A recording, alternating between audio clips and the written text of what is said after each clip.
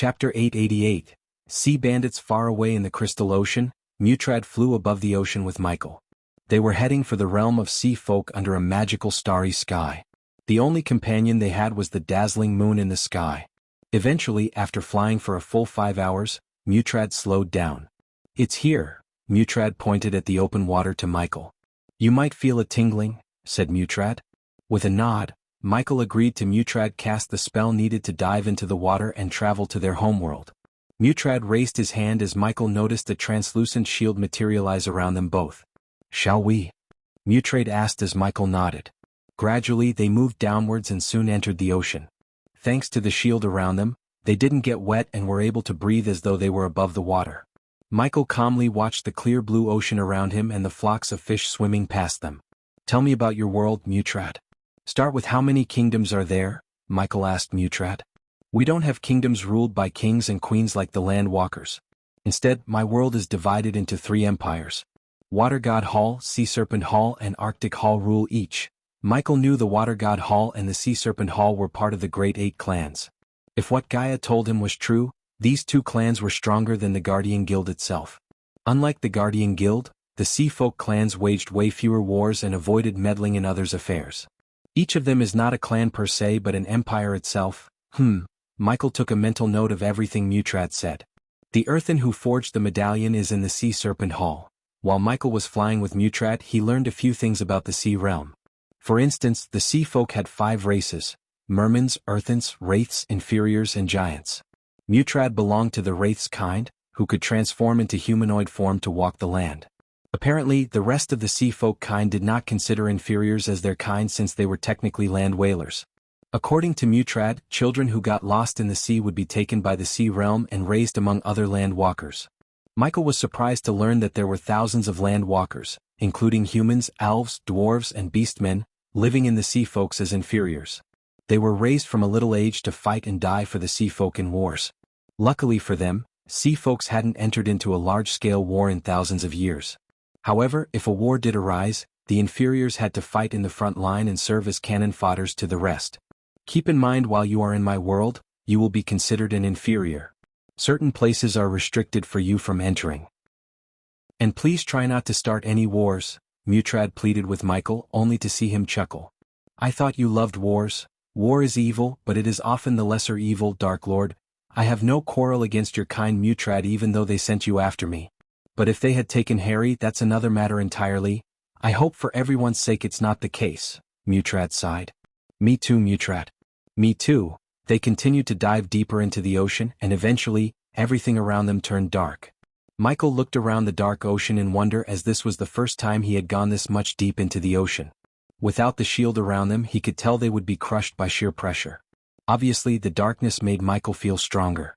Despite how strong he felt, the unknown territory and the utter silence slightly caused uneasiness in his heart. "Once I drop you in the Sea Serpent Hall, look for a great whale tavern. You might not believe it, but my world is not that much different from yours. We have all the bells and whistles. I will return after I finish dealing with some things in the Arctic Hall," said Mutrad. "You don't have to. You have already jeopardized your position by escorting me into your world. Just give me the name of the earthen and I will take care of the rest." "Thank you, but I already arranged for someone to help you during your stay in the sea realm. He is an inferior, but he knows the realm like the back of his hand. He will meet you in the Great Whale. Once you reach the tavern, look for a red-haired one with freckles." "What's his story?" asked Michael. "The typical. Inferiors don't have much to tell about them. He was found in a shipwreck as a baby. We took him in and he has lived in the realm ever since." "You trust him?" Mutrad shook his head. "He is trustworthy enough. I've known him for years. When you want to find someone or something in the sea realm, you need Dylan on your side. He knows every crook in the world. Just a friendly reminder, Dylan is a coward. He will bolt out as soon as he senses a threat to his life. So keep that in mind." "Noted," Michael nodded.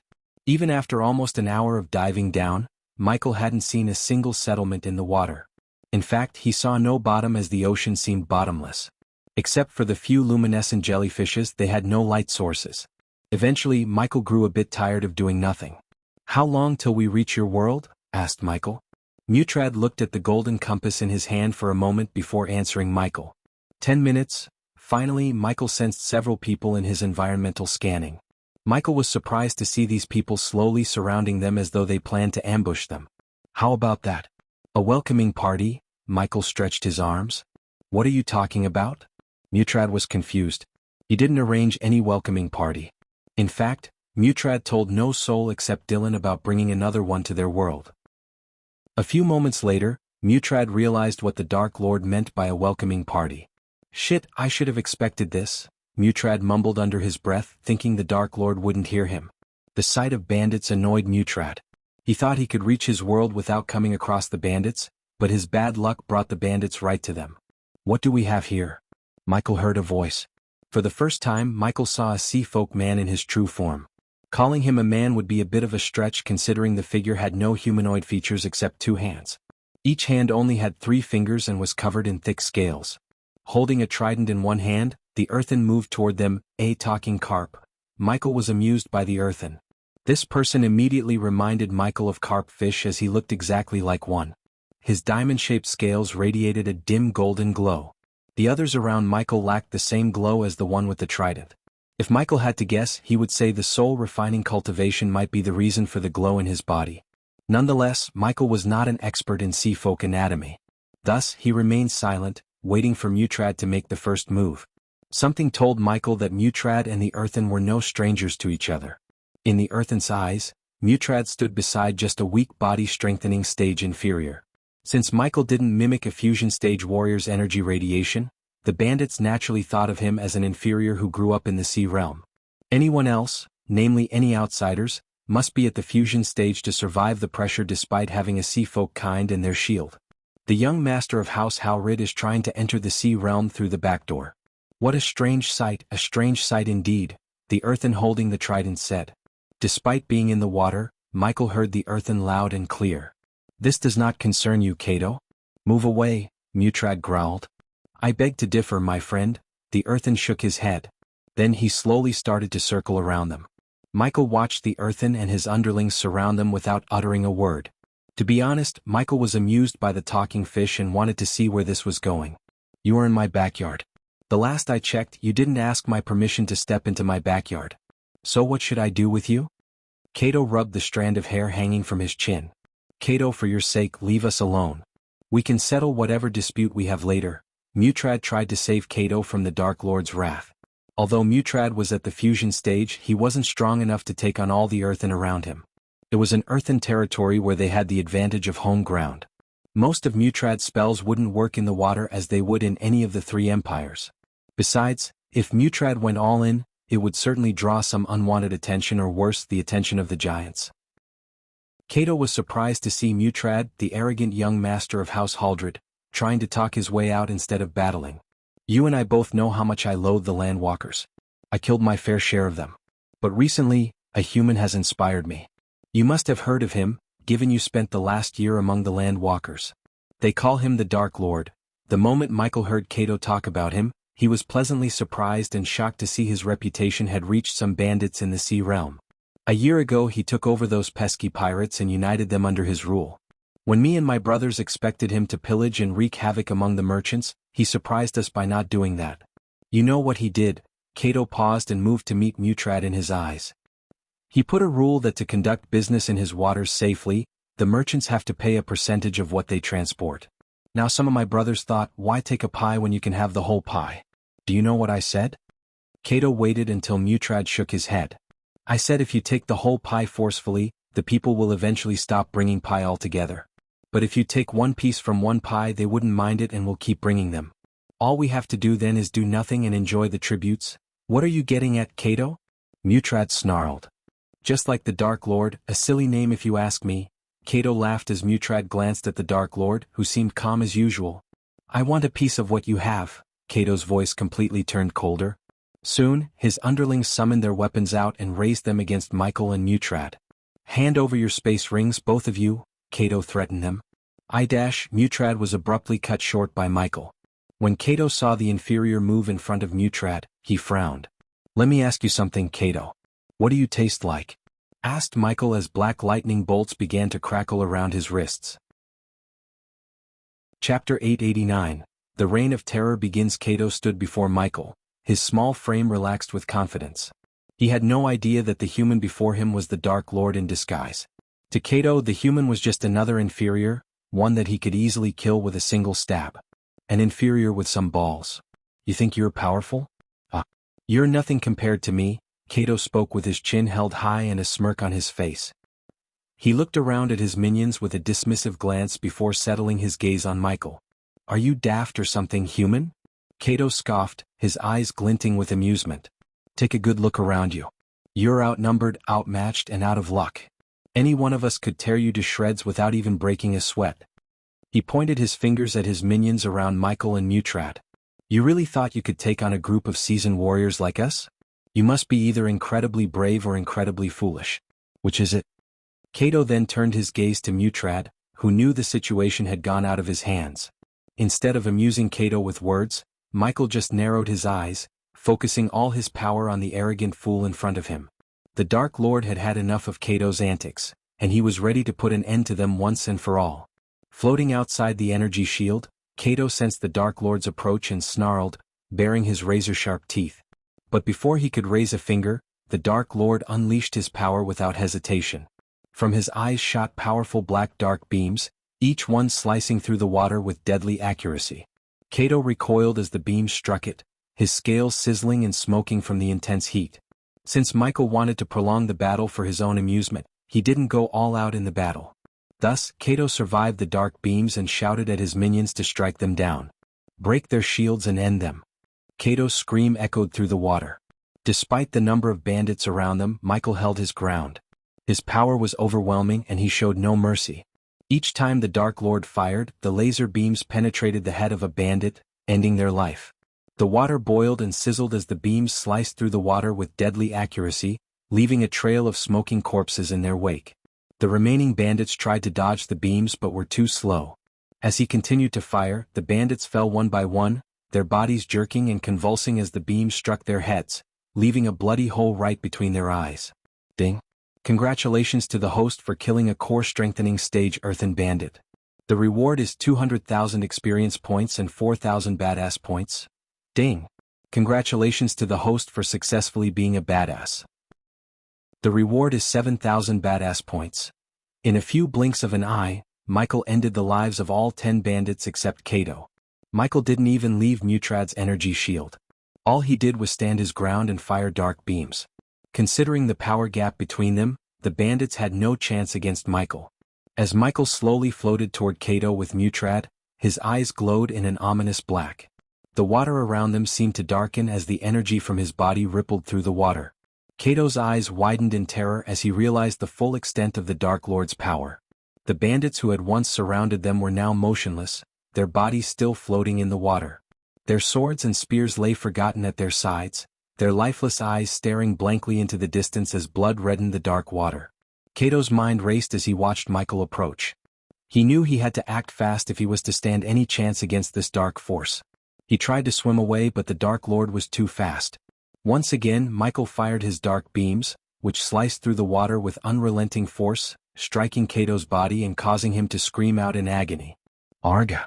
Kato's body convulsed as the beams hit him again and again. The water around him churned with his thrashing as he tried to escape the Dark Lord's deadly attack. But it was no use. The Dark Lord's power was too great. Everything around Kato turned blurry. One moment he was at his peak, and the next, the human he thought of as a weak inferior ended his whole gang's life in mere moments. His mind was still processing and trying to comprehend what had just happened. Kato gasped for breath as he clutched his chest, the pain overwhelming him. He looked up at the Dark Lord with fear in his eyes. Who are you? He croaked. Looking at Kato's status, Mutrad could only sigh. He did warn Kato to leave them alone, yet the arrogant earthen chose to mess with them. Unfortunately for Kato, he chose the wrong prey to hunt today. I am the one who inspired you, Kato. Don't you know me? Michael tilted his head as he regarded Kato with a cold smile. Kato's body was racked with pain from the Dark Lord's attack. He couldn't believe what he was seeing. The human who stood before him only moments ago had transformed into the Dark Lord himself. His eyes glowed with eerie black energy, and Kato could feel the power emanating from him. For a moment, Kato was frozen in shock and disbelief. He had thought the Dark Lord to be just a mortal, someone who posed no threat to him or his underlings. But now he realized the grave mistake he had made.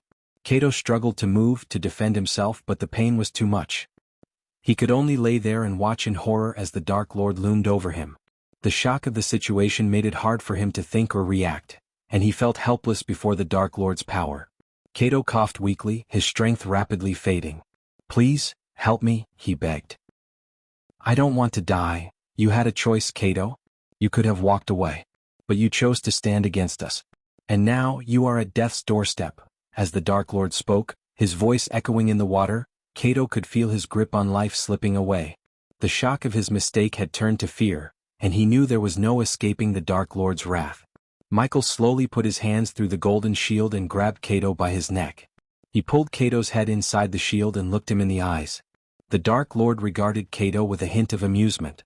"Give me one reason why I shouldn't end you right now?" he asked. "Only those who accept the risk of death can truly wield the power of a killer," said Michael. Kato's face contorted with agony as he fought to keep his consciousness intact. "Anything, I'll do anything," he pleaded in desperation. Mutrad observed as the Dark Lord gazed at Kato for a moment, seemingly contemplating his next move. The look in his eyes was unnerving, and Mutrad could sense that the Dark Lord was planning something sinister. Just as Mutrad had anticipated, the Dark Lord loosened his grip around Kato's neck. "Fine. Your life is spared, but you are indebted to me," he declared in a cold, menacing voice. "Remember this moment, for the day may come when I demand you repay me." Kato let out a gasp of relief as the Dark Lord released him, floating freely in the water and gasping for breath. He knew he had narrowly escaped death, and the thought of owing the Dark Lord a debt filled him with dread. After releasing Kato, Michael motioned Mutrad to continue their journey. Kato watched in silence as the Dark Lord disappeared into the shadows, his mind racing with the implications of what had just transpired. He knew his world was about to change, and he couldn't help but wonder what kind of debt he had just incurred. The mere thought of the Dark Lord's wrath filled him with dread, and he knew that he would spend the rest of his days looking over his shoulder, waiting for the moment when the Dark Lord would come to collect his due. As his breathing slowly became normal, he knew his life would never be the same again. Eventually, after Kato and the dead bodies around him had completely vanished from their sight, Mutrad turned to the Dark Lord and asked, "My lord, are you sure you can trust him?" The Dark Lord regarded Mutrad with his piercing eyes, and for a moment, Mutrad thought he saw a hint of amusement flicker in them. "We shall see," he replied cryptically. "The future is always uncertain, but it never hurts to have a debt owed to you." Mutrad's face was a mask of understanding, knowing better than to pry further into the Dark Lord's plans. He had spent months studying the Dark Lord's every move, and he knew that the Dark Lord was not one to reveal his true intentions easily. As they moved through the clear dark waters towards the city of Serpent Hall, Mutrad couldn't shake off the sense of unease that had settled deep within him. The Dark Lord's sudden appearance had been unexpected, and his encounter with Kato had left Mutrad with a nagging feeling that their peaceful existence in the sea realm was about to be shattered. He stole a quick glance at the Dark Lord, who floated effortlessly beside him, his black robes billowing in the current. The Dark Lord's piercing gaze was fixed on the distant water, and Mutrad couldn't help but wonder what other surprises the Dark Lord had in store for them. A shiver ran down Mutrad's spine as he relived the memories of the Dark Lord's wrath. The sight of Ithelan's soldiers and the royal family of Thusia being mercilessly slaughtered and reduced to ruins by the Dark Lord was etched into his mind. It was a gruesome display of the Dark Lord's power and utter disregard for life that left Mutrad with a deep sense of unease. He couldn't help but think about the safety of his own world. Mutrad had made the decision to serve the Dark Lord in the first place to protect his world from the same fate as Ithelan. But as he glanced at the Dark Lord beside him, he couldn't shake off the feeling that something sinister was brewing. Mutrad knew the Dark Lord was capable of anything and was determined to do whatever it takes to prevent his world from becoming another Ithelan. Chapter 890. The City Beneath the Sea. Finally, Michael drifted through the dark water and spotted something in the distance that made him rub his eyes in disbelief. It was a glimmering city, seemingly made of white coral and shimmering pearls, resting on the sea bottom. The city was surrounded by a shimmering energy field that sparkled, protecting it from the surrounding waters. It sparkled and glimmered like a giant luminescent pearl, casting a radiant glow over the surrounding waters. The dome, the creation of the sea realm's most skilled runemasters and blacksmiths, was a true marvel of magical engineering. It was composed of a series of intricate runes, each infused with magical energy that worked together in perfect harmony to form a barrier. This barrier prevented water from flooding the city, even in the fiercest storms. The energy dome also serves another important purpose. It allows for a controlled climate within the city. Because the dome keeps the water outside at bay, the temperature and humidity levels within Atlantasia can be carefully regulated to provide the ideal environment for its inhabitants. Of course, maintaining such a powerful magical structure requires a great deal of skill and resources, which is why the merfolk and other creatures of Atlantasia take great care to protect and maintain their city's energy dome. As Michael moved closer to the city, he felt a sense of excitement and anticipation building within him. He had heard many stories of the Atlantic, a forgotten city back on Earth, but nothing could have prepared him for the breathtaking beauty of the city that lay before him. I have to say, it looks magical. Michael stood transfixed, gazing upon the enchanting sight before him with a profound sense of wonder and admiration. The scene that lay before his eyes seemed to possess a magical quality, evoking a sense of awe and amazement that left him utterly spellbound. I would like for it to stay that way. With a determined tone, Mutrad expressed his fervent desire for the preservation of his beloved city. The mere thought of witnessing his home reduced to ruins filled him with apprehension, and he resolved to do everything in his power to ensure its continued safety and prosperity. As Michael approached the city, the beauty of the architecture became more evident. The city of Serpent Hall was built on a series of concentric rings that spiraled outwards from the center of the city.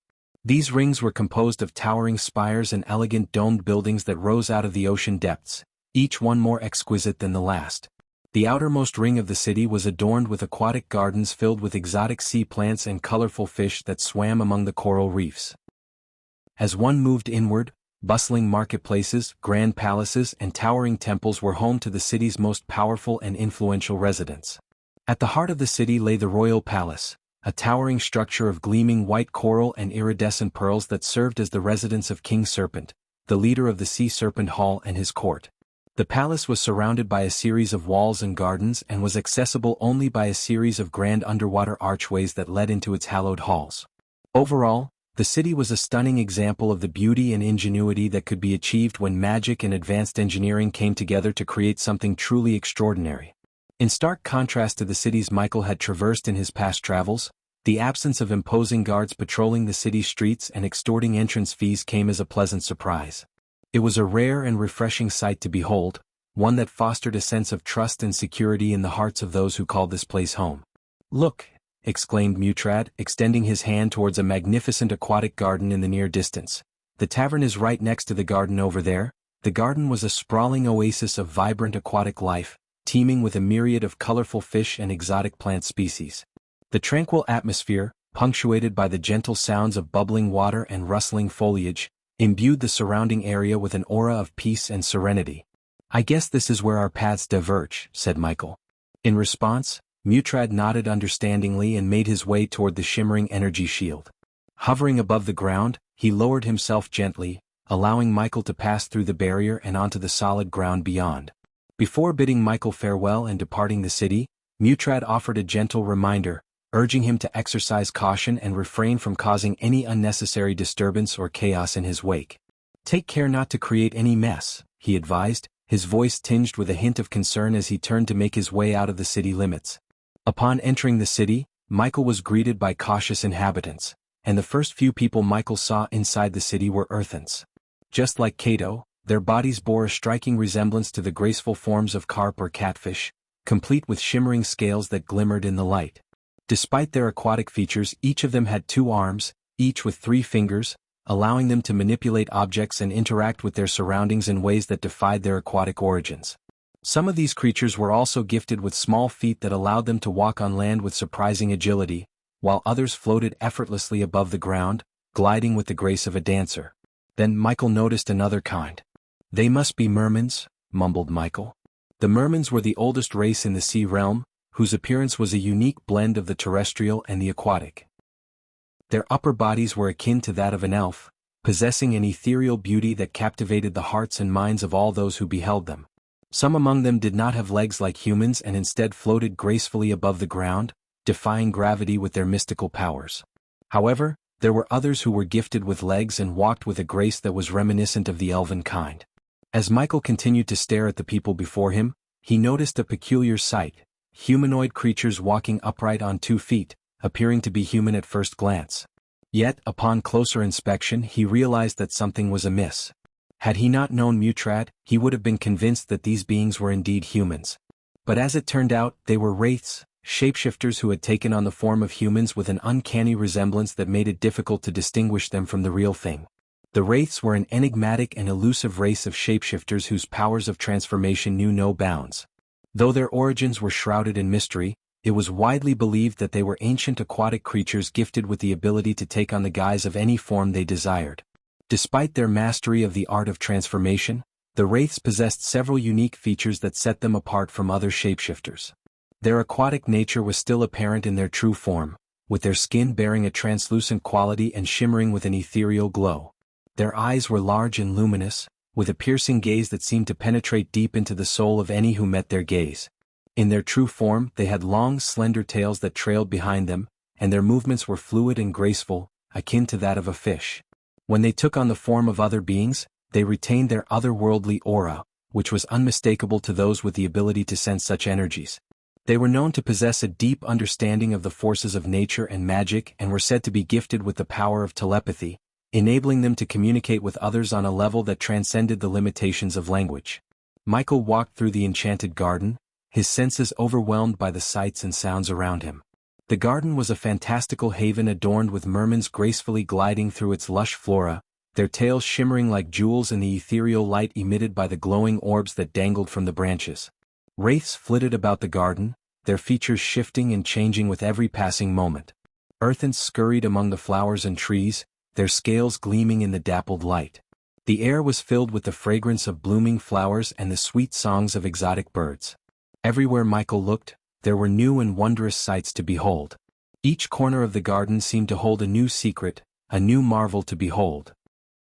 Strange and exotic plants bloomed all around him, their colors and shapes unlike anything he had ever seen before. As soon as Michael entered the garden, the mermans, wraiths, and earthants looked down upon him with disdain. They saw him as just another inferior, someone from outside their world. Whispers and murmurs filled the air as they watched him approach. Some even backed away as if he might contaminate them with his presence. Despite their reactions, Michael pressed on, giving no damn about them. Little did the people know that he wasn't really an inferior but disguised himself as one for this mission. In his own world he was known as the feared Dark Lord, but here he was just another face in the crowd. When Michael passed them, he overheard some of the murmurs among the crowd. Look at that inferior, probably lost or looking for scraps. Why would an inferior be in this part of the city? They don't belong here. Disgusting, inferiors should know their place. As the crowd's murmurs continued to fill the air, Michael brushed them off and headed towards the tavern.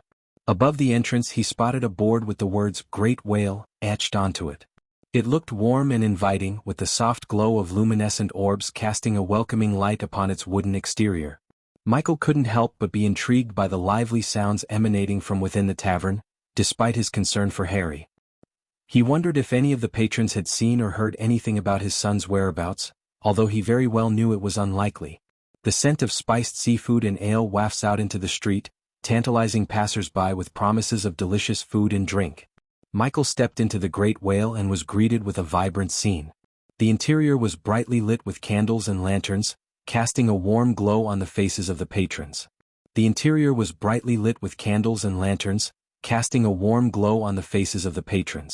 Meanwhile, the sound of raucous laughter and lively chatter filled the room, creating an energetic atmosphere that was difficult to ignore. As he scanned the room, he noticed a mix of different races, each lost in their own conversations or huddled around the bar. However, one race seemed to be conspicuously missing: the mermans. He couldn't spot a single merman in the entire tavern, and it made him wonder if they avoided socializing with other races altogether. Despite the boisterous atmosphere, Michael's attention was drawn to a group of earthants sitting in the corner, deep in conversation. He couldn't help but overhear them talking about some recent events in the city, and he wondered if they had any clues that the Dark Lord was among them. Michael's eyes adjusted to the bright interior as he scanned the crowd, searching for any sign of Dillian. He had been given the name by Mutrad, a contact who was supposed to help him find the one who forged the shark head medallion. With the lively music played by a group of minstrels in the corner and patrons dancing, Michael made his way through the throngs of people, carefully squeezing between tables to avoid bumping into anyone. When he was about to ask the bartender, who was an inferior, Michael noticed someone sitting on the corner alone. In the dim candlelight on the table, Michael saw a youngster who had fiery red hair, freckles splattered across his nose and cheeks, and a fearful expression etched on his face. His eyes darted around the room as though he was ready to bolt at any moment.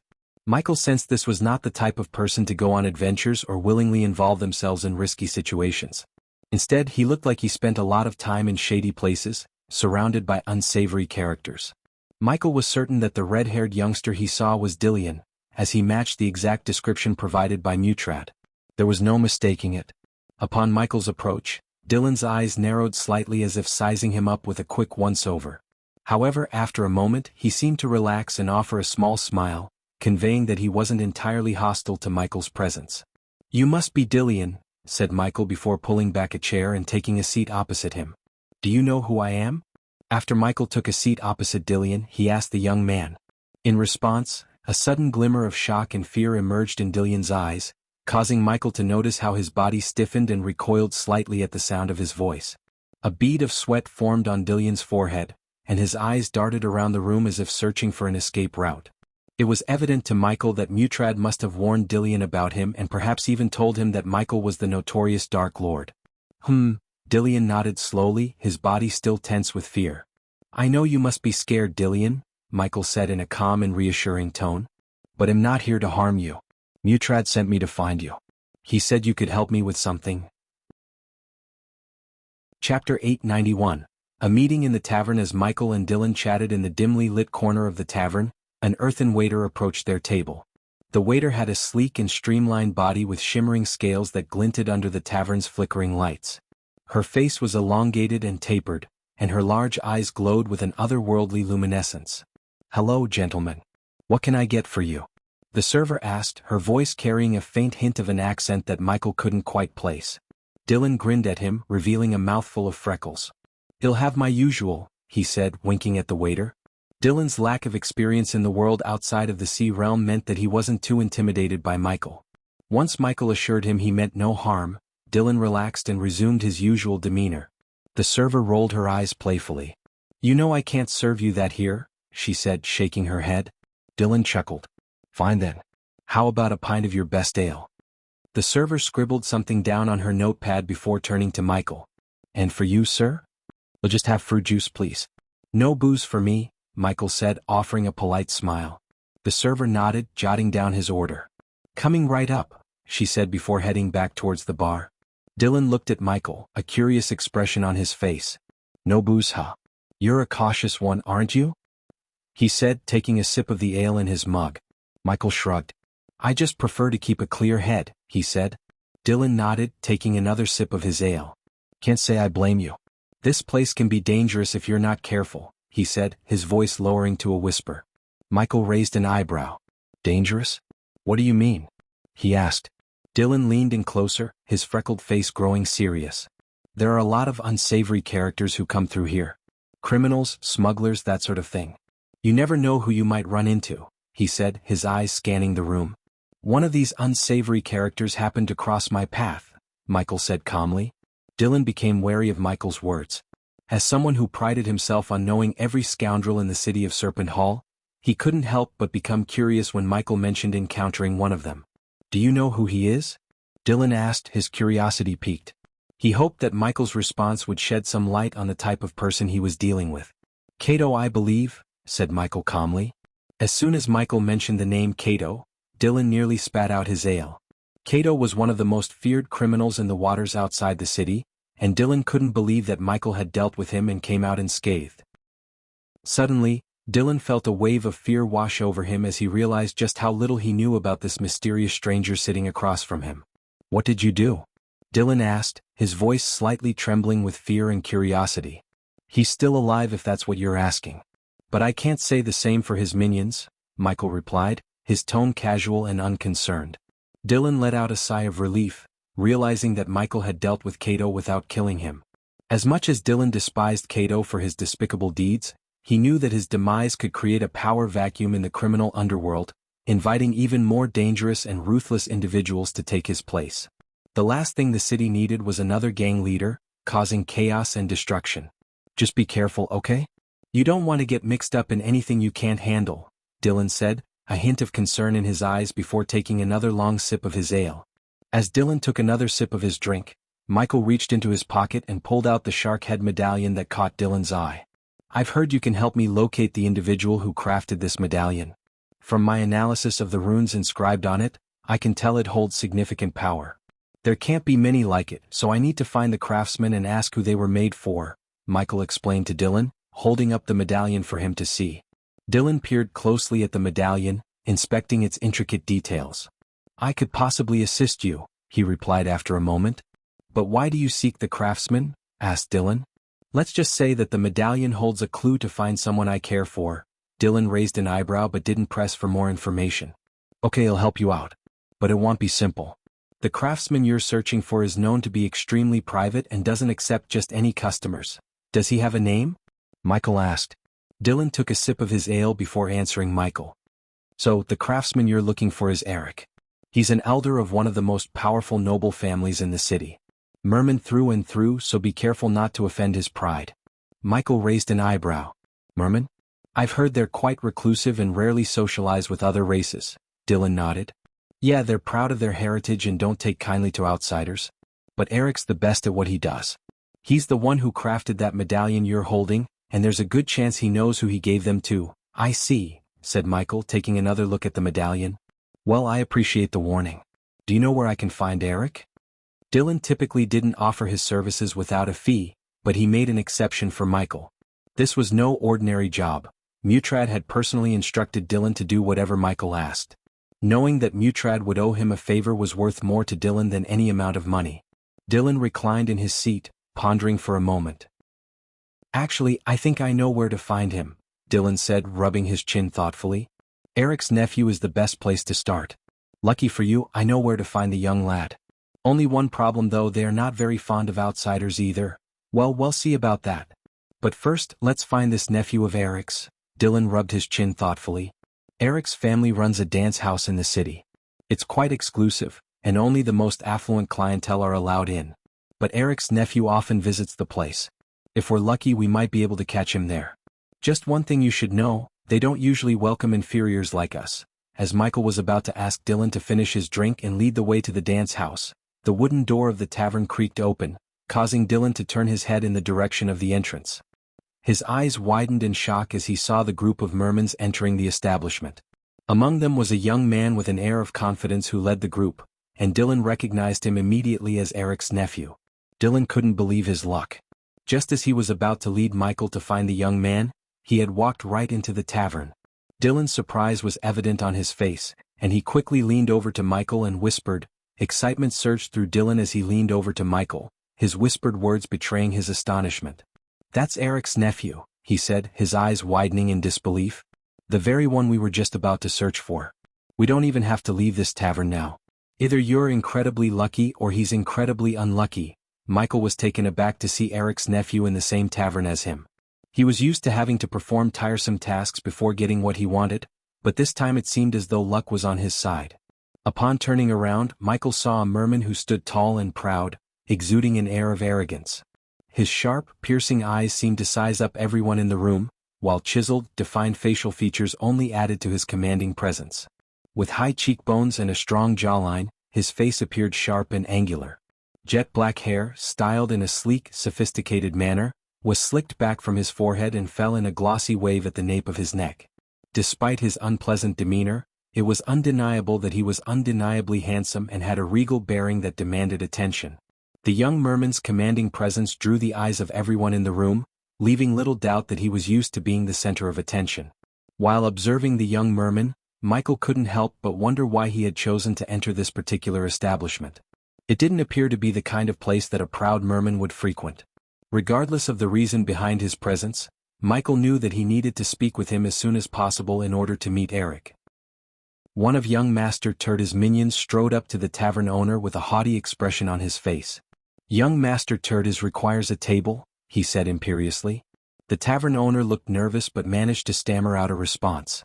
"Of course, sir. Right away, sir. Follow me, please." As they walked towards a table, the minion continued to look around the tavern with a sneer on his face. "Make sure it's a good one," he ordered. "Young Master Turda's doesn't like to be kept waiting." The tavern owner nodded quickly. "Right away, sir." "Here you are," he said, indicating a table in a quiet corner of the tavern. Young Master Turda's minion looked at the table critically before deigning to sit down. "See that we are served well," he said, turning to the tavern owner. "And make sure our drinks are never empty." The tavern owner nodded quickly, eager to please the arrogant merman and his entourage. Meanwhile, the server brought Dylan's order to the table. Michael gave a nod of appreciation and leaned back in his chair. His gaze drifted towards young Master Turdas and his minions as they settled at the table that had been prepared for them. "Unbelievable," one of Turdas' minions exclaimed, shaking his head in disbelief. "Those merman girls dared us to come to this filthy tavern of all places." "I know, right?" Another minion chimed in. "But we couldn't refuse. That would be a sign of weakness. I can't stand the stench of this place. You'll have to bathe for hours to get rid of it," a third minion said with a look of disgust. "And don't even get me started on the terrible music. I feel like my ears are bleeding." "At least we proved ourselves," the first minion said. "But what about the merman girls? We need to come up with a challenge that's actually worth our time." One of the minions glanced around the room, eyeing the inferiors with contempt. "Look at these inferiors," he said with a disgusted tone. "As if this place couldn't get any worse. Those girls really played us," another minion grumbled. "But we can't let them think we're weak." Turdas smirked, his eyes glinting with mischief. "I have an idea," he said, his voice low and sly. "Something that will really put them to the test. Perhaps we should wait for the opportune moment and politely request Turdas to arrange a meeting with his uncle. If we're fortunate and he's in a cooperative mood, we might have a chance to see Eric sooner than expected." Dylan scanned the group of Turdas and his minions and spoke with a low voice. "I have a quicker and more effective solution," Michael said, cracking his knuckles. Dylan felt a sense of unease from the look in Michael's eyes. Chapter 892. Michael got drunk. Michael came up with a quick plan to earn some badass points and went straight to Eric. He grabbed Dylan's mug full of ale and poured it on himself, leaving Dylan puzzled about what he was up to. Michael then stood up and pretended to be slightly drunk as he made his way towards Turdas' table. Initially, the patrons in the tavern paid no attention to him as drunkenness was a common sight there. But as he approached the table where the proud mermans were dining, the servers and other patrons began to take notice. "Hey, check out that guy stumbling around. Looks like he's had one too many drinks. Yeah, I think he's trying to impress someone. Probably trying to get the attention of those mermans over there. Well, it's not working. They don't seem to be paying him any attention. I don't know, he's getting closer. Maybe he's going to do something crazy. Oh boy, this could be entertaining. Let's see what he does. Oh, he just poured his drink all over himself. What is he doing? Maybe he's trying to prove that he's a tough guy. You know, like look at me, I can take a drink in the face and not even flinch." Well, whatever he's doing, it certainly caught the attention of everyone in the tavern now. He's walking straight towards the mermans. This is going to be interesting. I don't think they're going to like this. They seem like a proud bunch. Yeah, they're not going to take kindly to someone interrupting their dinner. Let's see how this plays out. The patrons in the tavern began to stir with excitement, their interest piqued by the sight of Michael pretending to be drunk and approaching Turdas and his group. Most of them were earthen and held no particular love for either inferiors or mermans. It didn't matter to them who would become the victim of the situation, as long as it was entertaining. Dillian, on the other hand, furrowed his brows at the scene unfolding before him. He had his own methods for approaching Turdas without ruffling any feathers. As Mutrad had said, he wasn't a warrior. In fact, he was more likely to vanish at the first sign of trouble. As Michael took each step closer to Turdas, Dylan found it increasingly difficult to resist the urge to bolt out of the tavern. Turdas looked up from his plate and spotted Michael approaching them, swaying and stumbling as he made his way through the crowd. One of Turdas' friends, a burly merman with sharp tusks, sneered at Michael. "What do we have here? A drunken fool stumbling his way over to us." Turdas' lips curled into a wicked grin. Well, what do we have here?" he sneered. "Looks like a little inferior trying to make a name for himself. How amusing." His companions snickered and exchanged smug glances. As Michael stumbled closer, Turdas crossed his arms and leaned back in his chair.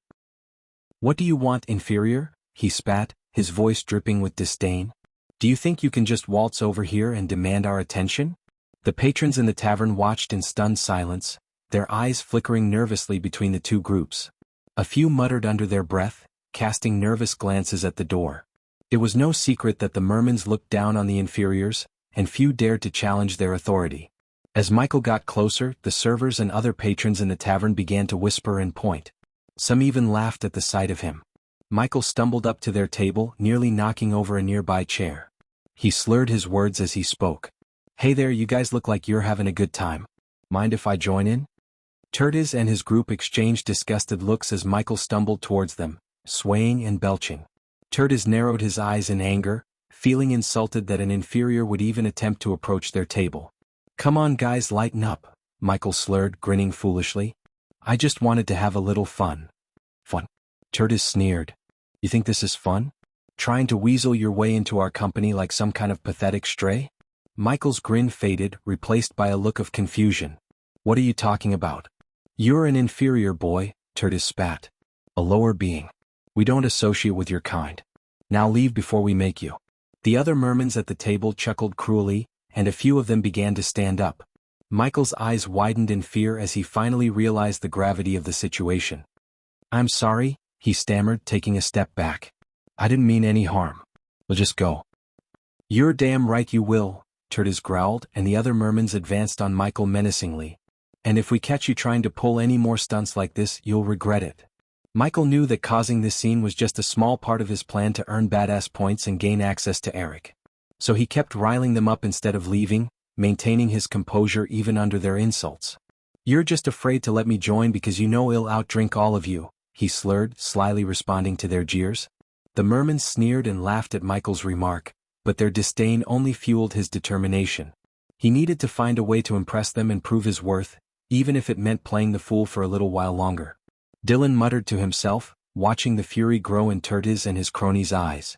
He knew that mermans didn't need much of an excuse to punish an inferior, and Michael's behavior could easily result in Tertiz killing him right then and there. Dylan felt a knot form in his stomach as he realized that he had been seen with Michael, and his association with the drunken inferior could put his own life in danger. He had agreed to help Mutrad for a favor, but he was beginning to regret it. There was no way Mutrad's favor was worth risking his life for. Tertiz could hardly hide his contempt as he looked at Michael's drunken form. He felt as though his mere presence was an affront to the merman's superiority. How dare an inferior approach them, let alone cause such a scene? Tertiz's disgust was palpable, and it seemed to grow with each passing moment. "You must be insane," Tertiz spat with a sneer, his hands clenched tightly. To him, Michael's behavior was nothing but a desperate attempt to earn respect from the mermans. But Tertiz knew that no amount of posturing or drunken antics could ever make an inferior worthy of standing alongside a merman. The sound of Michael's belch only added fuel to Tertiz's disgust. He saw it as yet another sign of inferior's lack of decorum and refinement. How could Michael even think that he could be accepted into the merman fold with such crude behavior? As the scene continued to escalate, Tertiz's disdain for inferiors grew even stronger. He saw Michael's actions as a direct challenge to his authority and superiority as a merman and would not stand for it. Tertiz's anger and disgust burned like a flame within him, fueling his determination to assert his dominance and prove the inherent superiority of the mermans over all inferiors. Finally, one of Tertiz's minions had enough. He stood up and shoved Michael with eyes burning with fury. "Get out of here, inferior," he spat, his face twisted with anger. The force of the shove was enough to send a weak inferior flying onto the wall several meters behind. But to the minion's surprise, Michael didn't budge an inch. He remained standing, his expression unchanged. The minion felt like he had just pushed a small mountain, and it filled him with fear and awe. "What are you doing?" Michael slurred, pretending to be still drunk. The minion's eyes widened in surprise as he tried to push Michael back harder, but Michael didn't even budge an inch. The patrons around them watched in shock, wondering how a drunken inferior like Michael could withstand such force. To them it seemed impossible. Tertiz and the other mermans frowned as they saw their friend struggling to push down Michael. They couldn't believe that an inferior could stand up to one of their own, especially one who appeared so weak and intoxicated. Tertiz's disdain for inferiors grew even stronger as he watched Michael mock his friend with ease. "What the hell is going on here?" Tertiz demanded, his voice laced with anger and frustration. He couldn't let an inferior challenge their authority like this. It was unacceptable. But Michael just smirked and continued to play along with his drunken act. He knew that his plan was working and that he was one step closer to gaining access to Eric. "Oh, you're trying to push me back," Michael said, slurring his words for added effect. He could see the shock in the minion's eyes, and it only made him more determined to play the part. If I was too drunk, I would have thought you were trying to feel my chest. The minion gritted his teeth in frustration and pushed harder, but to no avail. Michael didn't even flinch, let alone move. The patrons in the tavern watched in disbelief as the merman struggled to push down a seemingly drunk inferior. They couldn't believe what they were seeing. Michael decided to show the merman how it was done. "Let me show you how to push someone," he said, raising his hand. With just 2 fingers, he pushed the merman with such force that the merman went flying through the tables until he crashed into the wall. "Ouch, I might have pushed too hard," Michael said, feigning concern. The tavern went completely silent, with everyone staring at Michael in shock and disbelief. They couldn't believe that a seemingly drunk inferior could possess such strength. Tertiz and his group of mermans were equally shocked and horrified. This was not supposed to happen. Inferiors were supposed to be weak and submissive, not strong enough to overpower a merman. Tertiz could feel his authority being challenged, and he didn't like it one bit. The silence in the tavern was deafening, with everyone frozen in shock and disbelief at what had just happened. They knew that this would be a moment that they would never forget, one that would be talked about for years to come. After snapping out of shock, Tertiz immediately stood up like his chair was on fire. He raised his hand and barked at his minions. "You're dead." Tertiz screamed, his minions quickly gathering around Michael with fists clenched and ready to beat him to a pulp. Their foolish minds still believed Michael to be an inferior, with only basic body-strengthening cultivation, and assumed that what had happened to their friend was merely a fluke. Little did they know that they were about to learn firsthand how powerful the Dark Lord truly was.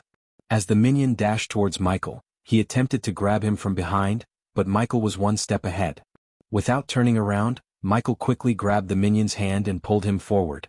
With a sudden movement, Michael head-butted the minion with a little force, breaking the merman's cheekbone. Blood spurted out from the wound, splattering onto the nearby tables and floor. The other minions were stunned at what they saw. They had never seen an inferior with such strength before and began to question whether their assumptions about Michael were correct. Tertiz himself was taken aback but quickly regained his composure and charged towards Michael, bellowing with rage. Meanwhile, the patrons in the tavern were now in a state of panic. Some tried to flee, while others hid under tables or behind pillars, hoping to avoid getting caught in the crossfire. The sound of breaking glass and furniture filled the air as the fight between Michael and the mermans escalated. As Tertiz and his minions converged on Michael, he remained collected and composed. They may have outnumbered him but were unaware of his true strength. It was akin to a pack of rabbits encircling a lion and mistaking it for a common house cat. Michael scanned the group of mermans surrounding him, his eyes flickering with amusement. The one whose cheekbone he had broken was writhing on the ground, blood spurting out from the wound on his face. The minion who had tried to push Michael was struggling to get back up, his limbs weak and trembling. The other mermans looked at Michael with a mix of shock and fear. They had never seen an inferior display such strength before. It was as if he was not an inferior at all, but something else entirely. Their arrogance and superiority crumbled in the face of this unexpected challenge, and they hesitated, unsure of how to proceed. Michael took advantage of their momentary confusion and lunged forward, grabbing one of the mermans by the arm and twisting it behind his back. The merman let out a cry of pain, but Michael showed no mercy. He continued to twist the arm until there was a sickening snap, and the merman collapsed to the ground in agony. The other mermans recoiled in horror, realizing too late that they had underestimated Michael's strength and cunning. They had never seen an inferior fight like this before, and they were not prepared for the consequences of their arrogance. As Michael twisted the merman's hand, he couldn't help but feel a twinge of pity for the mermans. Sure, they were racist and arrogant, but they just minded their own business before he instigated the fight. Unfortunately, he had to resort to violence to achieve his goal. Michael knew that he was the one who caused the commotion, and the mermans were simply defending themselves. Michael's grip tightened around the merman's hand, and he could feel the bones snapping under his grasp. He didn't intend to hurt them too badly, but the situation was escalating quickly. The other mermans were becoming increasingly agitated, and their fury was evident in their eyes. Michael could sense that the fight was about to become much more violent and dangerous. Chapter 893. Shocking the patrons. The minions weren't playing anymore. They flicked their wrists and swords and spears materialized in their hands. The patrons in the tavern gasped at the sight. The minions charged at Michael with a ferocity that left the patrons stunned. Michael stood calmly as 3 minions came at him with weapons. The first minion charged at him, but Michael dodged his attack with a swift sidestep. The second minion swung his sword, but Michael bent down, causing the sword to miss him by mere inches. The third minion hurled a spear at him, but Michael caught it mid-air with one hand. The patrons in the tavern watched in awe as Michael spun the spear around, disarming the minion and tossing the spear to the side. Michael remained calm as he assessed his attackers. As the first minion charged, Michael sidestepped, grabbed an ale mug from the table and broke it over the minion's face. The patrons winced as the mug shattered, sending wooden splinters flying and blood splattering across the table. The second minion swung his sword with all his might, aiming for Michael's head. But Michael was too quick for him. He bent down and the sword narrowly missed his forehead. Michael then kicked the first minion, who stumbled into the second minion, sending them both crashing through chairs and onto the floor. The third minion lunged at Michael with his spear, but Michael sidestepped and grabbed a nearby chair. With a powerful swing, he brought the chair down on the minion's head, shattering it to pieces. The patrons cringed at the sight and some looked away in horror. As the minion screamed in pain, Michael silenced him with a swift punch to the face. The patrons in the tavern erupted in cheers, impressed by Michael's quick reflexes and fighting skills. They had never seen a fighter like him before. "By the gods, did you see that move?" exclaimed a patron, his eyes wide with amazement. "I've never seen anyone fight like that before," said another, shaking his head in disbelief. "That guy is a force to be reckoned with," whispered a third, watching Michael as he took down the last minion. "He's like a whirlwind," said a fourth patron, impressed by Michael's speed and agility. "I wouldn't want to be on his bad side," muttered a fifth patron, eyeing Michael warily. "Is he a mercenary?" asked a curious sixth patron, leaning closer to his friend. The crowd was in awe as they watched Michael, a body-strengthening stage cultivator, take down core formation warriors in a fight without even using any spells. They couldn't believe their eyes. After knocking out 3 minions, only 5 were left except Tetris, the leader of the group. Michael decided to take down the minions first and deal with Tetris last. The remaining 5 hesitated for a moment and pondered whether to cast a spell or not. But their hesitation cost them dearly. Michael quickly grabbed a broken piece of wood from the table and kicked it at one of the minions. The wood piece flew through the air and hit the minion in the head, knocking him back. The crowd gasped as Michael slid above the table and kicked the minion in the chest, sending him flying across the room. "Did you see that? He took him down with just a piece of wood," exclaimed a patron in the crowd. The other 4 minions charged at Michael with their weapons drawn. Michael calmly dodged their attacks with his quick reflexes, and the crowd was amazed by his skills. "He's like a dancing leaf, so agile and quick," said another patron. One of the minions swung his sword at Michael, but Michael grabbed the hilt of the sword and pulled the minion towards him. The crowd cheered as Michael delivered a swift punch to the minion's gut, causing him to double over in pain. The other 3 minions hesitated as they saw their comrade fall to the ground. Michael seized the opportunity and knocked them out one by one. The crowd erupted into cheers as Michael stood victorious. "I've never seen anything like it," said one of the patrons. "He's just a body-strengthening stage cultivator. How could he defeat core formation warriors so easily?" said another. The minions lay on the ground groaning in pain, clutching their wounds. The one who had been hit by the wooden chair was bleeding profusely from his head, with splinters of wood sticking out of his skin. He whimpered as blood flowed down his face, staining his clothes. Another minion who had been hit by the broken piece of wood held his head in agony, moaning as he struggled to sit up. He had a nasty gash on his forehead and blood dripped down his face, staining his clothes. His eyes were dazed and he blinked rapidly, trying to clear his vision.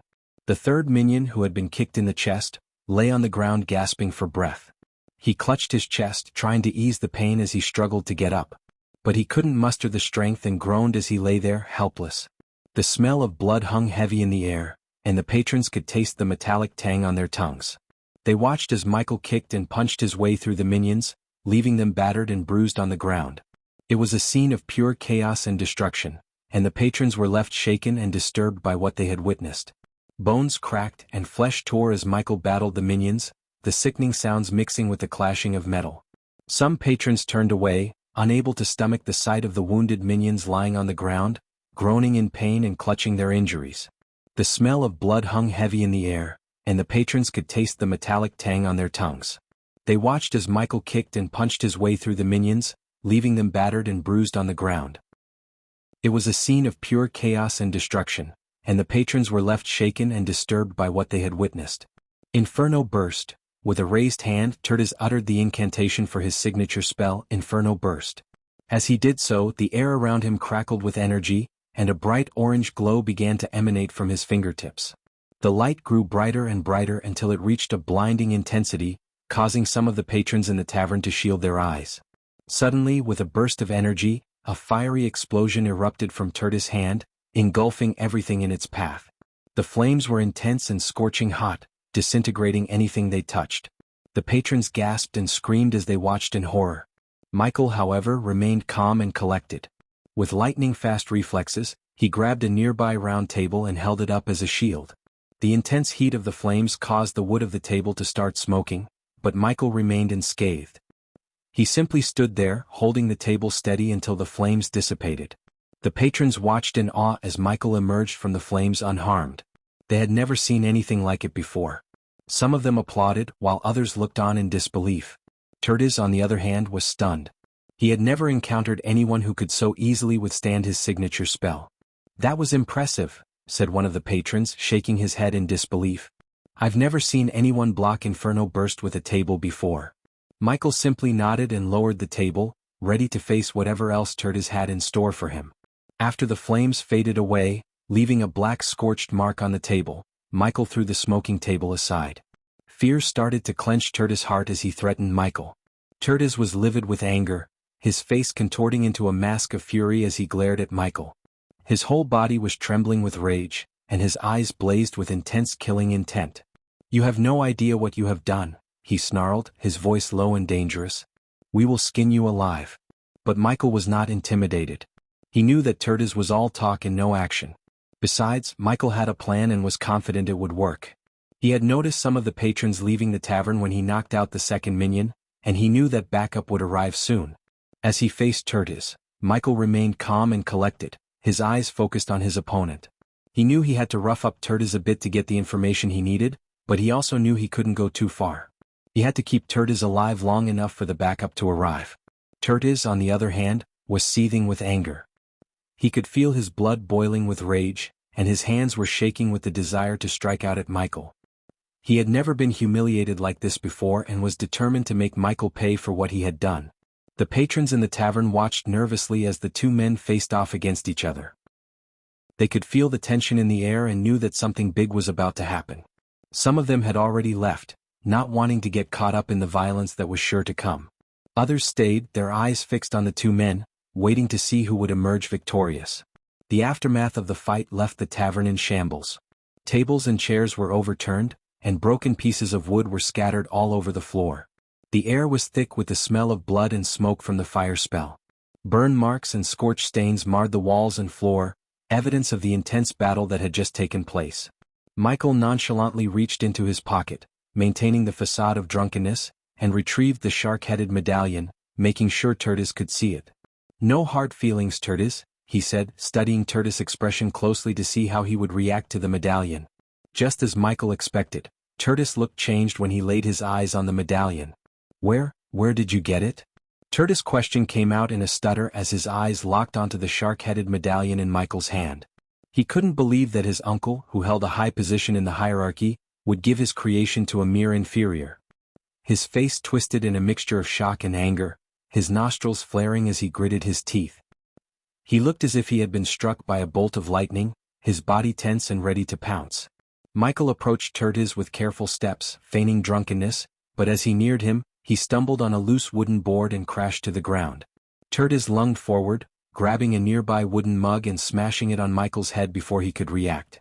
As Michael lay motionless on the floor, Turtis smirked, thinking he had won. Suddenly, the sound of boots stomping on the wooden floor echoed through the tavern as the backup arrived just in time. As the merman soldiers entered the tavern, the sight of their silver scales and imposing figures sent a shiver down the spines of the patrons. They assumed that the drunk man who had just taken down Turtis' group was as good as dead. The minions lay on the ground, groaning in pain and bleeding, their bodies battered and broken. The merman soldiers clenched their fists, their eyes filled with a glint of killing intent. However, Turtis raised his hand, halting them in their tracks. "Stop," he commanded. "Don't kill him. Take him to my uncle. He needs to answer some questions before he pays for what he just did." Unbeknownst to them, that was precisely Michael's plan. He wanted to be taken to Eric, and it had worked perfectly except for Dylan, who had bolted out of the tavern, leaving him behind. Michael wasn't surprised, as Mutrad had warned him that Dylan was a coward. Chapter 894. Creator of the medallion. The merman soldiers lifted Michael's limp body with ease and hefted him over their broad shoulders as they made their way out of the dimly lit tavern. The other patrons watched them go, some with relief that the violent altercation was over and others with a sense of foreboding at the sight of the fearsome mermans. The poor bartender let out a long sigh, his eyes flitting to the broken tables and chairs scattered around the room. He knew it would be a long night of cleaning up and repairs, and he hoped that the merman soldiers would at least provide some compensation for the damages. Outside, the soldiers tossed Michael into the back of a carriage with rough hands, not bothering to be gentle with their captive.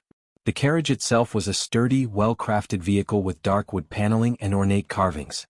The horses pulling the carriage were equally impressive, with long black manes that whipped in the wind as they galloped toward Eric's place. As they traveled, Michael kept his eyes closed, pretending to be unconscious. But even with his eyes shut, he could sense the passing images of the garden through the carriage's small windows. The lush greenery and colorful blooms seemed to blur together as they sped by, a stark contrast to the grim situation he found himself in. The carriage rolled to a stop before an imposing manor nestled among the grand estates of the noble district. The mansion's facade was a sight to behold, with its ornate marble columns that soared high into the sky and its intricately carved wooden doors that were taller than a grown man. The estate's expansive garden was a stunning sight, with colorful flowers that bloomed in profusion and trimmed hedges that were shaped into intricate designs. The garden was surrounded by a tall, ivy-covered brick wall that provided a sense of privacy and security. The front entrance of the manor was guarded by two fierce-looking mermans in gleaming armor, standing at attention like statues. As the carriage rolled up to the entrance, the merman guards saluted and opened the doors for their comrades, who carried Michael out and carried him inside the manor. The interior was just as impressive as the exterior, with high ceilings, intricately carved furniture, and chandeliers that sparkled like diamonds in the light. The floors were made of polished marble, and the walls were adorned with paintings and tapestries depicting myth and legend scenes. As Michael was carried through the halls of the manor, he couldn't help but marvel at the wealth and power on display. He knew that Eric must be an incredibly influential figure in the city to own such a grand estate.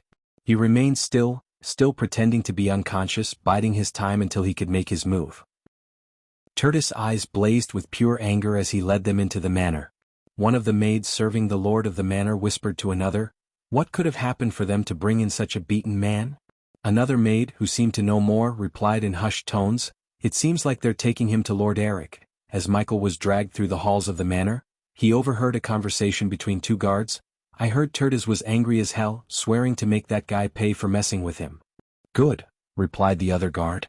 "I hope Lord Eric doesn't go too easy on him." Michael knew he was in deep trouble, but he couldn't help feeling a sense of satisfaction. Everything was going according to his plan, and he couldn't wait to see what would happen next. The oak door towered over them, with intricate designs carved into its surface, depicting mythical creatures and ancient symbols. The door looked sturdy enough to resist a battering ram, and the two guards standing on either side of it looked equally imposing. Their armor was polished to a gleaming shine, and the edges of their weapons glinted in the light. Tertis stepped forward, his eyes never leaving the guards. "I need to see my uncle," he said, his voice firm and commanding. The guards shifted slightly as if considering his request but made no move to open the door. Michael lay still, keeping up the pretense of unconsciousness. His heart raced as he realized that this was the moment he had been waiting for. He tried to control his breathing, willing himself to stay calm and focused. Finally, after what seemed like an eternity, the guards relented and opened the door. The hinges creaked as the door swung inward, revealing a grand room. The walls were adorned with paintings and ornate decorations, and a large chandelier hung from the ceiling, casting a warm glow across the space. As Tertis and Michael were escorted through the room, they caught glimpses of other guards and servants, all dressed in fine livery and looking at them with varying degrees of curiosity and suspicion. The maids whispered amongst themselves, eyeing Michael warily as he was led past them. Tertis led the way, his footsteps echoing on the polished wooden floor. Michael followed close behind, still playing the part of the unconscious drunk. As they approached another set of doors at the end of the room, Michael felt a surge of anticipation. This was the moment he would finally meet Eric and hopefully learn some clues about who might have taken Harry. As Tertis entered the room, Michael followed closely behind, still feigning unconsciousness. The room was sparsely furnished, with only a few bookshelves lining the walls and an enormous oak table in the center, cluttered with piles of scrolls, books, and inkwells. Behind the table sat Eric, his unique features that marked him as a merman making him look superior to the other races. His upper body was akin to that of an elf, possessing an ethereal beauty that captivated the hearts and minds of all those who beheld him. His long, flowing hair was the color of the ocean at sunset, and his eyes were the color of the deepest, darkest sea. He wore an elegant robe of shimmering blue silk that seemed to change color with every movement he made. His features were graceful and delicate, yet there was an unmistakable aura of power and authority about him. Tertius dropped to one knee and bowed his head respectfully. "Uncle, I bring urgent news," he said, his voice barely above a whisper. Eric looked up from his scrolls, his gaze sweeping over Tertius and Michael. "I can see that," he said in a gravelly voice with a hint of disdain. "Who is this man you've brought with you?" Tertius stood up and began to describe in detail how Michael had attacked them in the tavern and how he had seen the shark head medallion on him. As he spoke, Eric listened attentively, his face revealing no emotion. Tertius carefully recounted the events of the fight, making sure not to reveal too much information that might make Eric think that they had been defeated by an inferior. He wanted Eric to understand that it was Michael who needed to be punished and not them for being overpowered by him. When Tertius finished, there was a moment of silence before Eric spoke. "You have done well to bring this matter to my attention, Tertius," he said finally. "It seems we must take action to ensure that this medallion does not fall into the wrong hands." Eric's advanced cultivation at the soul refining stage made him impervious to threats from cultivators at the body strengthening stage. He was quick to dismiss his guards upon learning of Michael's presence. Tertius and Michael were left alone in the room with Eric, except for the two imposing guards stationed at the door. As Eric listened intently to Tertius' account of the events, the guards stood at attention, their eyes scanning the room for any signs of danger. These were not ordinary guards but elite warriors at the fusion stage, trained to defend their merman lord at all costs. Eric's sharp gaze locked on Tertius as he demanded, "Where is the medallion you saw?" Tertius' hands trembled slightly as he fumbled through Michael's pockets and extracted the shark head medallion. He extended it towards Eric with a bowed head, careful not to make eye contact. Eric snatched the medallion from Tertius' outstretched hand and held it up to the light. As he studied the intricate details of the medallion, his face twisted into a scowl. The medallion was made of dark, gleaming metal, with sharp, jagged edges that looked as if they could easily draw blood. The shark's head was intricately detailed, with razor-sharp teeth and piercing, malevolent eyes that seemed to follow Eric's every movement. Eric's fingers traced the grooves of the medallion as if searching for something, his expression growing darker by the second. After a moment of tense silence, he finally spoke. "I remember this one," he said quietly, more to himself than to anyone else in the room. Tertius raised an eyebrow in surprise. "You remember it, uncle?" Eric nodded slowly, his gaze never leaving the medallion. "Yes, I gave this one to House Gladrath many years ago," he said. "It was one of my earlier works and I remember the time and care I put into crafting it." He held the medallion up to the light, studying it from every angle. Tertius watched in fascination as his uncle examined the medallion with a sense of reverence. To Eric, each of the medallions he crafted was a work of art, a masterpiece of his craft that he had poured his heart and soul into. To others, they might seem like identical pieces of metal, but to Eric each was unique, and he remembered every detail about them from the shape of the fins to the gleam of the eyes. As Eric continued to study the medallion, Tertius couldn't help but feel a sense of awe and respect for his uncle's talents. Eric was a master craftsman, a true artist, and his skill with metal was unparalleled. Tertius felt proud to be related to such a talented individual and knew he had much to learn from his uncle. Laying there, feigning unconsciousness, he listened intently to every word Eric spoke. His mind was racing with thoughts and suspicions. He knew that Eratos could not have obtained the medallion directly from its creator, and he was certain that someone was pulling Eratos' strings like a puppeteer. Michael realized that this same person was likely behind Harry's kidnapping, and hearing from Eric brought him one step closer to finding the truth. Although Michael couldn't explain everything logically, his instincts told him that the medallion was a crucial clue that would lead him to Harry. He knew he had to stay alert and find any possible way to follow this lead and uncover the truth. As Eric finished speaking, Michael remained motionless, carefully planning his next move. Michael was on the verge of revealing his true form when Eric suddenly grabbed his chest and stumbled back onto the oak table, knocking over stacks of scrolls and books. The guards and Tertius were taken aback as they watched Eric cough up blood, his face contorted in pain. Tertis screamed out, "Uncle!" and rushed towards Eric, but it was too late. Eric's body slumped to the ground, and the light of life had completely faded away from his eyes. Michael couldn't believe what had just happened. He had never intended for anyone to get hurt, let alone Eric, the creator of the medallion that he was after. The room fell silent except for the sound of Tertis sobbing uncontrollably and the distant hum of waves crashing against the shore. The two guards who had been standing by the door rushed towards Eric's body and examined him, but it was clear that he was gone. Michael lay on the ground pretending to be unconscious, but he knew that he had to be careful not to draw any attention to himself. However, the guards had different plans. They shifted their focus to Michael, drawing their long swords and taking steps toward him. Their eyes were filled with anger and hatred as if blaming Michael for the sudden death of their master. As Tertis was holding Eric in his arms and sobbing, Michael could hear the guards approaching him. Michael was not afraid of the guards who were approaching him with their swords drawn. He knew he could easily overpower them and cause a bloodbath, but he didn't want to escalate the situation further. He wanted to avoid any unnecessary violence and bloodshed. Instead, he slowly rose from the ground, holding his hands up in a peaceful gesture, hoping to defuse the tension. However, the guards didn't seem to be convinced and continued to advance toward him with menacing looks on their faces. At that moment, Michael found himself at a crossroads: fight his way out or make a swift escape. However, he couldn't shake off the thought that Eric, who had forged the medallion, was somewhat responsible for the chaos that ensued. Although Michael was the Dark Lord and could easily flee the scene, he didn't want to tarnish his reputation. He couldn't risk the possibility of being seen as a coward in the eyes of the sea folk, especially when his legacy was on the line. Therefore, he chose to take on everyone who dared to stand in his way, unleashing his full power and leaving a trail of destruction in his wake. Despite his inability to interrogate Eric, Michael saw an opportunity to earn some serious badass points in this situation. Chapter 895. Choosing violence. The tension in the room was palpable as Michael faced off against the guards who had drawn their long swords. Michael had only two choices: fight or flee. He knew he had the power to defeat them all, but he also knew that it would be a stain on his legacy if he fled the scene. As the guards advanced towards him, Michael's eyes flashed with powerful energy, and a sudden gust of wind shot out from him. The force of the blast was so strong that it sent everyone and everything in the room flying. The candles on the table flickered and were extinguished, leaving the room shrouded in darkness. The chandelier above swayed violently before losing its light, plunging the room into complete darkness. The only source of light in the room was the icy blue glow from the outside array, which peeked through the window and illuminated the room in a haunting light. The guards froze in their tracks, their masked faces showing shock and fear.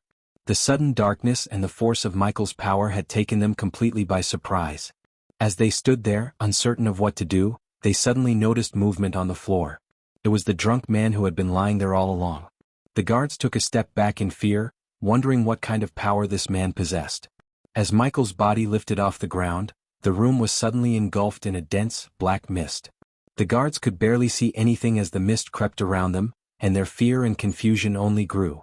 They felt a sudden chill in the air, and the hairs on the back of their necks stood up. When Michael rose to his feet, his eyes glowed with an otherworldly darkness, and the guards could sense a powerful energy emanating from him. The guards tried to draw their weapons and attack, but their bodies refused to obey them. They felt paralyzed by fear, unable to move as Michael approached. With a simple gesture, he released a cloud of fear toxin that filled the air, and the guards breathed it in unknowingly. The toxin spread through their bodies, causing them to tremble and break out in cold sweat. Tertis watched in horror as the guards stepped back, their eyes wide with terror. He had never seen anything like this before, and he knew that Michael was not to be underestimated. The room was silent except for the sound of the guards' rapid breathing and the occasional clatter of their weapons hitting the ground. Michael stood there, his eyes still glowing with dark energy, a fearsome and powerful figure that demanded respect and fear. As the guards trembled in fear, one of them spoke up, "What is this? What kind of power does he possess?" Another guard replied, "I don't know, but it's unlike anything I've ever felt before. We need to get out of here." Tertis, still in shock, stuttered, "What's happening? What have you done?" But Michael remained silent, his eyes still burning with dark flames as the guards slowly backed away. Michael's eyes seemed to radiate a sinister power as they fixed on the two guards. He focused his energy and suddenly, a powerful gust of wind exploded from his body, hurling the guards backward. They flew across the room, crashing into the walls with tremendous force. As the guards tumbled through the air, the room was filled with a deafening noise of shattering glass and crumbling wood. The furniture toppled over, sending vases and candles crashing to the floor. The chandeliers shook violently, the crystals clinking together before the fixture finally tore loose from the ceiling and crashed down in a shower of sparks. The blast of wind was so strong that it extinguished all the candles in the room, plunging it into complete darkness, except for the faint blue glow from the outside array. The curtains flapped wildly and papers scattered across the room, blown by the gust of wind. The guards struggled to get back on their feet, but the fear toxin was still coursing through their veins, making it difficult for them to move. Tertius watched in shock as Michael stood unscathed, his body surrounded by the dark mist. As Michael waited for the two guards to get back on their feet, he could hear the sounds of heavy metal boots approaching the room. The soldiers were clearly alarmed by the commotion and were hurrying to investigate. Michael remained calm and composed, assessing the situation and preparing himself for what was to come. When the guards entered the room, they looked confused and disoriented, trying to make sense of what had just happened. Michael stood up, towering over them with a fierce look in his eyes. The guards hesitated for a moment, unsure of what to do. As the two guards slowly got back on their feet, Michael took a moment to assess the situation. He knew that Tertius had no valuable information to give him, and he felt a twinge of pity for the man. The tears that had rolled down Tertius' face when he saw Eric die were genuine, and Michael knew that he was innocent. He had done nothing against him and he didn't plan on beating him up. Michael could sense their fear and uncertainty, but he didn't feel any animosity towards them. He knew that they were just doing their job and had no personal vendetta against him. However, he also knew that they were collateral damage in the larger scheme of things. As the soldiers stumbled back from the force of Michael's attacks, he continued to move with lightning-fast speed, striking with deadly precision. The first fusion stage guard barely had time to react before Michael punched him in the chest, shattering his metal chest plate and sending him crashing to the ground in a heap. The second guard fared no better, as Michael grabbed his head and slammed it against the wall behind him with a sickening thud. Blood splattered across the wall, painting it in a deep shade of red. Despite their advanced physical abilities, the guards were no match for Michael's raw power and skill. As the other soldiers entered the room, they were met with a gruesome sight. The two guards lay motionless on the ground, blood pooling around them. Michael stood over them, his eyes blazing with a fierce intensity. The soldiers hesitated, unsure of what to do next. The fear toxin in the air had already taken effect, causing the soldiers to inhale the toxic fumes and tremble in fear. Their reflexes and reaction time were slowed down, making it difficult for them to act quickly. Instead of dashing into the room and casting powerful spells to take down Michael, they watched him hesitantly, waiting to see what he would do next. Michael took advantage of their hesitation, moving swiftly and gracefully as he advanced toward them. He could sense their fear and uncertainty, but he also knew that he had the upper hand. He had trained for years to master his skills and powers and was not afraid to use them when necessary. The soldiers backed away, their eyes wide with terror as Michael raised his hands and prepared to strike. With a fierce cry, he unleashed a powerful burst of energy that sent them flying across the room. They crashed into the walls and landed in a heap, moaning in pain. Michael stood over them, his eyes blazing with a fierce intensity. He knew he had to send a clear message to whoever kidnapped Harry. The Dark Lord was not to be underestimated, and anyone who crossed him would pay a heavy price. As Michael avoided using his deadly magic, the other soldiers cast their spells in a panic, trying to defend themselves against the Dark Lord's overwhelming power. The spells came fast and furious, but they were no match for Michael's quick reflexes and agile movements. He dodged each attack with ease, his body seeming to blur as he moved around the room, leaving afterimages in his wake. The soldiers cast their spells in a frenzy, their fear and panic driving them to attack with all their might. They chanted incantations, their voices rising and falling in pitch as they summoned forth bolts of lightning, streams of fire, and waves of force. Each spell was bright and intense, illuminating the room in brilliant flashes of color. One soldier summoned a wall of ice, hoping to trap Michael within its confines, but the Dark Lord simply melted it with a flick of his wrist. Another tried to knock Michael off his feet with a blast of energy, but the spell fizzled out harmlessly as Michael dodged out of the way. Despite their efforts, the soldier's spells seemed feeble and ineffective against Michael. His agility and reflexes were unmatched, allowing him to dodge the spells thrown his way easily. He moved around the room with a grace that was almost hypnotic, each movement fluid and precise. It was as if Michael was playing a game, teasing and toying with the soldiers, testing their skills and abilities. They were no match for him and he knew it.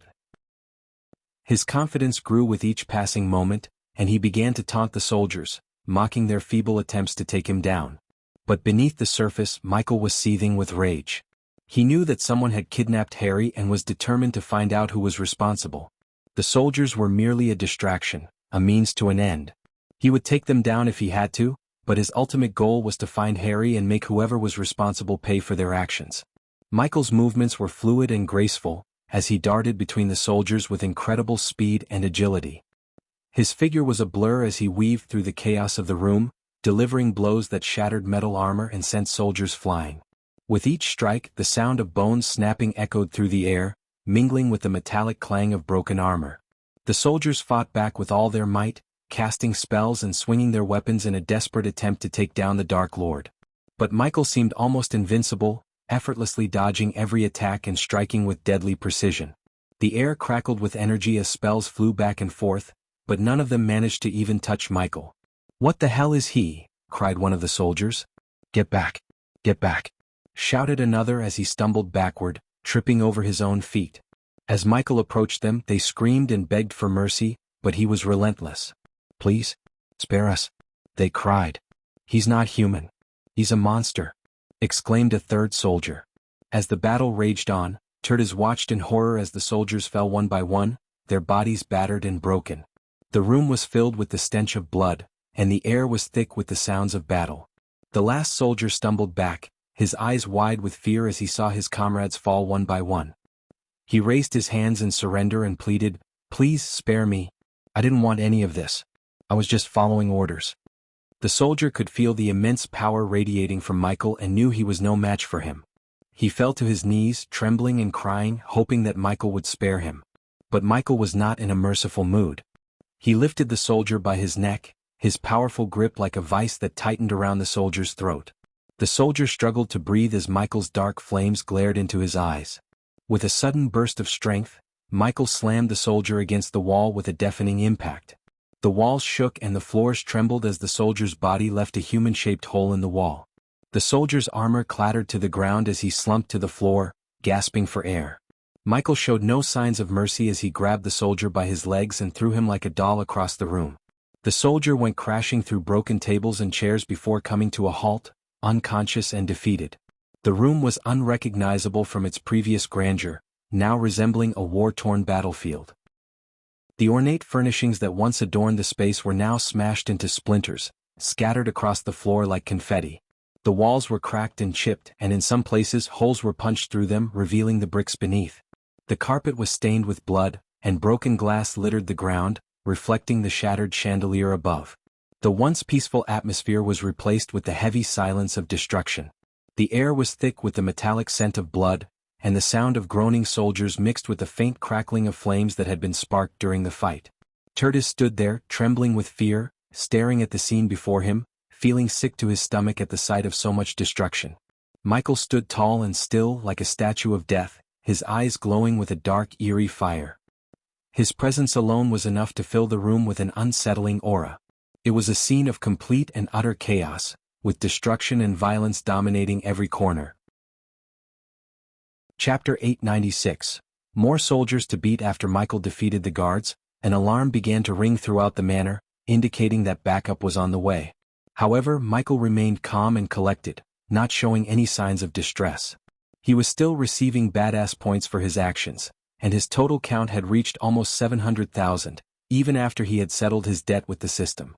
The sound of the alarm ringing throughout the manor made Tertius jump, but Michael didn't even flinch. Despite the blaring noise, he remained calm and focused. Tertius mustered his courage and approached Michael with Eric's body in his arms. "Why did you kill him?" Tertius asked, tears streaming down his face. He assumed Michael was responsible for Eric's death. "I didn't," Michael replied simply, his expression unreadable. Tertius was blinded by sadness and grief, but he could detect no lies in Michael's voice. "When I'm done, you will have your uncle's murderer," Michael added before turning and leaving the room. Tertius was left alone with Eric's lifeless body, feeling helpless and angry. He couldn't believe his uncle was gone and didn't know who to trust anymore. The manor was in chaos, with broken furniture and debris scattered everywhere. The walls and floors were cracked, and the once beautiful decor was now in shambles. The air was heavy with the scent of blood, and Tertis felt sick to his stomach at the sight of so much carnage. He clutched Eric's body tightly, his heart heavy with sorrow. As Michael stepped outside the room, his eyes darted around the hallway, taking in the chaos that had erupted around him. Guards were rushing into the manor on the ground floor, and the sound of the alarm bells echoed through the halls. The maids and other non-combatants were scurrying away, looking for a safe area to avoid being caught in the crosshairs. Michael sensed several magical arrays getting activated, and he knew that more and more powerful beings were approaching the manor through his environmental scanning. He stood above the soldiers, his black cloak billowing behind him, and cracked his neck. Slowly, his feet lifted from the ground and he began to hover above the soldiers. He paused for a moment, his eyes blazing with dark flames as he surveyed the room. The soldiers looked up in shock and awe as they saw the Dark Lord hovering above them, shrouded in a black mist. One soldier mustered the courage to speak up, his voice shaking with fear. Who are you?" Michael remained silent, his eyes fixed on the group of soldiers. He began to descend the hall slowly, and the soldiers prepared themselves for a fight. They had no idea what they were up against.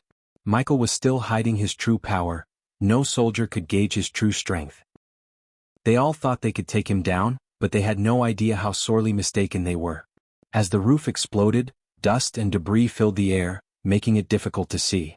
The sound of the explosion echoed throughout the manor, and many of the soldiers who were still in the vicinity flinched and shielded their faces from the flying debris. When the dust finally settled, Michael slowly raised his head to see a merman descending through the hole in the roof, holding a battle axe with glowing runes. The merman's scales sparkled silver, and he appeared to be glowing from within. It was clear that he was at the half-immortal stage. Soon, more mermans flew through the hole in the roof and surrounded Michael. They were all at the fusion stage level 10, a cultivation level that was not to be underestimated. "Who are you?" the half-immortal merman demanded, his voice rough and intimidating. Michael said nothing, but crackling lightning bolts surrounded his wrist as if he was preparing for a fight. The mermans took this as a sign of aggression and prepared to strike him down. "You're outnumbered, inferior," the half-immortal merman continued. "Surrender now and we might let you live." Despite their intimidating presence, Michael remained calm and unfazed. He knew that he had the power to take them all down, and he wasn't afraid to use them if necessary. "You're gonna let me live even after I did all this?" Michael snickered, pointing at the debris and the soldiers who were groaning inside the room. The half-immortal didn't answer Michael. Instead, he motioned for the soldiers behind him, and Michael noticed a glistening dome appear through the hole above, enveloping the manor and the area around it. The security array had been activated to prevent the intruder from escaping. However, they were unaware that their attempt to lock the intruder inside had instead trapped them with a far more dangerous and powerful foe than any they had ever faced. The darkness descended on the manor suddenly, taking everyone by surprise. The soldiers on the ground became startled, unable to see anything in the darkness. Meanwhile, the half-immortal sensed Michael's power growing rapidly. He knew something was amiss, and the darkness indicated something he had heard of in stories from the realm above them, the Dark Lord. The mermans surrounding Michael hesitated for a moment, unsure of what was happening. Michael remained calm and collected, allowing the darkness to envelop him. He knew that he had complete control over it and could use it to his advantage. The mermen started to move cautiously, their eyes scanning the darkness, looking for any sign of movement. Suddenly, a bolt of lightning illuminated the room, and the mermen saw Michael's figure hovering in the air, his eyes blazing with dark flames. The mermens gasped in shock and fear, realizing they had severely underestimated Michael's power. "You're the Dark Lord," the half-immortal stuttered, his voice trembling with slight fear. Michael remained silent, his eyes fixed on the group of mermens. The lightning bolts continued to crackle around his wrist, ready to strike at any moment. The mermens prepared to strike, but Michael was already one step ahead of them. He unleashed a blast of dark energy that sent them flying in all directions. The mermens groaned in pain as they crashed into walls and furniture. "Looks like it's time for a little bit of fun," Michael said, his voice dripping with malice. The mermens looked at Michael with terror in their eyes, realizing they were no match for the Dark Lord. As the fear toxin filled the air, the mermens surrounding Michael began to feel its effects. Their eyes widened with terror, and their breathing grew shallow and rapid. Their bodies trembled with fear as they struggled to control their racing thoughts. But the half-immortal was different. He had been through countless battles and had learned to recognize the purity of the air. As soon as he inhaled the toxin, he knew something was wrong. He quickly waved his hand before his face and a silver mask appeared, covering his nose and mouth, preventing him from breathing the toxic air. Michael, on the other hand, seemed unfazed by the toxin. He remained calm and collected, seemingly unaffected by the fear that was gripping the mermans. He flicked his wrist and the Doombringer appeared in his hand. The battle axe glinted in the dim light, its ancient ice core spewing bone-chilling frost from its blunt head. As Michael tightened his grip on the weapon, the temperature in the manor dropped suddenly, and a layer of frost covered the walls and floors. The mermans shivered in the cold, their breaths visible in front of them. Despite their fear, the mermans knew they had to act fast. They readied their weapons and prepared to attack Michael. But Michael was already one step ahead of them. He swung the Doombringer with ease, and the icy wind that followed sent the mermans flying in all directions. They crashed into walls and furniture, groaning in pain.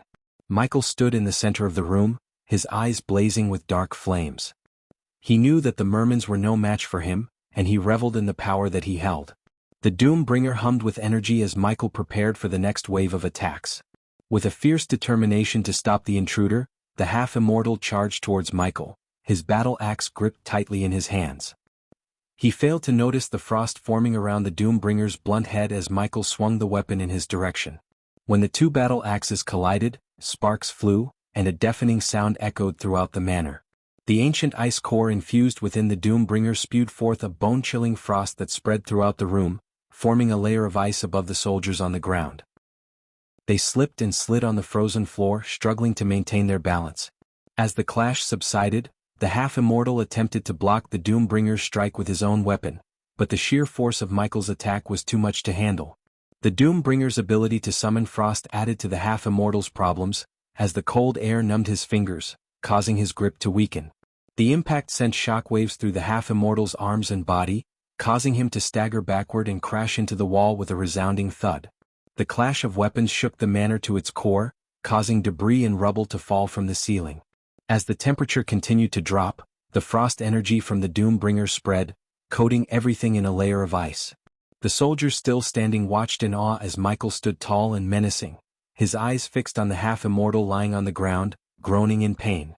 They could see their breath in front of them as they shivered in the cold and struggled to maintain their footing on the frozen ground. The shockwave from the clash of weapons had thrown the fusion stage cultivators onto the walls. Though dazed and disoriented, they quickly regained their bearings and began casting spells. Each one summoned a different element, but none of them could harm Michael because of his immense strength. One cultivator summoned a pillar of fire that shot toward Michael, but it dissipated as soon as it touched the Doombringer. Another created a gust of wind that tore through the room, but Michael stood firm against it. A third tried to summon a bolt of lightning, but it fizzled out before it could even leave his fingertips. Despite their efforts, Michael remained unscathed. He turned his attention back to the half-immortal stage guard, who had taken the opportunity to heal himself and regroup. The half-immortal knew that he could not defeat Michael alone, but he was determined to protect Eric's family and their legacy. With a deep breath, he stood up and readied himself for the next attack. The sound of explosions and the clashing of weapons filled the air as Michael continued his battle within the manor. Despite the destruction around him, Michael couldn't help but admire the soldiers' unwavering determination to protect Eric's manor. Finally, Michael made the decision to descend to the ground. With a powerful force, he landed with a thud, his Doombringer striking the ground first. As it made contact, the frost energy that had been building up inside the weapon exploded, sending a wave of bone-chilling cold throughout the hall. The air became thick with falling snow, and many weaker soldiers were frozen in place, their bodies turned to ice. Despite the chaos around him, Michael remained focused on the task at hand. He prepared himself for the upcoming battle, knowing that he would have to face the fusion stage guards with their full force. The guards landed on the ground with a loud thud, their eyes filled with fury and their weapons drawn. Michael stood tall, his grip tightening around the Doombringer as he prepared for the incoming attack. The soldiers surrounding him cast spells left and right, their voices echoing throughout the manor. But none of their spells seemed to affect Michael, who remained rooted to the spot, his eyes fixed on his opponents. As the soldiers cast their most powerful spells, Michael summoned more cold energy from the Doombringer, creating an icy aura around him that chilled the air around them. He swirled the weapon in a circular motion, causing the frost to swirl and dance around the room. "What's happening there?" asked one of the spectators outside the manor, his eyes wide with fear and awe. "I've never seen anything like it," said another, his voice shaking with excitement. Meanwhile, the fusion stage cultivators continued to cast their spells, their voices rising in intensity. They summoned flames that danced across the room, lightning bolts that crackled through the air, and gusts of wind that whipped through the rubble-filled hall. But Michael remained unscathed, his body seemingly immune to the spells cast at him. With a powerful force, he sent a shock wave of cold energy toward his opponents, freezing everything in its path. The soldiers who were still standing struggled to move, their bodies were frozen in place. As Michael prepared to strike again, the half-immortal waited patiently, observing his opponent's every move. He knew that his experience and battle-hardened skills would be key in this fight. "Come on," he taunted. "Is that all you've got?" Michael didn't reply, his eyes fixed on the half-immortal. He knew that his opponent was waiting for the right moment to strike, and he wasn't about to give him that chance. Instead, he summoned more frost energy from the Doombringer, ready to unleash it at a moment's notice. The soldiers who were watching from outside the manor gasped as they saw the intensity of the battle inside. They knew that whoever emerged victorious from this fight would go down in history as a legend. Chapter 897. Message in Blood. The fusion stage cultivators breathed heavily, their faces glistening with sweat and their muscles aching with fatigue. Despite their exhaustion, their eyes still burned with determination and resolve. The air was thick with anticipation as they raised their weapons and arms, ready to unleash a final spell to bring down Michael. The first cultivator to cast his spell was a master of the fire element. He thrust his hands forward, and a stream of fire emerged from his palms, transforming into a giant, blazing dragon that roared through the air, heading straight toward Michael. However, the dragon was no match for Michael's shield. It simply fizzled out upon contact as if hitting an invisible wall. The second cultivator to a water spell. He flicked his wrist, and a wave of water materialized, forming into a tsunami that towered above Michael. But even this spell was useless against Michael's shield. The translucent energy barrier repelled the wave, sending it crashing harmlessly to the ground. The third cultivator cast an earth spell. He raised his arms and slammed his fists together, causing the ground to shake and split open, creating a massive crevice that threatened to swallow Michael whole. But Michael simply leaped out of the way, and the crevice sealed itself up again, leaving the cultivator empty-handed. The final cultivator was a master of the wind element. He drew his weapon, a long sword, and sliced through the air, creating a powerful gust of wind that threatened to uproot trees and tear down buildings. But once again, Michael's shield proved impervious, and the gust of wind dissipated harmlessly. Outside the manor, onlookers gazed in awe at the incredible display of power. They knew that Michael was a force to be reckoned with, and the fusion stage cultivators had given it their all in their attempt to bring him down. "What do you think will happen?" one onlooker asked another. "I don't know," the second replied. "But I have a feeling this battle is far from over." The crowd outside the dome murmured in fear and amazement at the sight before them. Some of them whispered prayers, while others gasped in awe. "What's happening in there?" asked a woman with wide eyes. "I don't know, but it doesn't look good," replied a man. "I hope they can stop whoever is causing all of this," said another person. Suddenly, a loud explosion shook the manor, causing everyone to jump back in alarm. They watched as debris and rubble flew out of the dome, crashing into the ground below. "Is everyone okay in there?" someone yelled out. No one responded, and the crowd fell silent, waiting anxiously for any sign of life from within the dome. Michael stood tall and unyielding, his eyes fixed on his opponents. The power emanating from his body was overwhelming, leaving the fusion stage guards and the half-immortal in a state of shock. "I have never seen anything like this," whispered one of the fusion stage guards, his eyes wide with disbelief. "How can he be so strong?" Another guard spoke up, "We've cast every spell we know and still he remains unscathed. It's as if he's invincible." The half-immortal, who had seen many battles in his long life, could only shake his head in amazement. "I have fought against many opponents in my time, but I have never seen anyone like him. His power is beyond anything I have ever encountered." As Michael stood there, unmoved and unaffected by their attacks, the guards began to realize the full extent of the danger they were facing. They knew they were outmatched and outclassed by their opponent, and they wondered if they would ever be able to defeat him. The air in the manor was thick with tension and fear, and the only sound that could be heard was the sound of Michael's breathing. The guards watched him warily, waiting for his next move and wondering what they could do to stop him. Is that all? I am disappointed. Michael shook his head, showing his disappointment at them. He slowly turned his gaze back to the half-immortal. Michael's eyes glinted with disappointment and disdain as he watched the fusion stage cultivators attempt to cast their spells. He had expected much more from cultivators of their level. As they launched their spells towards him, the responsive shield around him easily neutralized them. Michael knew they couldn't harm him and he was not impressed. You disappoint me. I had hoped for more from cultivators of your level, he stated coldly. The cultivators could only stare in disbelief at the display of power before them. They were powerless against Michael and they knew it. The darkness in the room seemed to come alive, as though it had a mind of its own, and it made them feel even more vulnerable. The half-immortal stepped forward and summoned his most powerful spell, a fiery blaze that shot towards Michael with fierce determination. But to everyone's surprise, as soon as the spell hit Michael, a strange and dark black flame erupted from his body, engulfing the half-immortal's spell. The black flames seemed to have a life of their own, swirling and flickering around Michael's body before finally dissipating into the air. The half-immortal stood there, stunned and speechless. He couldn't believe what he had just witnessed. The other guards and soldiers in the room were equally shocked.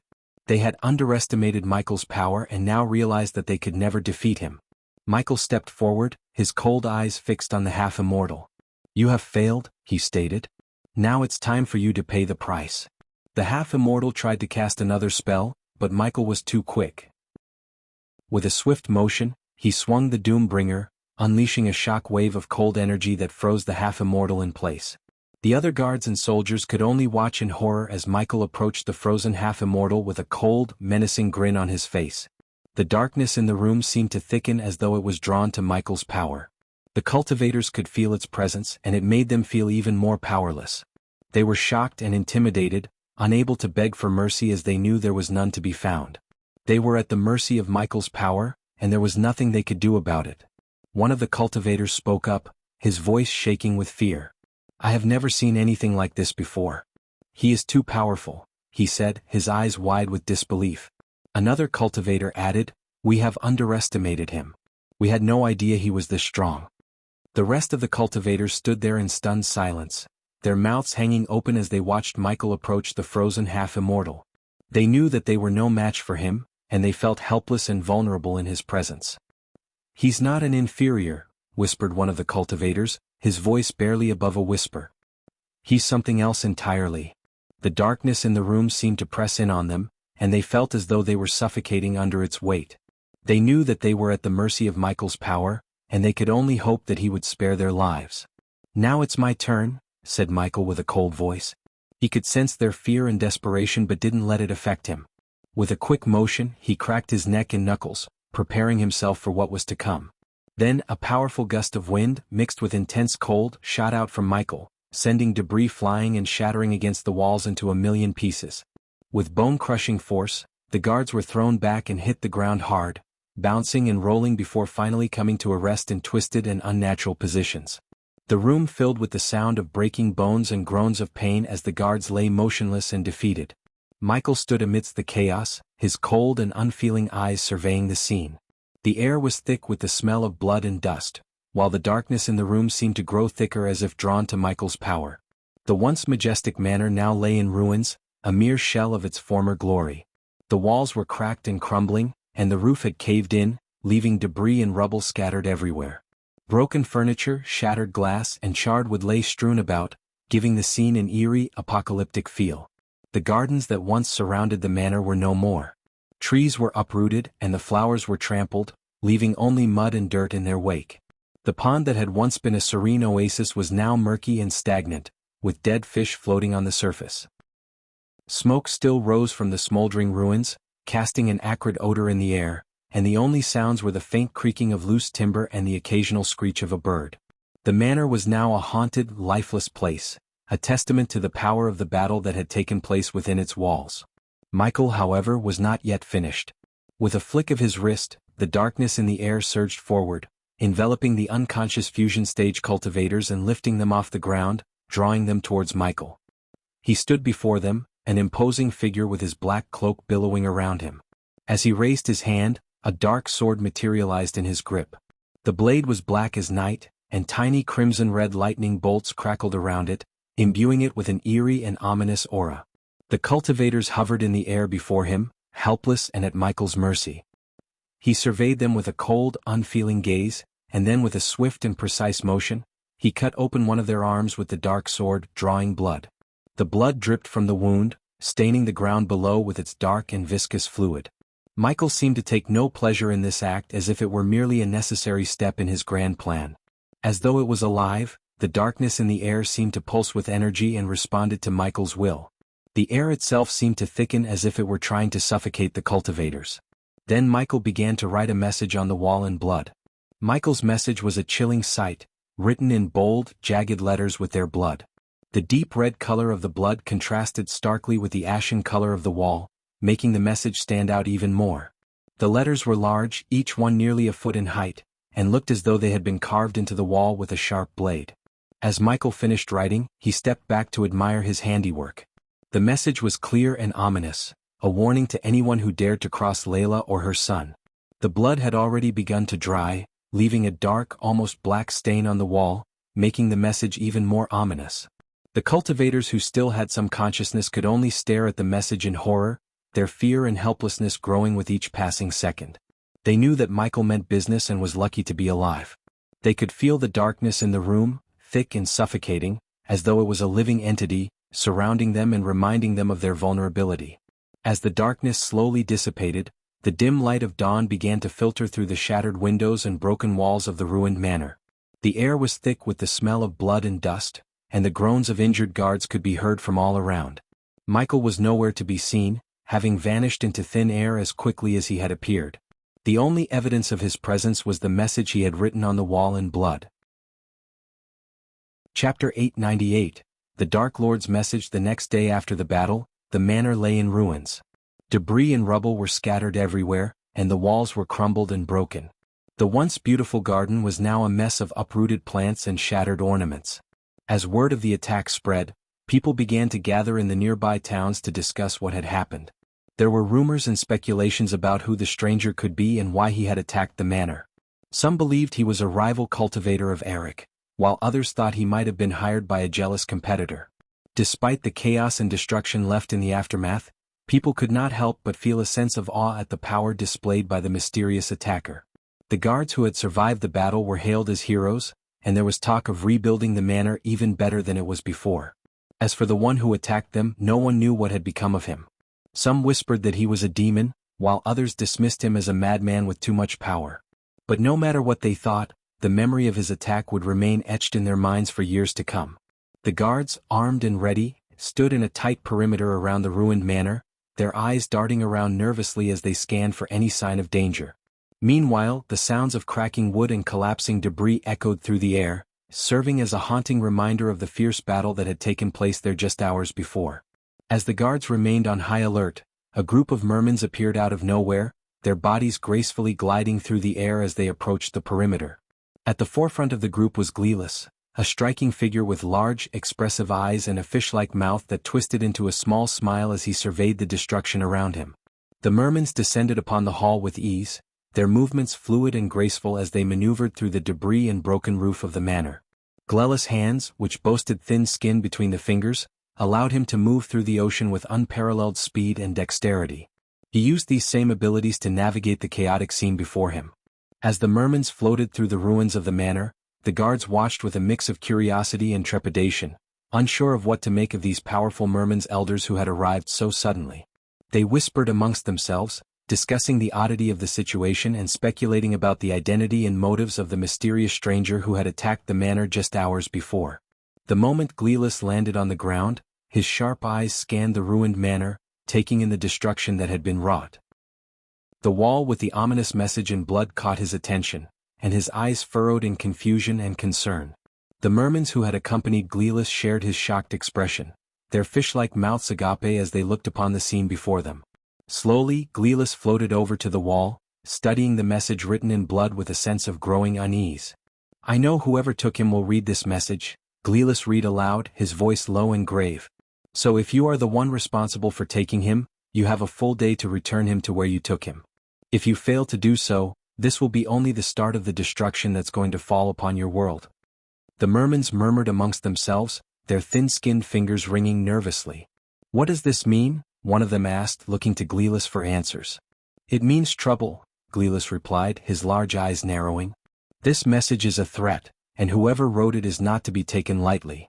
The group fell silent, the weight of the threat hanging heavily in the air. They knew they had to act quickly to find the missing spirit child and prevent further destruction from befalling their world. Gleelis stood there in silence, his gaze fixed on the blood message on the wall. He couldn't believe what he was seeing. He had heard rumors about the Dark Lord's power but never expected him to be this ruthless.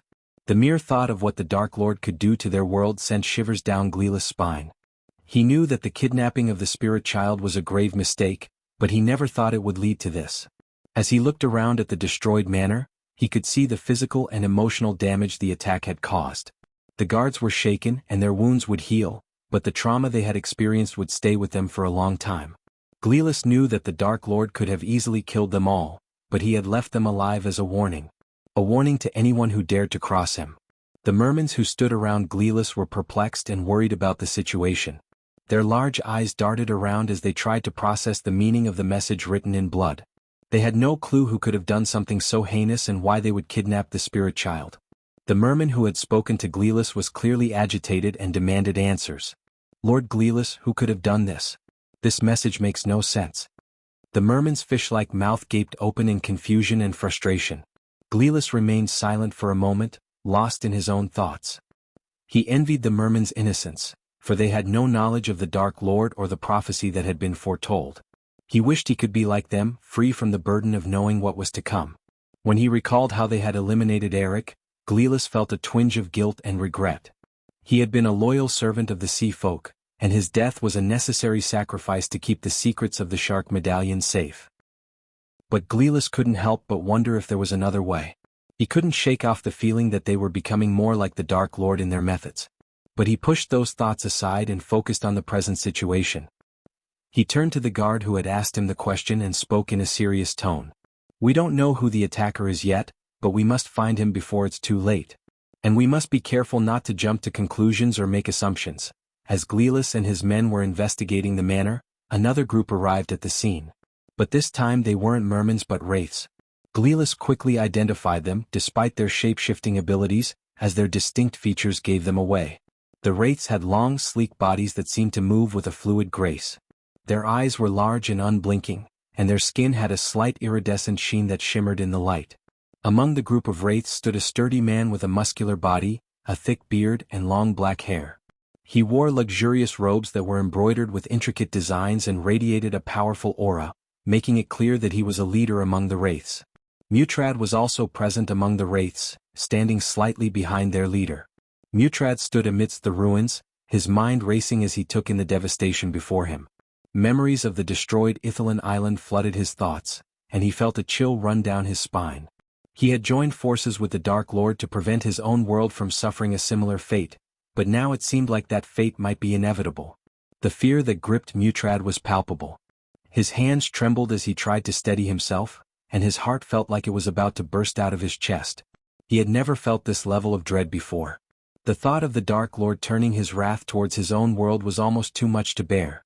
As he surveyed the scene, he couldn't help but wonder who had taken the spirit child. Was it someone from his world? If so, the consequences would be catastrophic. The Dark Lord would stop at nothing to find the child, and those who stood in his way would face unimaginable horrors. Mutrad knew that he had to act fast. He needed to find out who was responsible for this before it was too late. But even as he made plans in his mind, he couldn't shake the feeling of shock and terror that had taken hold of him. Gleelis surveyed Valen with a stern expression, his eyes probing the other man's intentions. Valen, a tall man with a sharp jawline and piercing blue eyes, held his gaze steady. As Gleelis and Valen stood facing each other, the atmosphere was tense. Valen's posture was rigid, his expression inscrutable, while Gleelis' face was etched with anger, his voice dripping with iciness. "What gives you the right to be here?" Gleelis demanded, his eyes flashing. "You know this is merman territory."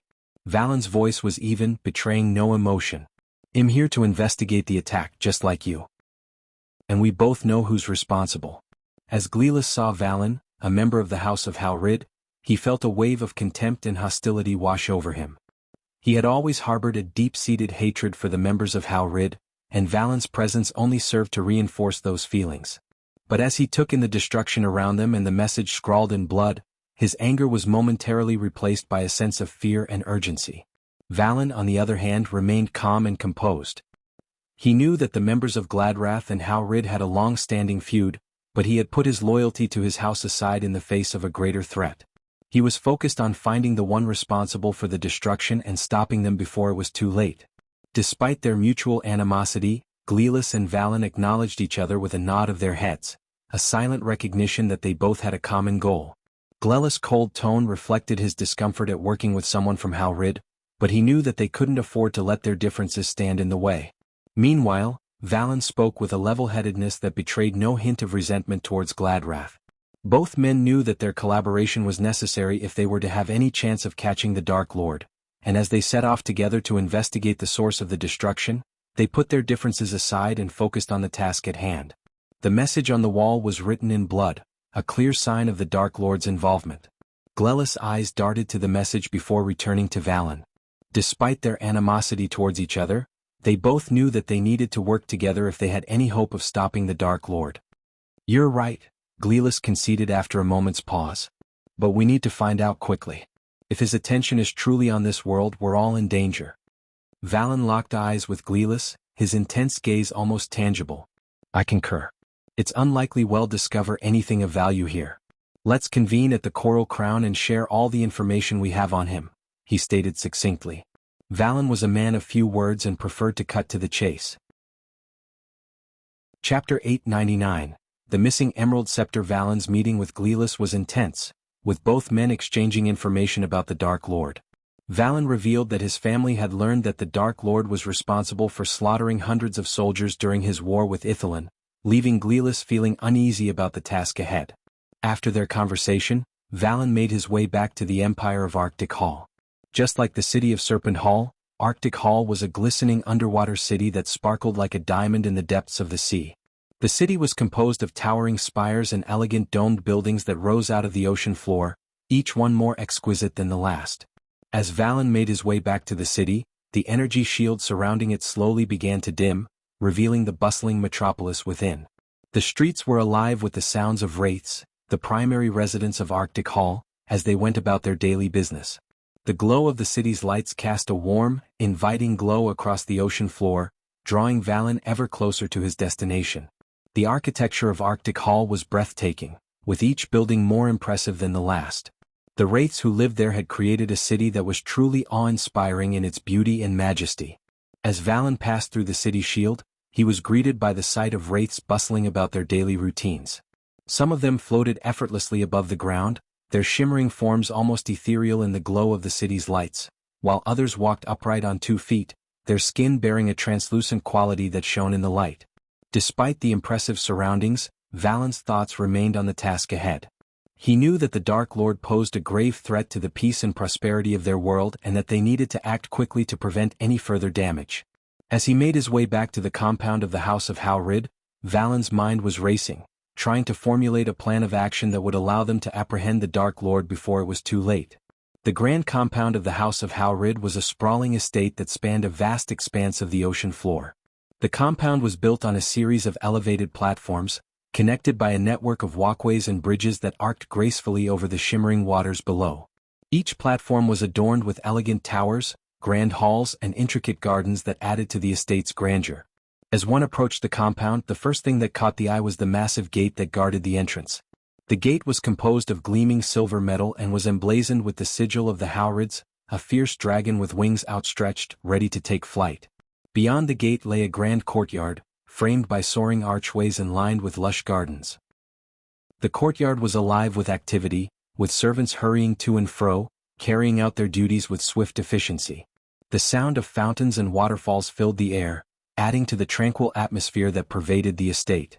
The manor at the center of the House of Howard's compound was a grand and imposing structure that stood tall and proud amidst the surrounding gardens and courtyards.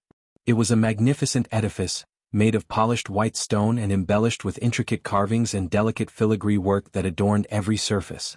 The manor's architecture was a blend of different styles, with some elements harkening back to traditional styles of the Sea realm and others incorporating modern innovations and influences from other cultures. The manor was surrounded by a wide moat, which was filled with crystal-clear water and teeming with colorful fish and aquatic life. A large drawbridge spanned the moat, providing access to the manor's main entrance, which was flanked by two towering statues of mythical sea creatures. As Valen and his companions made their way through the gates of the manor, the guards stationed there immediately bowed in respect. Valen turned to Mutrad and spoke firmly, "Mutrad, you have been to the Dark Lord's realm, and we are counting on you to work closely with the Gladras to come up with a solid plan to capture him. We cannot afford to fail in this mission." While Valen spoke, Mutrad stood silently, nodding his head in agreement but keeping his thoughts to himself. Unlike Valen, Mutrad knew exactly why the Dark Lord was in their world and what was at stake. He understood the gravity of the situation and knew that failing to capture the Dark Lord could mean the end of their world as they knew it. However, Mutrad also knew he could not reveal any of this information to Valen or the others. They might suspect that he was working for the Dark Lord, which could potentially ruin any chances of success. It was a risk that Mutrad was willing to take, knowing that the fate of their world hung in the balance. Despite the concern and fear that gnawed at his heart, Mutrad remained stoic and silent, determined to do whatever it took to save their world from becoming another Ithilien. Valen strode confidently towards the main hall, with Mutrad following closely behind. The path leading to the hall was guarded by two imposing wraiths, each standing at 7 feet tall and fully armored. They bowed respectfully as Valen approached, opening the doors to reveal the grand main hall. Mutrad couldn't help but marvel at the sight before him. The hall was grandiose, decorated with tapestries, and adorned with chandeliers that illuminated the room with a warm glow. But Mutrad's awe was quickly replaced by shock as he saw the room was filled with the house elders and guards, all with panicked expressions etched on their faces. Valen's presence seemed to bring some relief to their anxiety as they all quickly stood up and bowed respectfully. "My lord," they said in unison, their voices echoing across the grand hall. Valen nodded in acknowledgement and turned to Mutrad. "I sense something is amiss," he said in a low voice, prompting Mutrad to tense up. "Yes, my lord," Mutrad replied hesitantly, his gaze scanning the room for any signs of danger. He couldn't help but feel a knot forming in his stomach. Something was not right and he couldn't shake the feeling that something dire had happened. Upon Valen's entry into the main hall, the elders rushed towards him with fear etched on their faces. Mutrad's heart sank, sensing that something was terribly wrong. "My lord." One of the gray-haired wraith with pointy ears stuttered, catching Valen's attention. "What happened?" he demanded, sensing the panic in the room. A moment of silence followed, and Mutrad could see the elders looking at each other nervously and sweating. Valen's impatience grew, and he could feel the anger starting to boil within him. The pointy-eared elder finally found the courage to answer. "My lord, the Emerald Scepter, it's gone," the elder stuttered. Mutrad couldn't believe what he had just heard. He watched as Valen's anger quickly turned to shock, and he darted towards the elder. He grabbed him by the neck and a powerful aura shot out of him, almost knocking everyone down to the ground. The elder managed to stutter out, "It's gone, my lord," sweat dripping down his forehead. Mutrad watched in horror as Valen's grip tightened around the elder's neck. He knew that the Emerald Scepter was an artifact that the House of Howrid had been protecting for centuries. It was said to possess immense power and was one of the most valuable items in their possession. Finally, Valen let go of the elder, who gasped for air and turned to face the other elders. "How could this happen?" he demanded, his voice laced with disbelief and anger. The elders looked at each other, their expressions a mix of fear and shame. "We don't know, my lord," one of them finally spoke up. It was there one moment and the next it was gone. The atmosphere in the grand hall was thick with tension and disbelief as the news of the Emerald Scepter's disappearance sank in, with everyone standing in stunned silence, their faces etched with shock and disbelief. The Emerald Scepter was not just any artifact, it was one of 3 artifacts that had been forged when the Arctic Hall was created. Each of the 3 houses, the House of Howrid, the House of Gladrath, and the House of Big Mag, had been entrusted with one artifact, making them an integral part of the Arctic Hall. But now, with the Emerald Scepter missing, the House of Howrid's position in the Arctic Hall was in jeopardy. If they were unable to recover the artifact, they could face exile and the wrath of the higher elders of the Arctic Hall. The consequences of their failure were dire, and everyone in the room knew it. The weight of the situation hung heavy in the air as Valen looked around the room, his expression a mix of disbelief and anger. He had always known the importance of the Emerald Scepter, but now the gravity of its loss was sinking in. How could this happen? Valen demanded, his voice laced with frustration and disbelief. No one had an answer. The elders looked at each other nervously, their faces paling at the thought of the repercussions of their failure. Mutrad couldn't help but feel a sense of despair wash over him. They needed to find the artifact and quickly, or the House of Howrid and the Arctic Hall would be in jeopardy. The atmosphere in the Grand Hall was thick with tension and disbelief as the news of the Emerald Scepter's disappearance sank in. The artifact was not only a powerful item that the House of Howrid had been safeguarding for generations, but it was also an integral part of Arctic Hall's existence.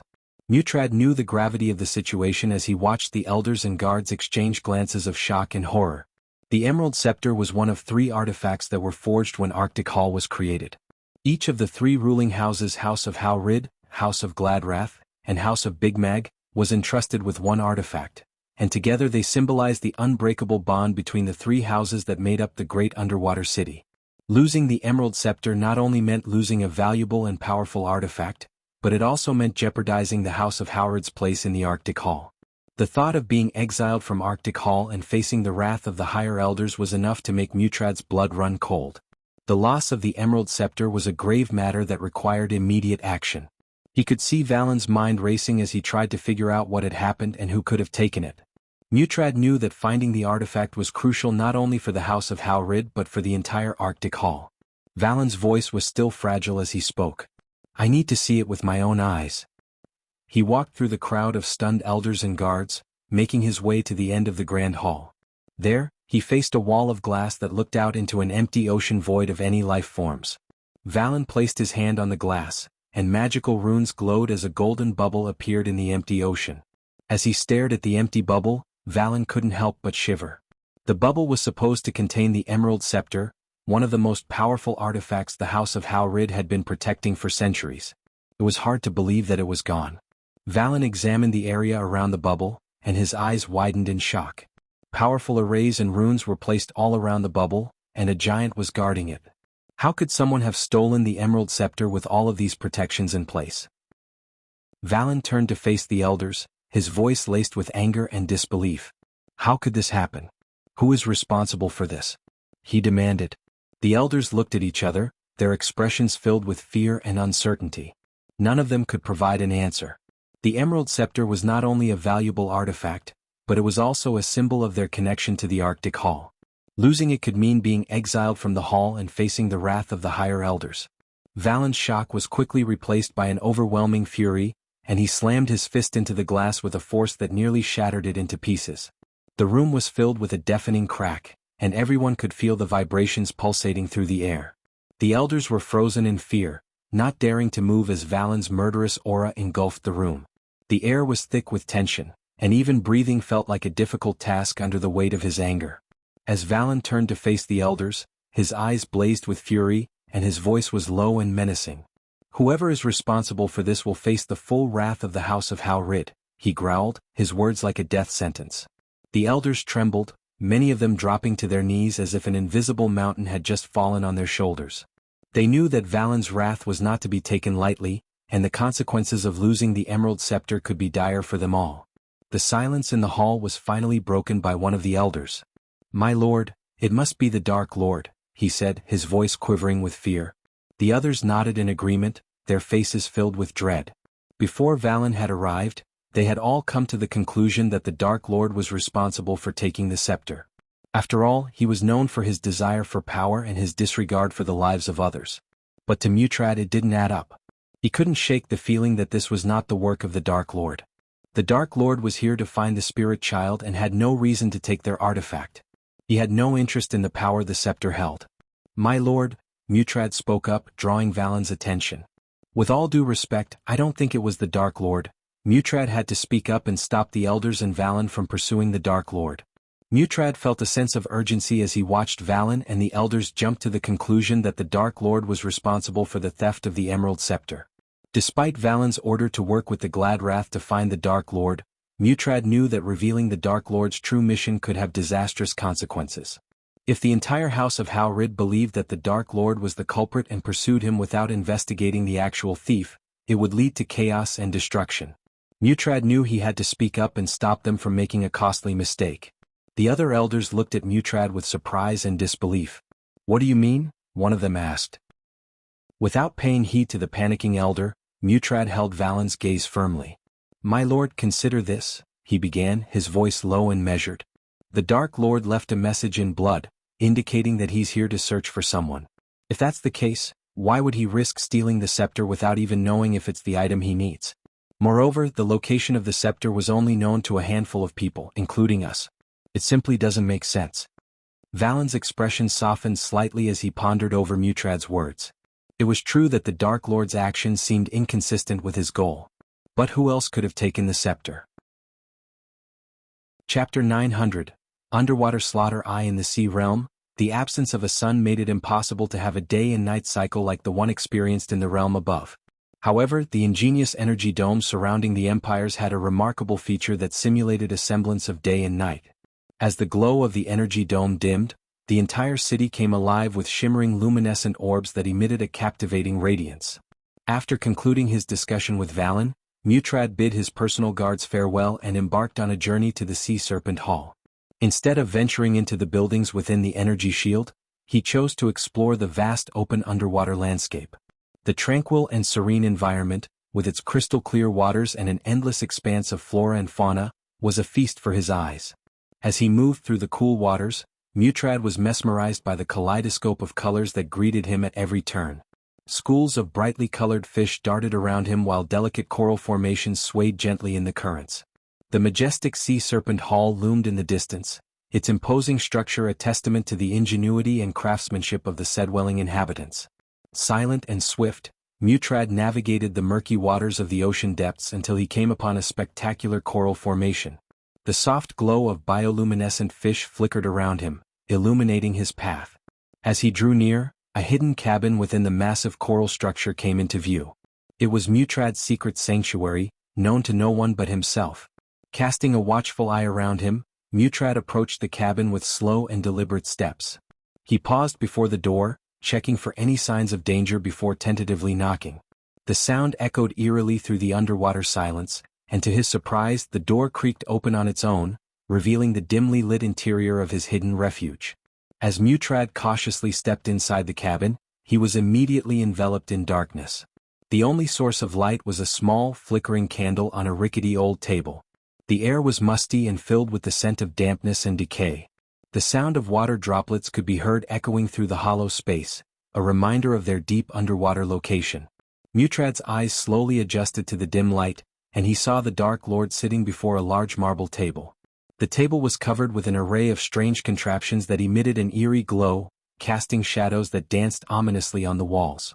Upon entering the dimly lit cabin, a sudden gust of wind slammed the door shut behind him, sealing him inside with the Dark Lord. The flickering candle cast eerie shadows across the room, illuminating strange contraptions scattered across the marble table before the Dark Lord. Mutrad could feel the cold, thick aura emanating from the Dark Lord, sending shivers down his spine. The Dark Lord's upper body was bare, revealing scars and battle marks etched across his muscular frame. He continued to fiddle with the strange devices, paying no attention to Mutrad's arrival. Slowly and cautiously, Mutrad inched his way closer to the intimidating figure before him. The spider hanging from Mutrad's chain quivered with unease, its 8 legs wriggling in agitation.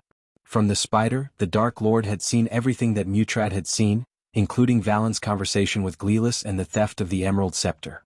Powerful magic was at play in the theft of the scepter. The Dark Lord's voice was calm yet commanding, filling the silent cabin. Mutrad was taken aback by the Dark Lord's words, wondering how he knew about the use of magic. Suddenly, the quivering spider reminded him that he was always being watched. A sinister chill filled the cabin as the Dark Lord's voice grew colder. The flickering candles intensified, casting a haunting glow across the room as strange, thick darkness enveloped them. Such powerful magic can only be achieved by spilling the blood of a truly powerful being, the Dark Lord's voice echoed menacingly. Mutrad's heart pounded in his chest as he asked, "Do you mean the spirit child?" The Dark Lord simply nodded in response, his eyes fixated on the strange contraptions before him. "You may not be the only one who has lost their artifact.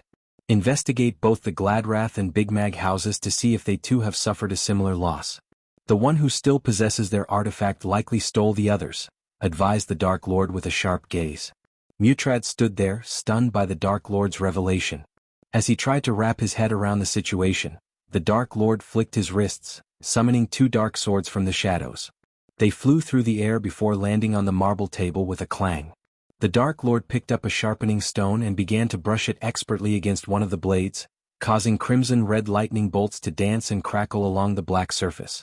Despite the impressive display, Mutrad couldn't shake the feeling that something was off.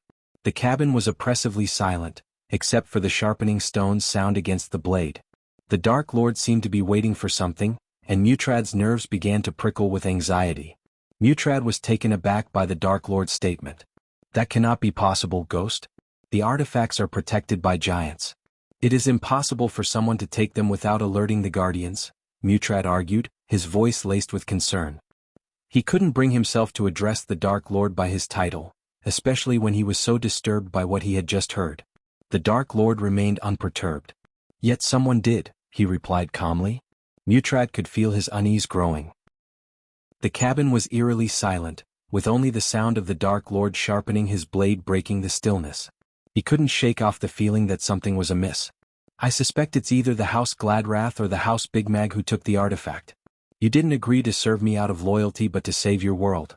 So, I'll give you a chance to find out who took the artifact," Ghost said. Mutrad stood still, his mind racing with the weight of the Dark Lord's words. The silence in the cabin was heavy and suffocating, and Mutrad knew that the Dark Lord was not finished speaking. "Whoever took the artifact says Harry," the Dark Lord's voice dripped with killing intent, sending shivers down Mutrad's spine. "If you find them before I do, you will save countless lives. Lives that you have sworn to protect." The Dark Lord's eyes bore into Mutrad's, and he could feel the pressure of the task that had been bestowed upon him. The Dark Lord set down his sharpening stone and began to strap on the various contraptions scattered across the table. Mutrad watched in awe as the Dark Lord first fastened on a black bracer etched with intricate silver markings, the Mark III grappling hook. Next he slid on a black wrist bracelet, the APD, with a faint sound of needles piercing flesh. Mutrad shuddered at the thought of what it must be doing to the Dark Lord's arm.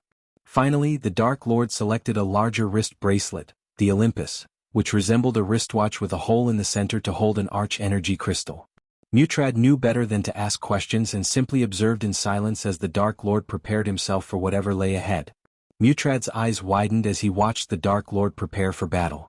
The sound of clanking metal filled the air as the Dark Lord rose from his chair, his dark armor wrapping around him like a second skin. With a swift motion, he sheathed his dark swords on his back, ready for whatever was to come. "What's happening?" Mutrad couldn't help but ask, his voice trembling with fear. The Dark Lord cracked his neck, a low growl escaping his lips. He didn't answer Mutrad's question, but the sudden presence of several powerful beings in the room made it clear that danger was near. The cabin shook violently as the powerful beings appeared, causing Mutrad to stumble. Panic set in as he realized he couldn't be seen with the Dark Lord. But before he could even voice his concerns, the Dark Lord simply snapped his fingers, and the flickering candle was snuffed out, plunging the room into complete darkness. Mutrad's heart raced with fear as he heard the sounds of the powerful beings drawing closer. "How did they find this place?" he asked the Dark Lord in a trembling voice. The Dark Lord turned to him with a cold gaze. "You should choose your confidants more carefully, Mutrad. Cowards are not to be trusted with important matters," he sneered. As the Dark Lord spoke those words, Mutrad couldn't help but think of Dylan. He was the one trusted to accompany the Dark Lord and guide him through this world. Yet the moment the fighting started with Tertiz and his group, Dylan fled from the tavern and disappeared without a trace. Mutrad could feel his heart pounding in his chest as he realized he may have made a grave mistake in placing his trust in Dylan.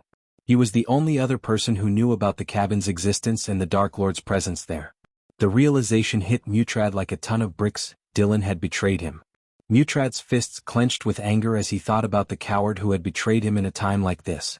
The sense of betrayal cut deep, and Mutrad vowed to teach Dylan a lesson if he had survived the Dark Lord's wrath, although he doubted he would. "Wait! Mutrad's attempt to stop the Dark Lord was cut short as the cabin suddenly shook violently. Before he could even finish his sentence, a deafening explosion echoed through the room, shattering everything into oblivion. Mutrad felt himself being thrown backward by the force of the blast, his body slamming against the coral walls. The world spun around him as he tried to regain his bearings, his ears ringing from the explosion. Through the smoke and debris, he could see the silhouette of the Dark Lord, standing calmly amidst the chaos. The force of the explosion knocked Mutrad off his feet, sending him tumbling through the water.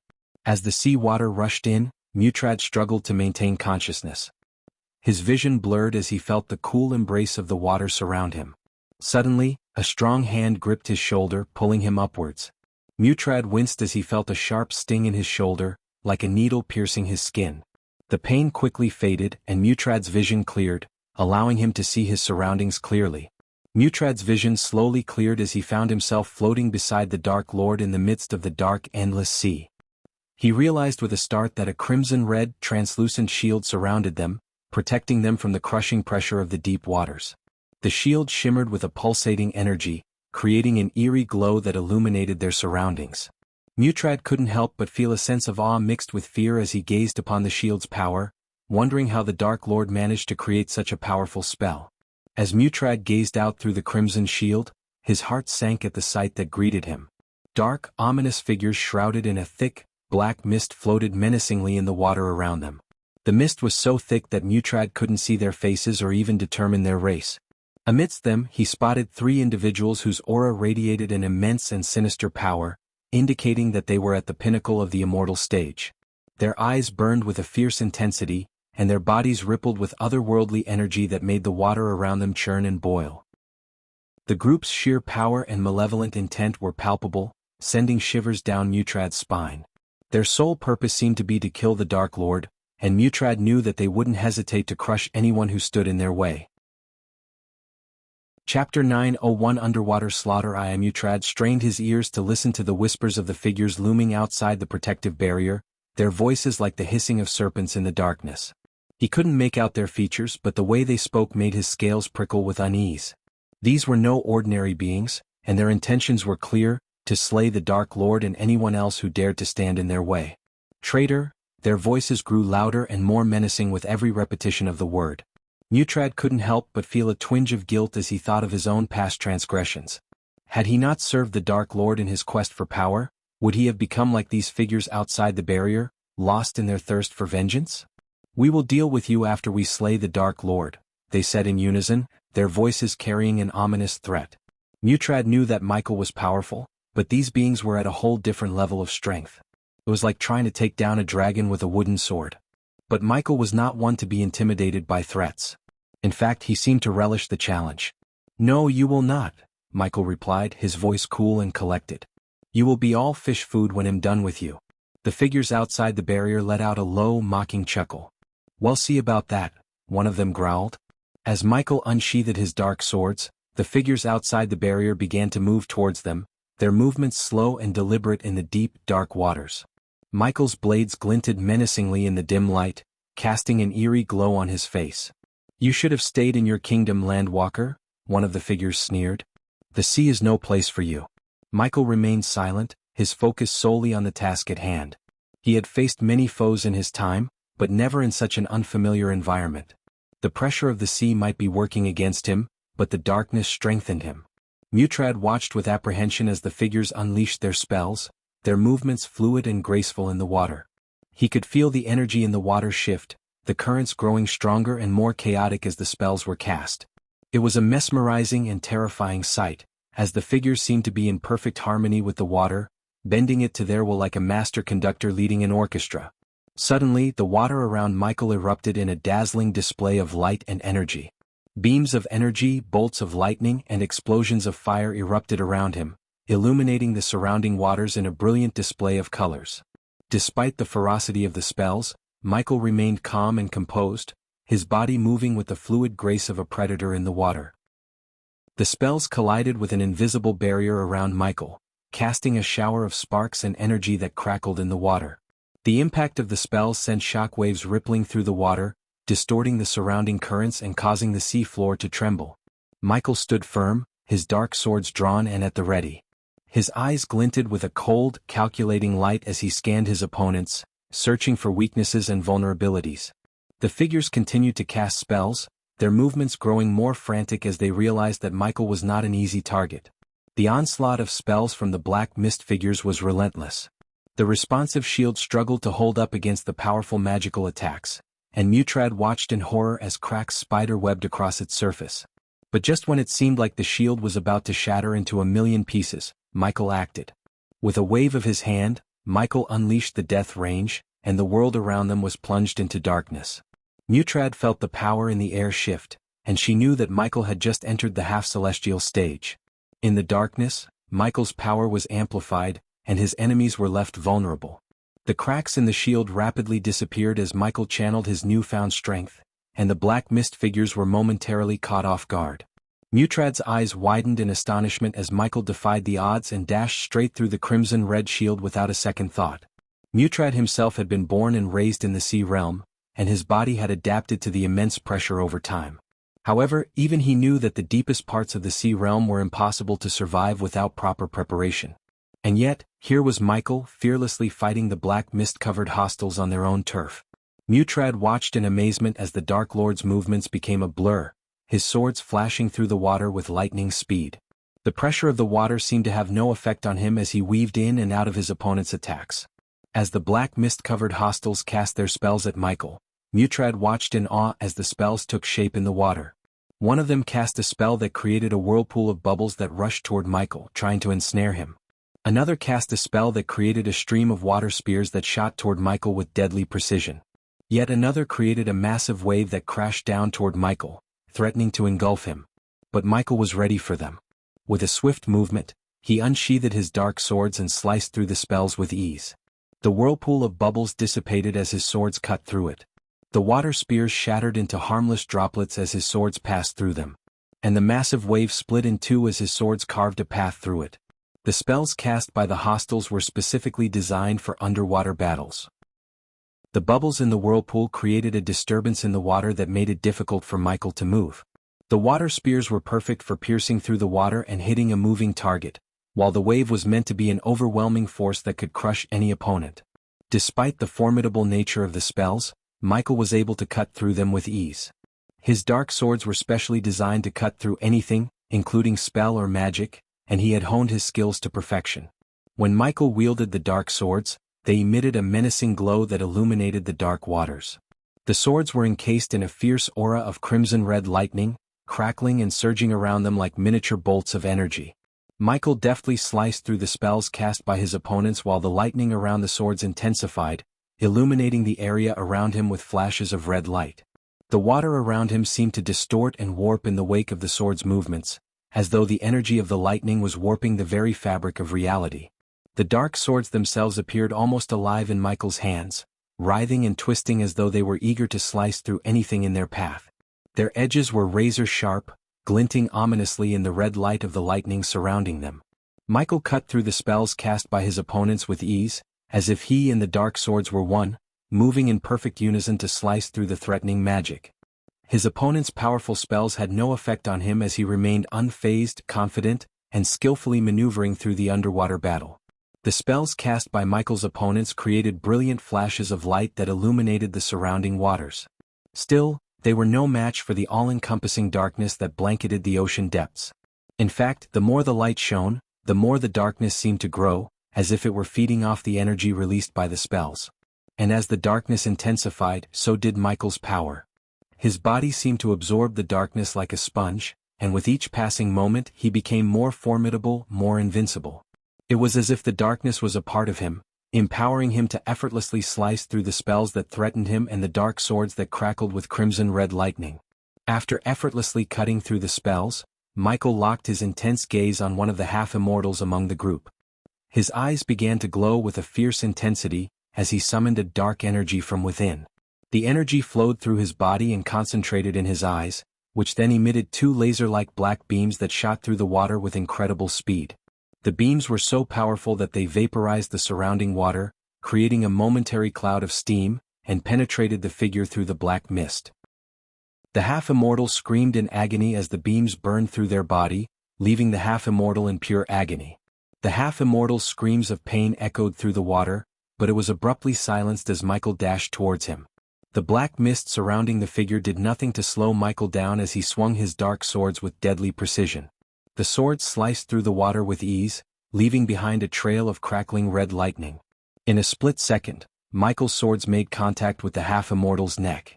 The blades cut through the water and through the figure's neck like a hot knife through butter, sending his head flying off his shoulders. The surrounding water turned red as blood mixed with the ocean, creating an eerie atmosphere. Michael stood there, his body pulsing with power as he watched the half-immortal's headless body drift away. The other figures watched in shock and fear, realizing that they were facing a truly formidable opponent. Ding! Congratulations to the host for killing a half-immortal level 8 warrior. The reward is 1 million experience points and 20,000 badass points. Ding! Congratulations to the host for successfully being a badass. The reward is 15,000 badass points. Upon killing one of the 8 enemies, Michael heard the notification from the system ringing in his head. He ignored the system notification and focused on the task at hand. Use the light, bellowed one of the immortals, his voice carrying a commanding tone that left no room for argument. Without hesitation, the others followed suit, their hands raised towards the darkness that surrounded them. Suddenly, a brilliant orb of light materialized, pulsating with an intensity that made Mutrad squint and close his eyes. The radiant light illuminated the ocean around them, revealing the eerie black mist that enveloped the hostile figures.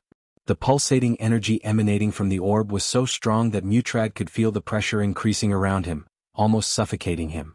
The intense brightness from the orbs clashed with the overwhelming darkness from Michael, and the collision created an eerie grayness that engulfed the entire area. The two opposing forces seemed to be locked in a tug of war, each one striving to overcome the other. The struggle between light and darkness was so intense that Mutrad could feel the pressure building up around him, making it difficult to move.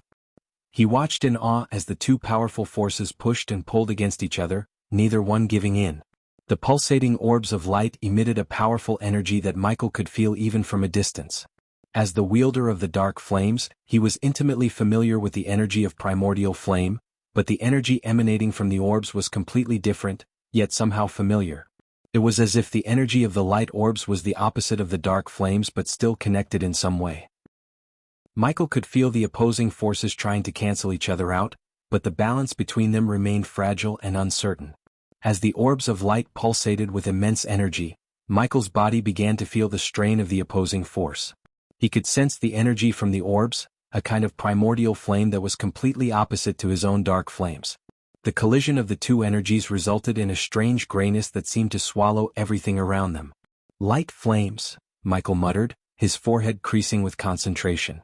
The war between the darkness of his death range and the light from the orbs was diminishing the strength of the darkness. The absence of complete darkness due to the conflict with the orbs of light had made Michael's powers not as potent as they were before. With Michael's power weakened by the presence of light flames, one of the immortal figures seized the opportunity.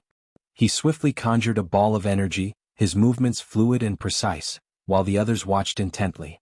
The ball of energy pulsated with an intense brightness, almost blinding Mutrad's eyes. Michael was their target, and they waited expectantly to see his next move. The ball of energy, crackling with power, sliced through the water with ferocity, hurtling towards Michael. Just as it was about to strike him, the responsive shield flickered into existence around him, absorbing the spell but not completely. The remaining power of the spell struck Michael in the chest, sending him back a few inches.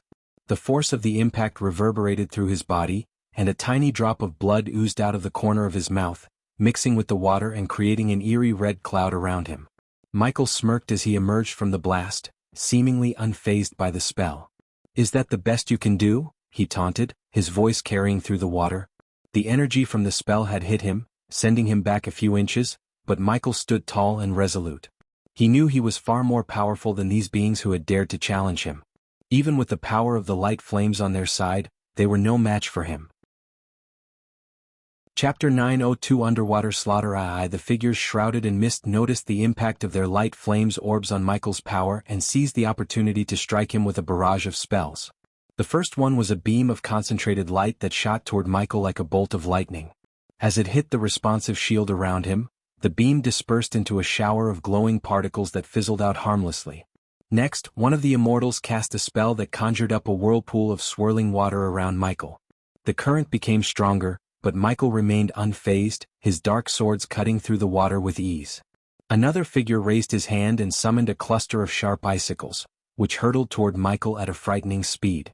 Michael twirled the dark swords in his hands, cutting through the icicles before they could reach him, sending shards of ice scattering around him. A fourth figure shot a stream of pressurized water toward Michael, hoping to disorient him, but it merely brushed past him without any effect. The rest of them did not cast any spells but summoned glowing swords and dashed at Michael to cut him in pieces. Their movements were swift and fluid, as they effortlessly sliced through the water with their weapons. Michael felt the pressure from the water increase as the figures closed in on him, but he remained focused on the incoming attacks. Michael unleashed a flurry of quick and precise sword strikes as the figures approached, effortlessly parrying their glowing swords with his dark blades. The sound of clashing swords echoed through the water as Michael deftly avoided their attacks and countered with his own. Despite the weight of the water pressing down on him, Michael moved with the grace and agility of a dancer, his movements almost fluid in their execution. With each strike, his opponents were pushed back, their glowing swords barely able to withstand the force of Michael's powerful swings. The water around them was churned into a frenzy, as the combatants continued their deadly dance. Finally, Michael saw an opening and took advantage of it. With a swift and powerful swing, he cut through one of the glowing swords, shattering it into 1,000 pieces. The figure who had summoned the sword was momentarily stunned, allowing Michael to move in for the finishing blow. With a quick thrust of his dark sword, he pierced through the figure's chest, and the glowing sword vanished in a burst of light. As the other figures realized their glowing swords were no match for Michael, they quickly retreated, disappearing into the murky waters to strategize their next move. One of the immortals, however, refused to back down. He cast a spell that formed a massive ice dragon in the water, its scales shimmering in the dim light. The dragon roared, sending shockwaves through the water, as it charged at Michael with terrifying speed. Michael was already being bombarded by several spells at the same time, his responsive shield struggling to absorb the onslaught of energy. As the water dragon approached, Michael raised his dark swords, ready to face the beast head-on. But the dragon was too powerful for the shield to handle, and it shattered on impact as the dragon sank its razor-sharp teeth into Michael's shoulder and chest. Blood gushed from Michael's wounds, mixing with the water and turning it a deep red. Despite the pain and the loss of his shield, Michael remained unfazed. He swung his dark swords with precision, cutting through the dragon's scales with ease. The dragon let out a deafening roar as it recoiled, its body disintegrating into nothingness. The immortal who had cast the ice dragon spell was momentarily stunned by the ease with which Michael dispatched the creature. However, their victory was short-lived as the Dark Lord turned his pitch-black eyes towards the pulsating orbs of light that floated around them in the water. A sense of dread crept over the figures as they realized what was coming. Protect the orbs. The immortals watched in horror as Michael's dark beams shot out of his eyes and shattered the glass caging the light flames orbs within. The orbs exploded in a burst of bright light, momentarily blinding the immortals and illuminating the surrounding water. But as soon as the light faded, the orbs were gone. In a swift motion, Michael moved through the water, his dark beams firing with deadly accuracy to destroy the orbs in the distance. He swung his dark swords with expert precision, slicing through the orbs that floated closer to him. Each orb shattered into 1,000 tiny pieces, its light extinguished forever. The water around them started to turn darker once again. Since Michael was focused on destroying the orbs, some of the spells and sword attacks managed to get him. The black mist-covered figures managed to cut Michael several times, their glowing swords slicing through his flesh with ease. But the APD, the potion and pill dispenser that the Dark Lord wore around his wrist, sprang into action, injecting a potent healing potion into Michael's bloodstream. Despite the pain that racked his body, Michael fought on, his face a mask of determination. As the battle raged on, the immortals launched one spell after another, bombarding Michael with powerful attacks that would have felled any other warrior. But Michael's APD kept injecting him with healing potions, allowing him to withstand the onslaught. The pain was excruciating, but Michael refused to let it show. Despite the spells and attacks, Michael fought on, his dark swords flashing as he sliced through the glowing swords of his opponents. His eyes blazed with an otherworldly light as he fired dark beams from his gaze, obliterating the orbs of light that surrounded them. Each blow he struck was more ferocious than the last, his strength fueled by a burning desire to see the battle through to its conclusion. Finally, after what felt like an eternity, Michael destroyed the last of the light flame orbs. With a triumphant roar, he turned to face his opponents, his eyes blazing with a fierce intensity. Though battered and bloodied, Michael knew the battle was far from over. But with the light flames extinguished, his power once again reached the half-celestial stage. Did you really think these puny light orbs would give you an advantage over me? Michael scoffed, his wounds healing quickly thanks to the APD injecting healing potions into his bloodstream. Cuts and bruises on his body slowly faded away as he stood amidst the darkness that surrounded them. The immortals moved away from Michael. Their confidence was shaken by his words and the strength he possessed. But Michael knew the battle could have ended much sooner if they weren't fighting underwater, where the pressure was restricting his movements and limiting his abilities. "And those spells you cast?" Michael continued, his voice dripping with sarcasm. "They may have looked ordinary, but they were all epic-level spells. You really know how to put on a show, don't you?" Despite the pain he felt, Michael remained composed and focused on the task at hand. He knew he had to adapt to the underwater environment and overcome the challenge posed by the light orbs. With each passing moment, the darkness around him grew stronger, boosting his power and giving him an edge over his opponents.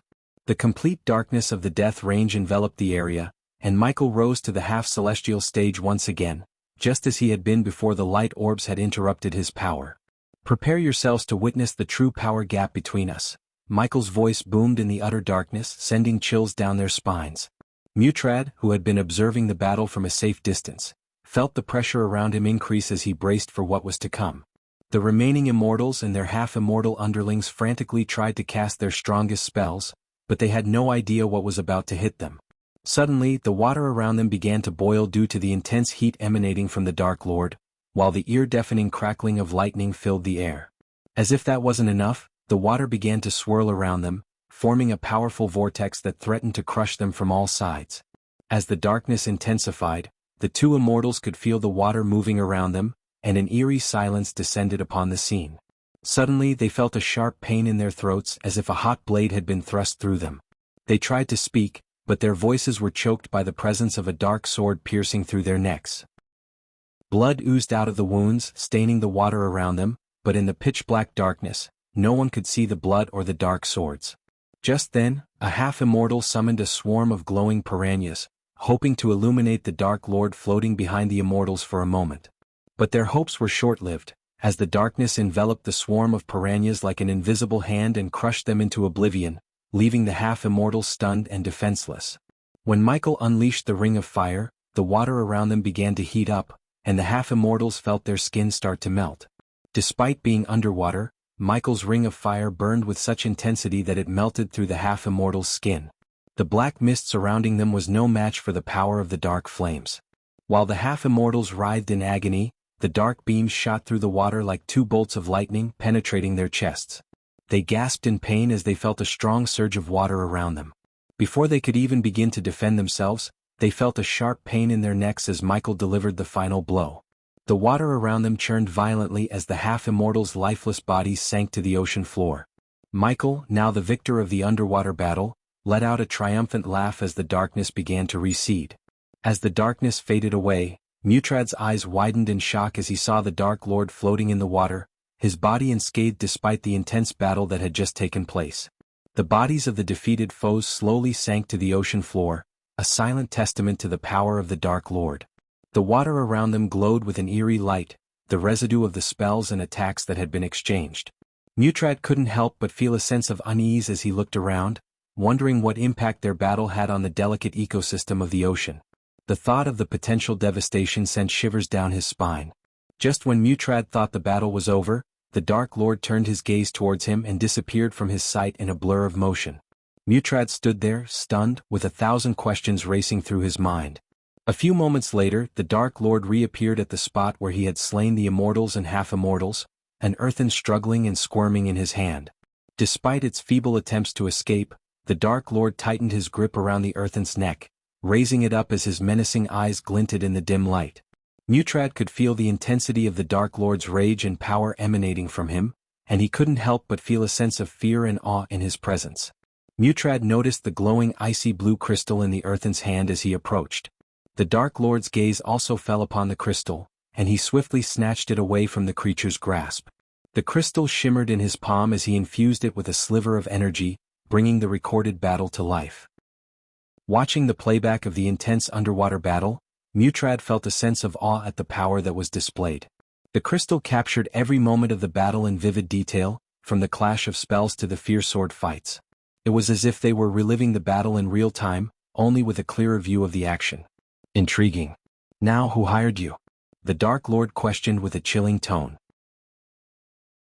Chapter 903 New Plague called the Red Bliss. 5 days later, Alicia stood in a grand hall, the walls adorned with intricate tapestries and golden chandeliers illuminating the space. In the center of the room, a round table sat, surrounded by a menagerie of individuals. A towering figure with fur and a lion-like head sat at the head of the table, his piercing eyes surveying the room. An elven woman with cascading blonde hair sat across from him, her features sharp and ethereal. In the center of the table, a delicately carved glass bottle stood, its glistening red contents catching the light and casting an otherworldly glow over the faces of those gathered. The atmosphere in the room was charged with anticipation, and Alicia could feel the weight of the room's purpose settling on her shoulders. Her words finally broke the tense silence in the room. "Gentlemen," Alicia began, her tone serious and commanding, "I bring to your attention the new highly addictive brew that has been flooding the markets in Elon and Azair. It was first introduced to patrons in various taverns for free, but now it's being sold for a minimum of 4,000 coins, which is 4 times the price of dwarven ale. This brew is no ordinary drink and we need to take action before it spreads like a plague throughout the realm. As much as I am shocked by the horrendous price," the lion-headed man snickered, "I can't help but think, why do we bother ourselves with what the nobles drink? If they want to drink this, they can. It's their choice. We guardians certainly have better things to worry about than some drink." Alicia couldn't help but feel a tinge of annoyance at his dismissive attitude towards the addictive brew that was causing chaos in Elon and Azair. But her focus quickly shifted to the new Alpha Guardian of the Hunter Guardians, Ilara Vauren, as she listened intently to the discussion. The Vauren family was no stranger to the position of Alpha Guardian, as Ilara's predecessor, Tenulia Vauren, had held the title before her untimely demise at the hands of the Dark Lord. After the brutal massacre of the Hunter Guardians and the devastating crash of Tenulia's warship into the guild headquarters, no one was willing to take up the mantle of Alpha Guardian. But to everyone's surprise, Ilara stepped forward, ready to lead the charge against the Dark Lord and his minions. Unlike her predecessor, Ilara was cunning, patient, and breathtakingly beautiful. Her lethal combination of brains and beauty made her a formidable opponent, and though she did not openly vow vengeance against the Dark Lord, everyone knew that when the time came she would be the first to strike him down. As for Ilara, she remained silent and observed the discussion with a keen eye. Her elegant features betrayed no emotion, but everyone in the room knew that beneath her calm demeanor lay a fierce determination. Ilara was a Vauren, after all, and the blood of the great warrior family ran strong in her veins. When Ilara finally spoke, her voice was cool and measured. "We cannot afford to turn a blind eye to this issue. The addiction caused by this brew is not just harming individuals but also affecting their families and communities. We must take action to prevent further harm." As the discussion continued, it became clear that Ilara's words held weight. Her leadership and strategic thinking had already earned her the respect of many, and it was no surprise that she had risen to the position of Alpha Guardian. Alicia nodded in agreement with Ilara's words, and it seemed that many others in the room shared her sentiment. Even the lion-headed man seemed to be reconsidering his dismissive attitude toward the issue. "My team has informed me that some nobles are willing to pay up to 10,000 for a single bottle of this so-called Red Bliss," Alicia said, her voice ringing out clearly in the hall. "And within just a week of its appearance, many young nobles have become addicted to it. They're neglecting their studies and cultivation, instead frantically scouring the kingdoms for a bottle and drinking it all day long." A murmur of concern rippled through the room as the gravity of the situation became clear. "This is a threat not just to individuals but to entire communities," Ilara spoke up, her voice firm and resolute. "If we do not take action to prevent the spread of this addiction, it will only continue to grow and cause more harm." Alicia nodded in agreement, her eyes scanning the room once more. "Many sects have been discussing putting a ban on the bottle, but we must act quickly and decisively if we hope to curb the addiction before it's too late."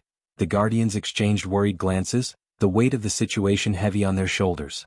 But as always, they remained steadfast in their duty to protect and serve. Alicia stood tall in the center of the brightly lit hall, her eyes piercing through the crowd of council members gathered around the round table. She took a deep breath before speaking, her voice commanding attention. "As I investigated the source of this new brew, I discovered that the official distributor of the highly addictive Red Bliss is none other than the Phoenix Manor," she said, her words ringing out with a sharp edge. The council members exchanged worried glances and murmurs began to spread throughout the room. Alicia's information was not to be taken lightly. "But there's more," Alicia continued, a hint of satisfaction creeping into her tone. The Phoenix Manor began distributing these bottles only after the disappearance of Lord Julius. The room fell silent, and all eyes turned to Alicia in anticipation of what she would reveal next.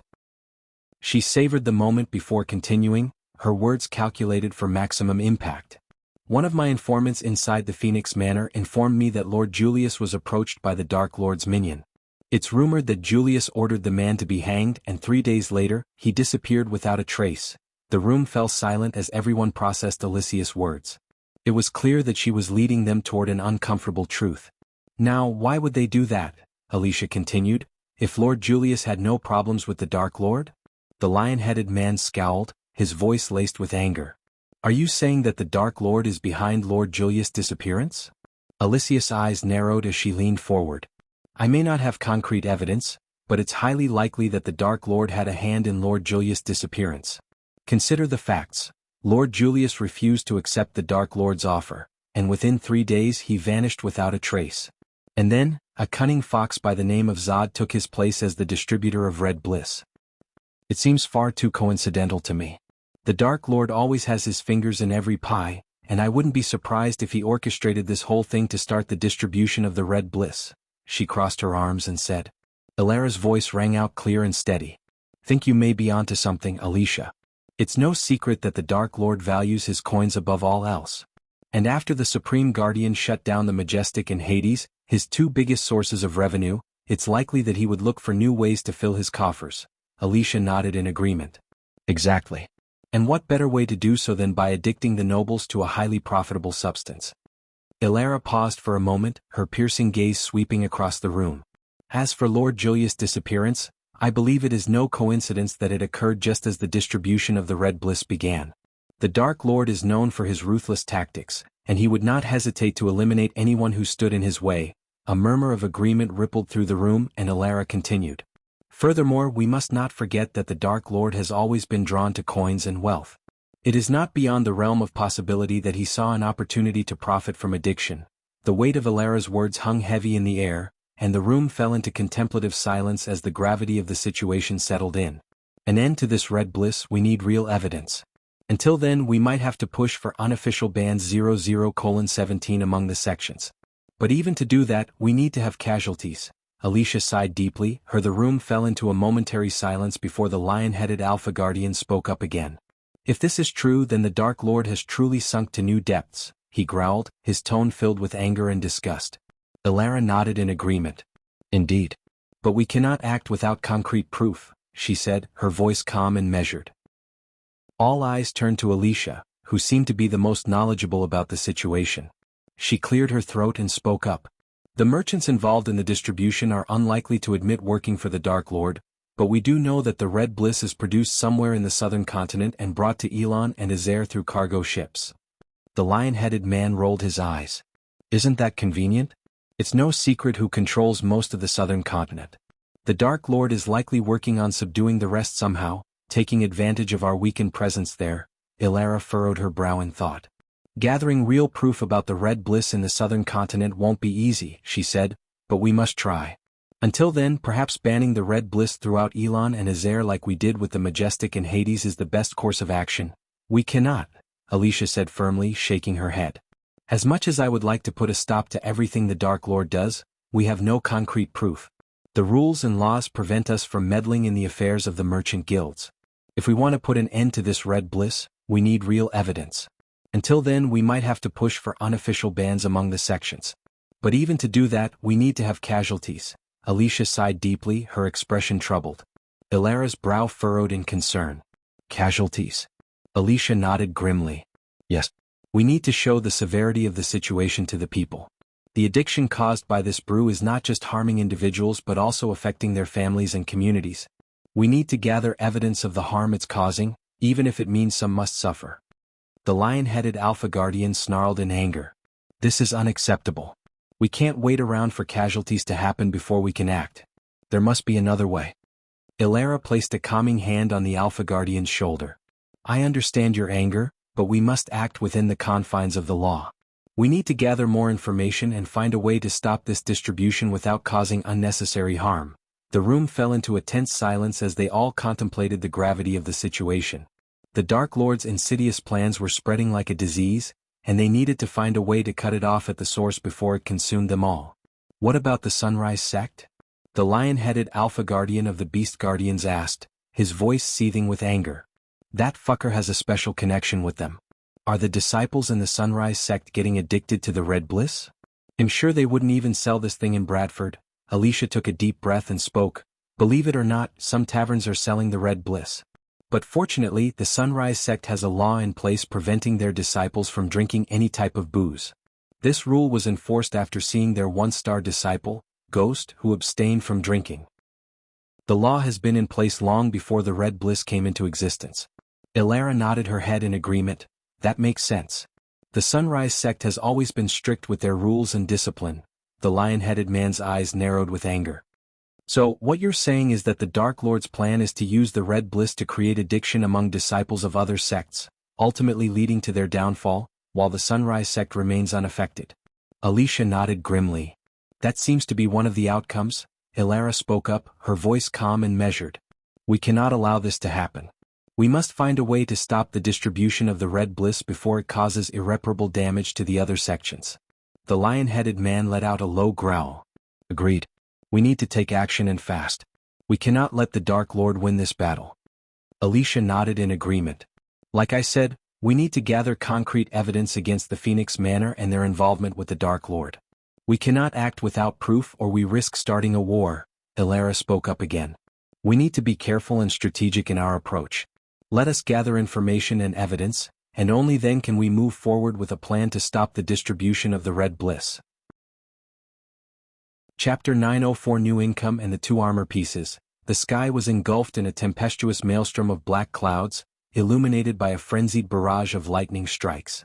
The ferocity of the storm was palpable, as heavy sheets of rain relentlessly battered the surrounding landscape, shrouding everything in a mist of swirling droplets. Amidst this chaotic scene, the ominous silhouette of the Dark Lord's towering mountain loomed ominously over the turbulent waters of the dark ocean. The castle, still only partially constructed, seemed to cling precariously to the sheer face of the mountain, with a sword-hilt mountain leading up to the Dark Lord's garden. The deafening roar of the waterfall cascading down the mountainside only added to the surreal atmosphere of the place.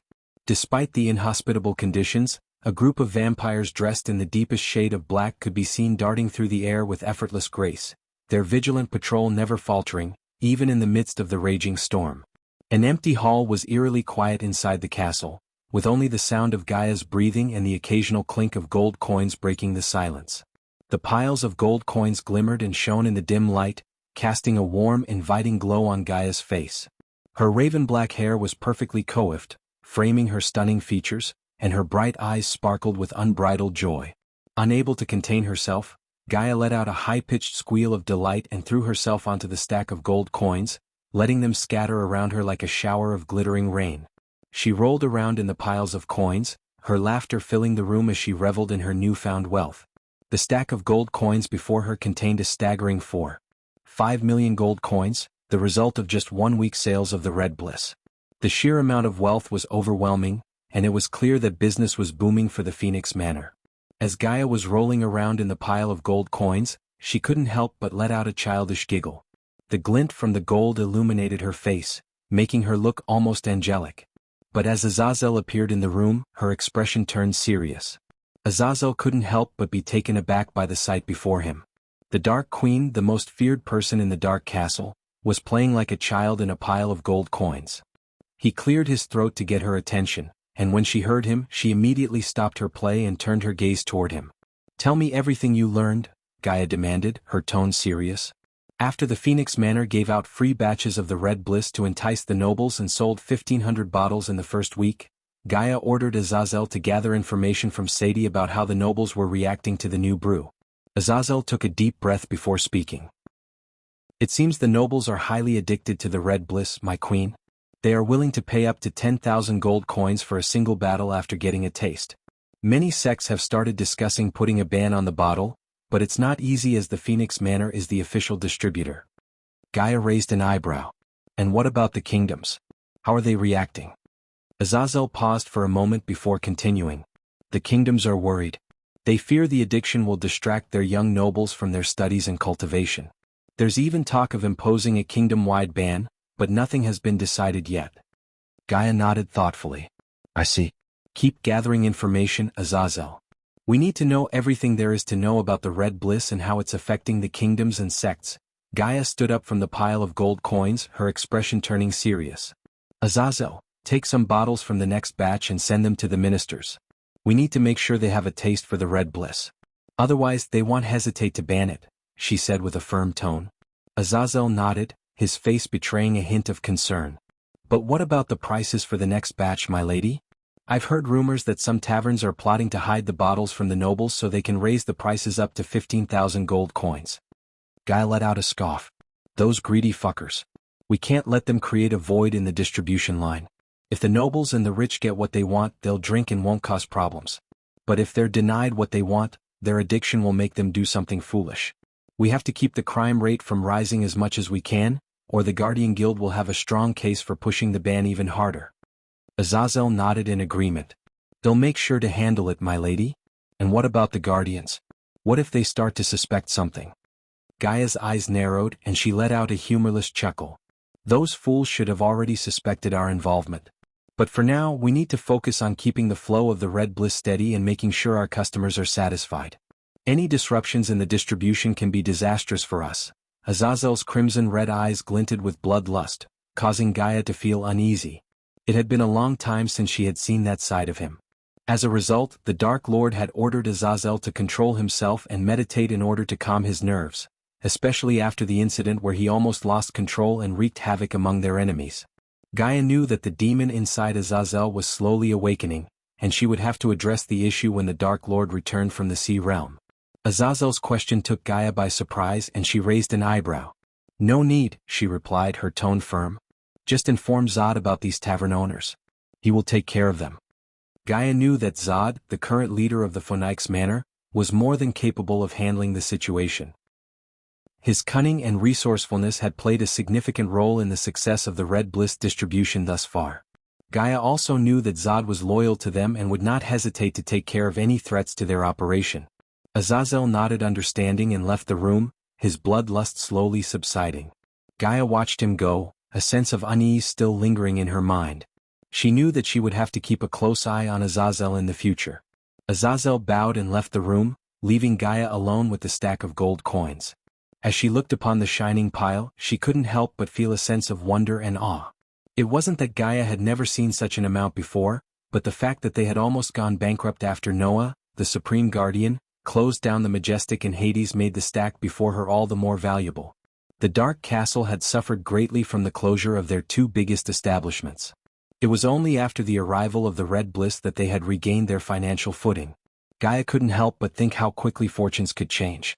In a barren desert, a mere drop of water was worth more than a lake nestled in the lush hills.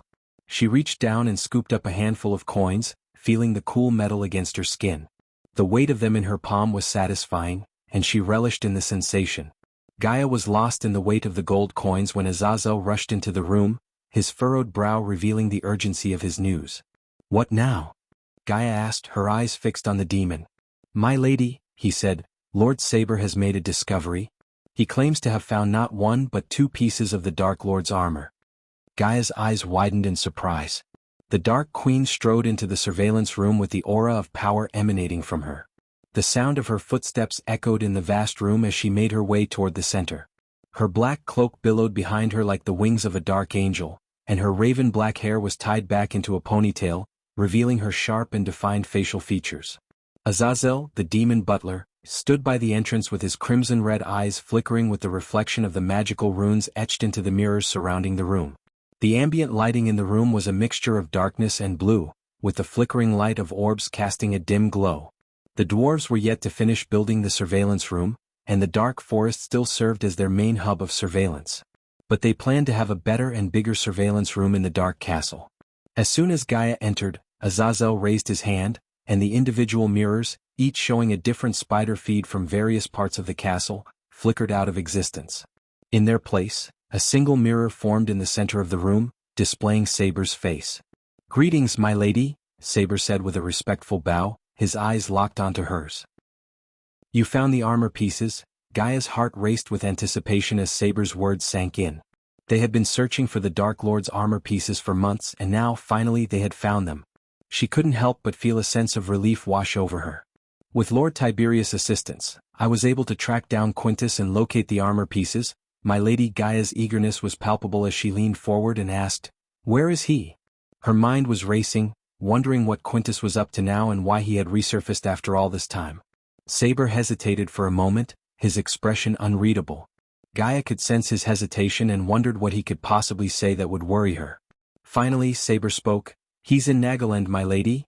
Her eyes widened with shock at Saber's answer, and her jaw dropped in disbelief. Quintus, the elusive general of Kingdom Myril, was now in her own kingdom, Nagaland. Her thoughts raced as she tried to process this information. What could he possibly want in Nagaland? What was he doing? And most importantly, how did he manage to enter her kingdom undetected? Gaia's mind was racing with a million questions, and for a moment she forgot to breathe. The silence in the room was palpable, broken only by the soft hum of magical energy that powered the surveillance room. Saber's solemn expression and the weight of his words only added to the drama of the moment. Finally, Gaia found her voice. "Quintus is in Nagaland?" she repeated, her voice barely above a whisper. "What is he doing there?" "Preparing for war, my lady." Gaia felt a chill run down her spine as Saber's words sank in. Preparing for war? In Nagaland? She couldn't believe it. "What makes you think that?" she asked, her voice barely above a whisper. Saber's eyes narrowed and his face turned grim. "My sources in Nagaland have informed me that Quintus has been gathering a massive army, my lady. It seems like he has made some alliances with some powerful people. He is planning something big and we need to act fast to stop him." Gaia's mind was racing. How did Quintus even manage to enter Nagaland? Who was helping him there? And how was he able to gather such a massive army? And how did he even get there? Who is helping him in Nagaland? She asked, her tone laced with a hint of anger and frustration. Saber sighed deeply, his face etched with worry. "I don't have all the details, my lady. But my sources suggest that he has some powerful allies in Nagaland who are helping him. They are probably supplying him with resources and soldiers." Saber stood before Gaia, his expression intense and unwavering. "What are your orders, my lady?" he asked, waiting for her decision. Gaia paused, her mind racing as she considered their options. She knew that Quintus was a dangerous opponent, and the thought of him in possession of the Dark Lord's armor pieces made her blood boil. After a moment she spoke, her voice low and steady. "Find out where he's hiding the armor pieces," she said. "And once you're certain of their location, take Quintus down." Saber nodded, his eyes gleaming with fierce determination. "As you command, my lady," he said before turning to leave his room. Chapter 905 Blood of the Great Ape King Edros. Noah gazed up at the stormy sky, which rumbled with deafening thunder. The dark clouds loomed overhead as if they were closing in on him, suffocating him with their weight. The eerie mist only added to the place's ominous atmosphere, making it difficult to see more than a few feet ahead. The blood array pulsated with a crimson glow as if it was alive and aware of Noah's presence.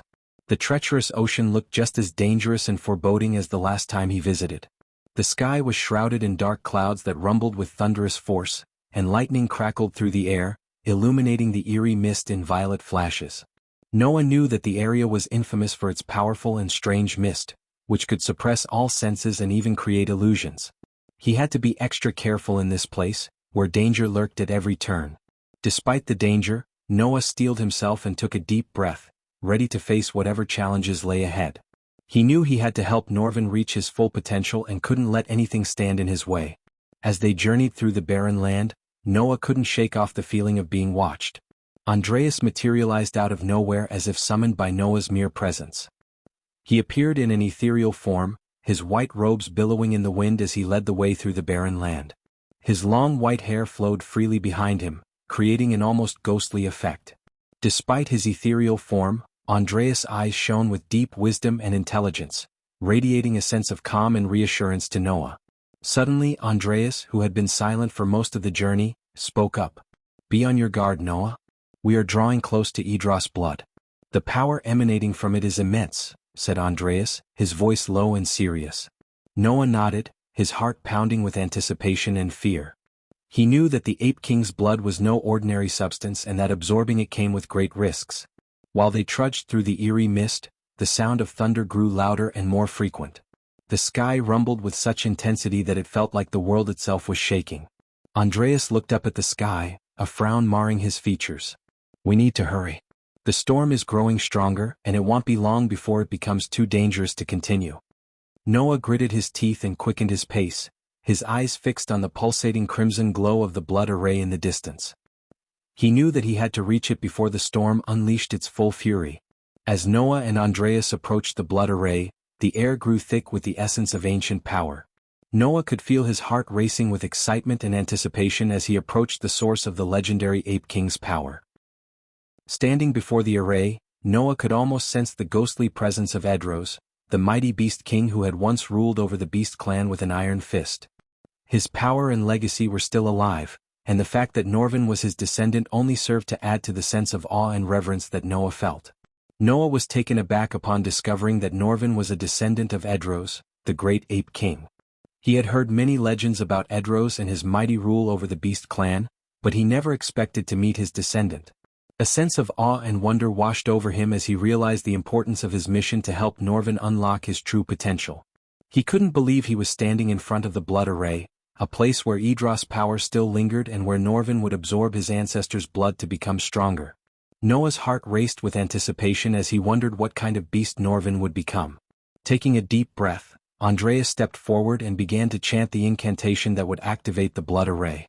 Noah watched in amazement as the runes that were invisible to him suddenly began to glow with a fierce, red light, illuminating the area with an intense energy that was both awe-inspiring and terrifying. As the power emanating from the array grew stronger, Noah had to shield his eyes from the blinding light. He could feel the heat emanating from the blood drop, and he knew that Norvin was about to undergo a powerful transformation that would unlock his full potential. Despite the intensity of the moment, Noah felt a sense of calm wash over him as he watched Andreas work his magic.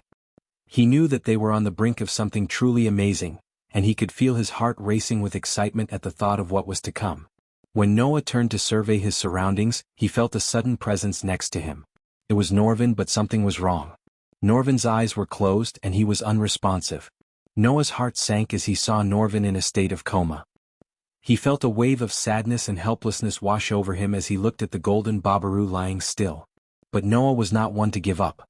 He knew that Norvin was a special beast, and he had a way of awakening his true potential. He carefully picked up Norvin and cradled him in his arms, feeling the weight of the unconscious Babaru against him. With determination in his heart, Noah knew that only by absorbing Idros' blood could Norvin become stronger and unlock his full potential. Noah felt the weight of the responsibility on his shoulders as he began to walk towards the drop of blood. The distance was far, but he could feel the overwhelming power radiating from the drop. The stakes were high, and Noah knew he had to be careful. After activating the array, a drop of blood appeared in the barren land far away from Noah. As Noah approached the blood drop, he could see it glimmering in the eerie mist. Despite its distance from him, he could feel its power radiating through the air. It was as if the blood drop was alive, drawing him closer to it with an irresistible force. Noah could see the blood drop reacting to Norvin's presence, slowly moving toward him. Norvin's golden fur shimmered in the violet lightning as if it was attracting the blood drop. It was a strange and mesmerizing sight, and Noah couldn't help but feel a sense of awe and wonder. As he reached the blood drop, he saw it pulsating with an intense red glow. It was a drop of blood that had been left behind by the great ape king Edros himself. Noah knew that this blood drop was the key to unlocking Norvin's true potential. Noah carefully held Norvin in his arms, shielding him from the blinding light of the blood drop. He could feel the blood drop slowly moving closer to them, drawn by Norvin's presence. It was a slow and deliberate process, as if the blood drop was carefully examining Norvin before merging with him. Andreas' voice resonated through the barren land as he said, "Place Norvin here, Noah. Let us see if the blood of Edros is enough to unlock his full potential." Noah gently laid Norvin on the gray, lifeless ground, his golden fur shimmering in the eerie mist. He looked at Norvin with a mix of concern and anticipation, knowing that absorbing his ancestors' blood was the only way to unlock Norvin's true power. As Noah stepped back, the drop of blood slowly made its way toward Norvin. It didn't merge with him immediately, but instead, it seemed to hover around him as if assessing whether Norvin was worthy of its power. Noah watched with bated breath as the blood started seeping into Norvin's body through his fur, his muscles bulging with newfound strength. Norvin's fur transformed into a radiant, shimmering golden coat, and his eyes glowed with an otherworldly light, as if he had become something more than a mere beast. Once the drop of blood was fully absorbed by Norvin, the sky above them shattered with thunder and violet lightning. Noah shielded his eyes from the blinding light, and for a split second, he saw the silhouette of a giant ape behind Norvin. It was as if the spirit of Edros himself had taken notice of Norvin's transformation. The clouds twisted and contorted into the shape of an ape's head before shifting into other forms as if the very fabric of reality was bending to acknowledge Norvin's newfound power. Noah's jaw dropped in amazement and fear, and he took a few steps back, not daring to take his eyes off the spectacle before him. "Wow," Noah whispered in awe. Norvin absorbed the blood as a strange sensation filled the air. The sound of clashing swords and the roars of dragons echoed all around them. Noah and Andreas looked around but saw nothing but the eerie mist and barren land. The sounds grew louder and more intense as if they were transported to a battlefield in another realm. Noah could feel his heart pounding in his chest, unsure of what was happening. On the other hand, Andreas remained calm and focused because he had experienced this before. Noah shouted over the deafening noise, "What's happening?" Andreas turned to him with a solemn expression. "This is the power of Idros blood. It unlocks the memories of his past battles, and we are merely experiencing them." Noah couldn't believe what he was hearing. He had never heard of such a thing before. He watched in awe as the sounds of battle intensified, and the mist began to take on the shapes of soldiers and dragons. It was like they were standing in the middle of an ancient war. Noah's eyes widened in shock as he noticed shadows of dragons looming in the clouds above them, their fierce silhouettes looking all too real. The sounds of war and roars grew louder, echoing through the treacherous ocean. As he scanned the sky, Noah couldn't shake off the feeling that something was watching them, something that shouldn't be there. Suddenly, a red-scaled dragon emerged from the clouds, its wings spread wide as it opened its mouth and unleashed a deafening roar that shattered the air around them. Andreas' eyes darted around the sky, trying to locate the dragons. Noah could feel the tension in the air, his heart racing with fear and anticipation. Suddenly, another loud roar echoed through the clouds, and a shadow appeared above them. A dragon with scales as black as night swooped down towards them with blinding speed. Noah raised his hand, a ball of energy forming in his palm. Andreas stood tall beside him, his white hair fluttering in the wind. The dragon landed with a deafening thud, sending shockwaves through the ground. "Ready yourself for battle, Noah. The blood of Edros has opened portals to the treacherous ocean, and it seems to have attracted the dragons to our location," said Andreas, his voice firm and unwavering despite the fear in his eyes. Noah's heart raced as he watched the dragons approach, its eyes fixed on Norvin. He knew they had to act fast to protect their mission and Norvin's safety. The two dragons let out a deafening roar, their fiery breath lighting up the darkened sky. Noah and Andreas stood their ground, their eyes locked on the dragons. As much as Noah liked to form a plan of attack, he simply lacked the luxury of time. At that moment he had to face two half-immortal stage dragons. The red dragon soared through the clouds with its massive wingspan, easily dwarfing any other creature in the sky. Its scales glistened in the light, ranging from deep crimson to bright scarlet as if it was painted with the colors of fire. Its eyes blazed with an intense fury, reflecting the passion and aggression that lay within. The dragon's claws glinted in the sunlight, razor-sharp and deadly, ready to tear apart anything in its path. On the other hand, the black dragon was a stark contrast to the red. Its scales were deep obsidian, shimmering in the sunlight like onyx. Its eyes glowed with a malevolent intelligence, revealing a cunning and ruthless nature. Its wings were jagged, giving it an almost demonic appearance as it soared through the clouds. The dragon's fangs were sharp and pointed, glinting menacingly in the sunlight, hinting at the sheer power and ferocity that lay within its jaws. "Are you sure we can take them on, teacher?" Noah asked, his voice laced with doubt. "We have no other choice, my disciple. Norvin's safety and our mission depend on it," replied Andreas, his voice ringing with determination. Chapter 906. The mighty Norvin. Noah faced the two dragons, their scaly bodies towering over him as they let out thunderous roars. The fiery light from their breath illuminated the darkened sky, casting an eerie glow on the barren land around them. Noah's white-hilted swords glimmered in the light, their blades sharp and deadly. The wind howled around them, carrying the scent of burnt earth and the sound of the dragon's roars. Noah's heart raced as he charged toward the dragons, his swords raised high. He could feel the power of the dragons pulsating through the air, their strength palpable. The red dragon breathed a jet of flames at him, but Noah deftly dodged the attack, his swords flashing as he struck the dragon's scaly hide. The black dragon swooped down from the sky, its sharp claws aimed at him, but Noah rolled out of the way just in time. As the two dragons continued to attack, Noah fought with all his might, his swords flashing in the air as he struck them with deadly precision. The blades hummed with power as they clashed against the dragon's scales, sending sparks flying in all directions. The fight was intense, and Noah could feel his strength waning as the dragons continued to attack. He could feel his heart pounding in his chest, his breaths coming in short gasps. But he refused to give up. With a fierce battle cry, he charged toward the dragons once more, his swords raised high, determined to protect Norvin and complete their mission. As Noah fought the two dragons with all his might, Andreas sensed more and more dragons approaching. The sound of their wings flapping grew louder and louder, drowning out the thunderous roars of the dragons he was fighting. "Noah!" Andreas called out urgently, his voice echoing through the stormy sky. Noah's heart raced as he heard his teacher's voice. He knew that the situation was getting worse by the minute. Suddenly, the two dragons that he was fighting soared toward the sky, their bellies glowing brighter and brighter. Noah knew what was coming next. The dragons were going to use their deadly dragon breath. Despite the stormy weather and heavy rain, the temperature around them rose significantly due to the sheer heat radiating from the dragons' bodies. Noah could feel the intense heat on his skin as he prepared to face the deadly attack. As the dragons unleashed their fiery breath, Noah leaped out of the way just in time. His swords flashed as he dodged the deadly attack, the rain pouring down heavily, the drops stinging his skin. Meanwhile, the sound of wings flapping grew louder, signaling the approach of more dragons.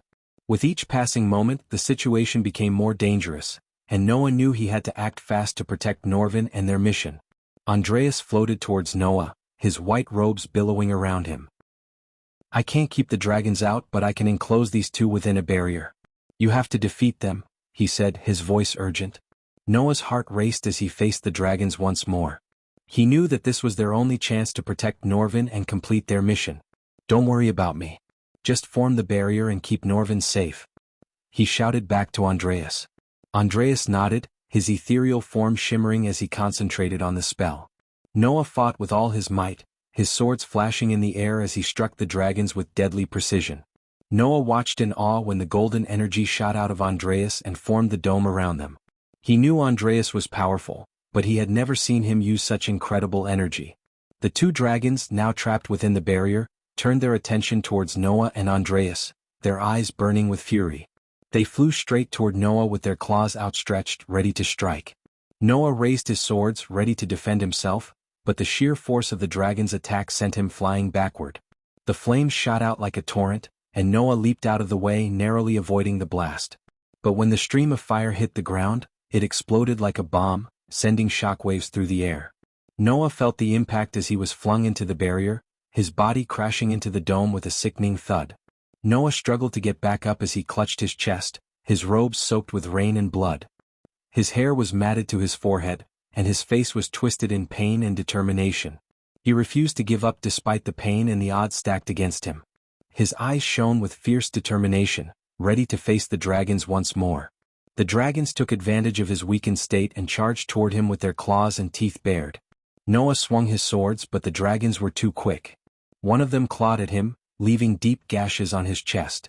Another tried to bite him, but Noah managed to dodge at the last second, narrowly avoiding certain death. The rain pounded down harder, the thunder and lightning adding to the chaos of the battle. As Noah continued to fight, he could hear the sounds of other dragons trying to break through the barrier that Andreas had formed around them.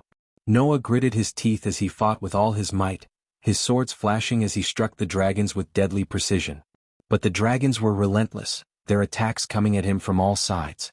One dragon breathed a stream of fire at him, but Noah managed to roll out of the way just in time. Another swooped down from the sky, its claws aimed at his head, but Noah managed to block the attack with his swords. Despite his best efforts, Noah was at a disadvantage.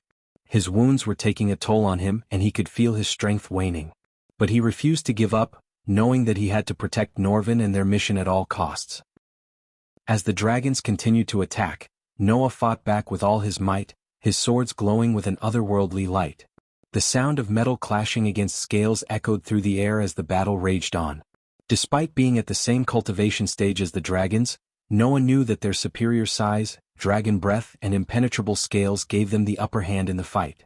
As he dodged their relentless attacks, Noah realized that he needed to use his most powerful weapon, the heavenly flames. Noah took a deep breath, centering himself as he focused his energy on summoning the heavenly flames. He felt the intense heat building within him, coursing through his veins and igniting his palms with a bright blue light. As the rain continued to pour down, the flames danced and flickered, casting shadows across the battlefield. The temperature around them began to rise, causing the raindrops to evaporate into steam. Noah's body trembled as he struggled to control the powerful flames, but he knew he couldn't afford to back down now. Meanwhile, the dragons outside the barrier continued their relentless assault, their massive bodies slamming into the dome as they unleashed their fiery breath. But despite their strength, Andreas' barrier held strong, keeping them at bay for the moment. The two dragons, startled by the sudden appearance of the heavenly flames in Noah's hands, quickly took to the air and distanced themselves from him. They shared a glance, seemingly reconsidering their strategy in the face of such power. Noah, meanwhile, concentrated on channeling the blue flames along his sword blades, the intense heat causing the rain around him to evaporate. As the flames coiled around his swords, he knew that this was his only chance to turn the tide of the battle. With his flaming swords in hand, Noah charged toward the dragons, his heart pounding with adrenaline.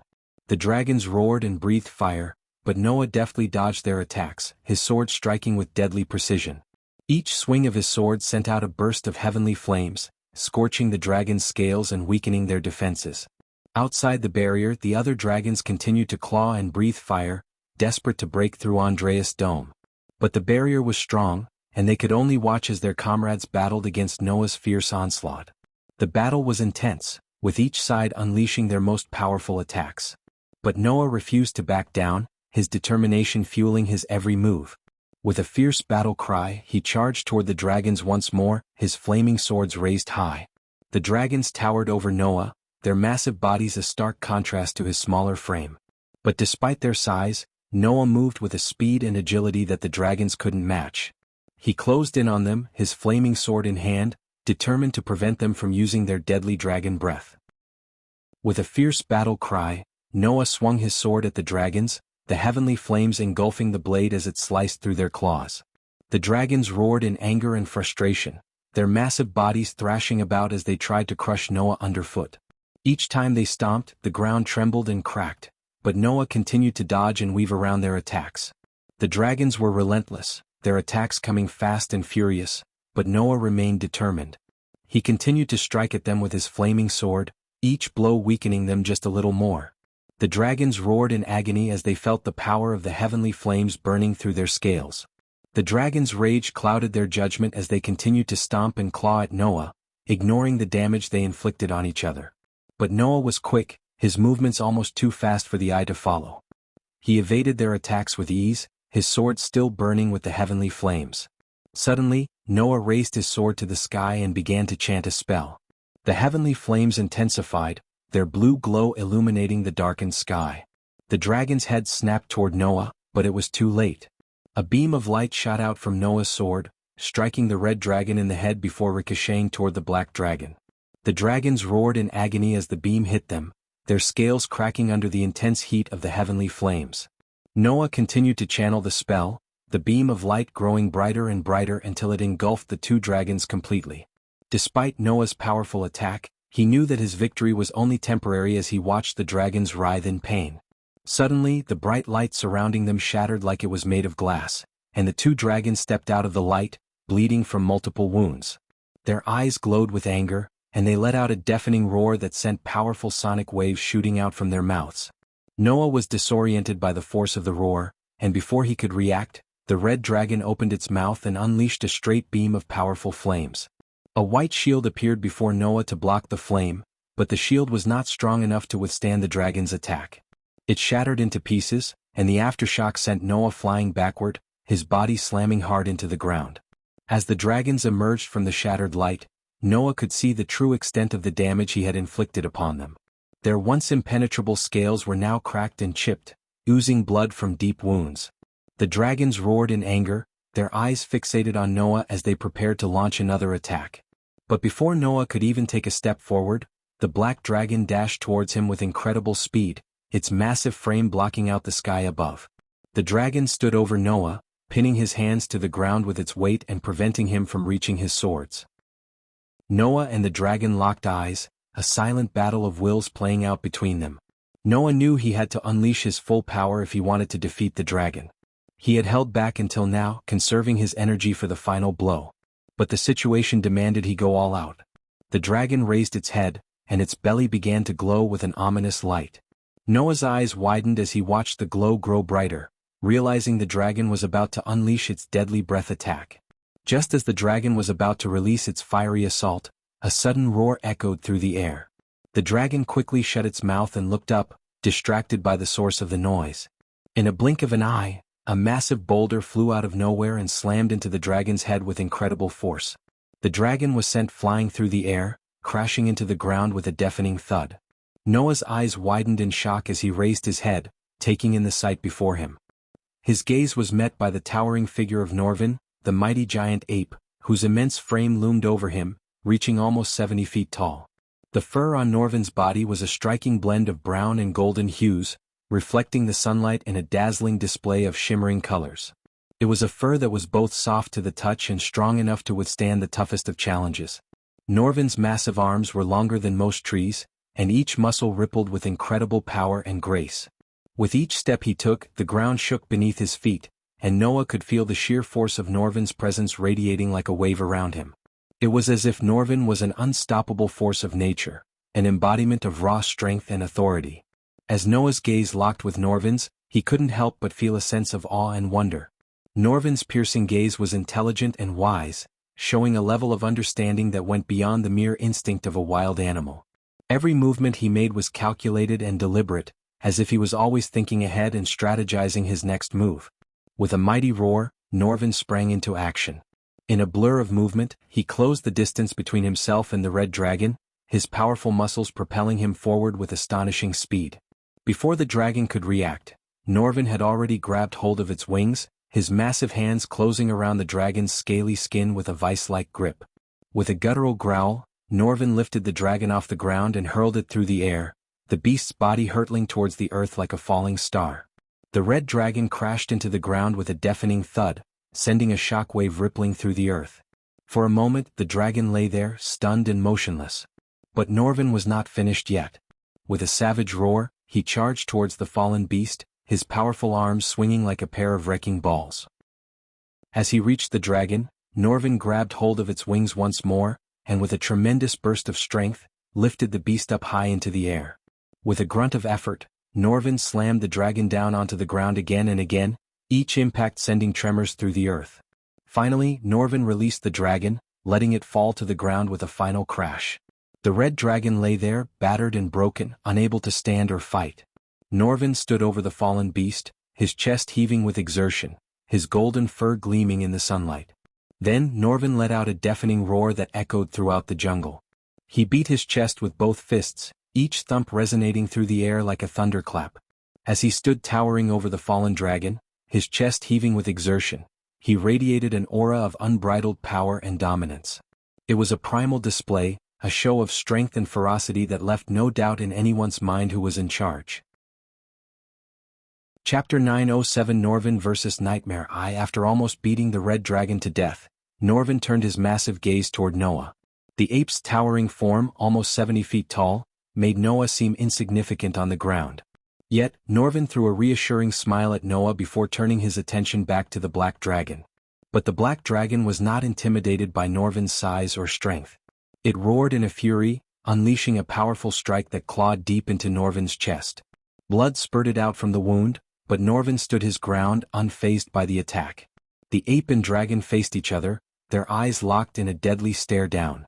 They roared at each other with deafening force, their echoes resonating across the treacherous ocean. It was a fierce battle of strength and will, and neither of them could overpower the other. As the battle raged on, Norvin began to beat his chest with increasing force, asserting his dominance over the black dragon. His roars grew louder and more powerful as if to challenge the dragon to try and take him down. The dragon lunged forward with a mighty roar, but Norvin stood firm, his massive arms raised in a show of strength and defiance. The battle between the ape and the dragon was at a stalemate, each one determined to emerge victorious. Their roars continued to shake the earth as they clashed with relentless fury, a testament to the unbreakable will of two powerful creatures. The sky rumbled with deafening thunder as a bolt of lightning came crashing down toward Norvin. Noah watched in horror, thinking that the lightning would strike the giant ape, but instead the lightning bolt surrounded Norvin, enveloping him in a blinding light. The light grew brighter and brighter until it was almost impossible to look at. Then, just as suddenly as it had appeared, the light vanished, leaving Norvin standing there, more magnificent than ever before. His muscles bulged with even greater power, and his fur glimmered like gold in the sunlight. Norvin had been transformed by the lightning bolt, and his strength was beyond anything Noah had ever seen. But the lightning strikes didn't stop there. One after another, bolts of lightning hit Norvin, each one boosting his power even further. The air crackled with electricity as the lightning strikes continued, each one turning Norvin into an unstoppable force. As Noah stood back in awe, he watched as Norvin slowly ascended to the half-immortal stage, his power reaching unprecedented levels. It was a sight that left Noah speechless, and he knew that he was witnessing something truly remarkable. It was evident that Norvin's heavenly tribulation was on a whole other level compared to Noah's. With each lightning bolt that struck him, Norvin's power surged, and he glowed with otherworldly energy. He looked like a true half-immortal, radiating strength and power that shook the ground beneath him. With his newfound strength, Norvin lunged at the black dragon with lightning-fast speed, his massive frame dwarfing the beast. He grabbed the dragon's snout with one hand and bit down hard on its neck with his ferocious teeth. The dragon let out a deafening roar of agony as Norvin's teeth were stained red with its blood. With each passing moment, Norvin's grip tightened, and the dragon's struggles grew weaker. Noah watched in awe from a safe distance, his heart pounding with excitement and fear. He had never seen anything like this before, and he knew that Norvin was far beyond anything he had ever faced. The ground trembled underfoot as Norvin and the black dragon continued their fierce battle, their roars echoing throughout the island. Noah stood frozen in awe as he watched the colossal beasts clash in an epic battle of strength and power. He had never witnessed such an intense fight before, and every passing moment seemed to escalate the tension to new heights. As Norvin sank his teeth into the dragon's neck, the air filled with the deafening roar of the wounded beast. But even as the dragon thrashed and writhed in pain, Norvin showed no sign of relenting. Instead, he seemed to grow even stronger, his muscles bulging with newfound power. But the dragon was not ready to admit defeat just yet. With a sudden burst of energy, it began to glow from within, its belly lighting up like a fiery beacon. Norvin's hands burned as he held the dragon's mouth shut, his grip tight and unyielding. As the dragon prepared to unleash its deadly dragon breath, Norvin acted fast, grabbing the dragon's jaw with all his might and forcing its mouth shut. The two colossal creatures locked eyes in a fierce battle of wills, their muscles straining as they fought for dominance. Norvin roared in frustration as he struggled to keep the dragon's mouth shut. His muscles bulged with the effort, and sweat glistened on his fur as he tried to overpower the beast. But suddenly, the black dragon used its massive wings and slammed them into Norvin with incredible force. Norvin was momentarily stunned, caught off guard by the sheer power of the attack. Taking advantage of Norvin's momentary daze, the dragon opened its mouth and unleashed a stream of scorching dragon flame. Norvin roared in agony as the flames licked at his fur and burned his skin. But even in the midst of his pain, Norvin's roar contained more anger than anything else. Gritting his teeth, Norvin leaped into the air and put his fists together, aiming straight for the dragon's head. With a thunderous impact, Norvin's fists connected with the dragon's skull, causing the ground beneath them to tremble and crack. The force of the blow was so immense that several of the dragon's scales cracked and flew off its body, revealing the soft flesh underneath. The dragon roared in pain and fury, thrashing wildly in an attempt to shake Norvin off. But Norvin held on tight, his grip unyielding as he continued to pummel the dragon with powerful blows. As Norvin wrapped his massive hands around the dragon's neck, the black beast thrashed and writhed, desperately trying to break free from Norvin's grip. Suddenly, Noah's body trembled with exhaustion as the barrier kept depleting Andreas' soul energy. As a result, sweat dripped down Noah's face and his vision began to blur. He knew he couldn't hold the barrier for much longer. "I can't hold this much longer," Noah panted, turning to Andreas, whose ethereal figure was flickering and fading. "We need to get out of this treacherous ocean," Andreas said weakly. "More dragons will come." Noah nodded, gritting his teeth as he pushed himself to his feet. He knew he had to get Norvin's attention and bring him back to reality from his battle frenzy mode. With a burst of energy, Noah summoned a bright light that shot up into the sky. It caught Norvin's attention, and the giant ape turned his gaze toward Noah. "Norvin, we need to leave this place. More dragons will come," Noah shouted, hoping to reach the giant ape. With a fierce determination in his eyes, Norvin tightened his grip around the dragon's neck, his massive hands crushing the scaly skin beneath his fingers. The dragon writhed and struggled, its desperate attempts to break free only fueling Norvin's resolve. But as Norvin continued to apply pressure, a sickening sound filled the air, the unmistakable sound of bones breaking. Norvin's eyes went wide with shock as he realized what had happened. He had accidentally snapped the dragon's neck in his quest to subdue it. For a moment, the world seemed to go still as Norvin stared at the lifeless head of the black dragon, its body slowly collapsing to the ground beneath him. The weight of his actions hit Norvin like a ton of bricks, and he felt a sense of deep regret wash over him. Just like Noah, Norvin had always lived by a strict code of honor that forbade him from taking a life. But in the heat of the moment, his newfound strength had betrayed him, and he had broken that sacred rule. As he looked down at the dragon's lifeless body, Norvin couldn't help but wonder, had he gone too far in his quest for power? Norvin's eyes widened with shock and horror as he realized what he had done. The black dragon's lifeless head slowly fell to the ground, the sickening sound of bones breaking still echoing in his ears. He had never intended to kill, and yet his immense strength had unintentionally taken the life of the creature before him. "What have I done?" Norvin muttered, his voice laced with remorse and disbelief. He couldn't believe he had let his newfound strength get the best of him and break his own rule against killing. But before he could fully comprehend the gravity of his actions, another deafening roar shook the ground beneath him. Norvin slowly turned his gaze toward the source of the sound and saw a majestic dragon with scales as red as fire. The treacherous ocean was engulfed in a storm, with raging waves and howling winds adding to the ominous atmosphere as the red dragon flew straight toward them. The red dragon's eyes gleamed with rage as it focused its attention on the barrier that was keeping Noah and Norvin safe. The dragon's massive claws dug into the barrier, sending sparks flying and causing the barrier to flicker and shake under immense force. With a fierce determination, the dragon repeatedly headbutted the barrier, each impact creating deep cracks that grew wider and wider until the barrier finally shattered under the dragon's might. "Nightmare!" Norvin's eyes widened with shock and recognition as he gazed at the dragon before him. It was none other than Nightmare, the infamous familiar of the Dark Lord himself. Despite being smaller in size than Norvin, the red dragon exuded a terrifying aura of power and strength. Its scales were as red as the fires of hell, shimmering ominously in the stormy climate of the treacherous ocean. Its eyes gleamed with an intense rage that made Norvin crease his brows.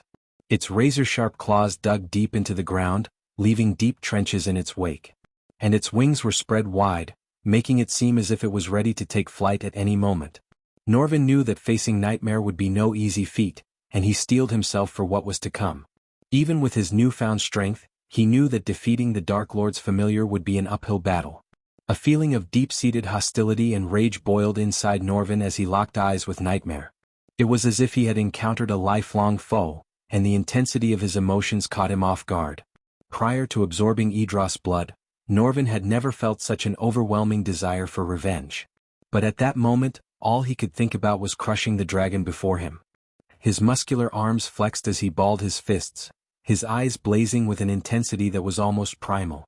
Norvin's fur bristled with anticipation as he let out a deafening roar, challenging Nightmare to come at him with all his might. The stormy ocean seemed to echo with his roar, amplifying the ferocity of the moment. Nightmare's eyes glinted with fury as he surveyed the scene before him. The lifeless body of the black dragon lay crumpled on the ground, and the sight only served to fuel the dragon's already boiling rage. His scales glimmered in the stormy light, and his sharp claws dug deep into the rocky terrain beneath him as he readied himself for battle. When Norvin roared, Nightmare's response was immediate. His own roar echoed through the tumultuous waters, its force shaking the very foundations of the treacherous ocean. As the two mighty creatures faced off against each other, their roars grew louder and more ferocious, each one trying to outdo the other in sheer power and intensity. The wind howled around them as they circled each other, each one waiting for the other to make the first move. Norvin's eyes burned with a newfound determination, and he could feel his muscles tensing with anticipation.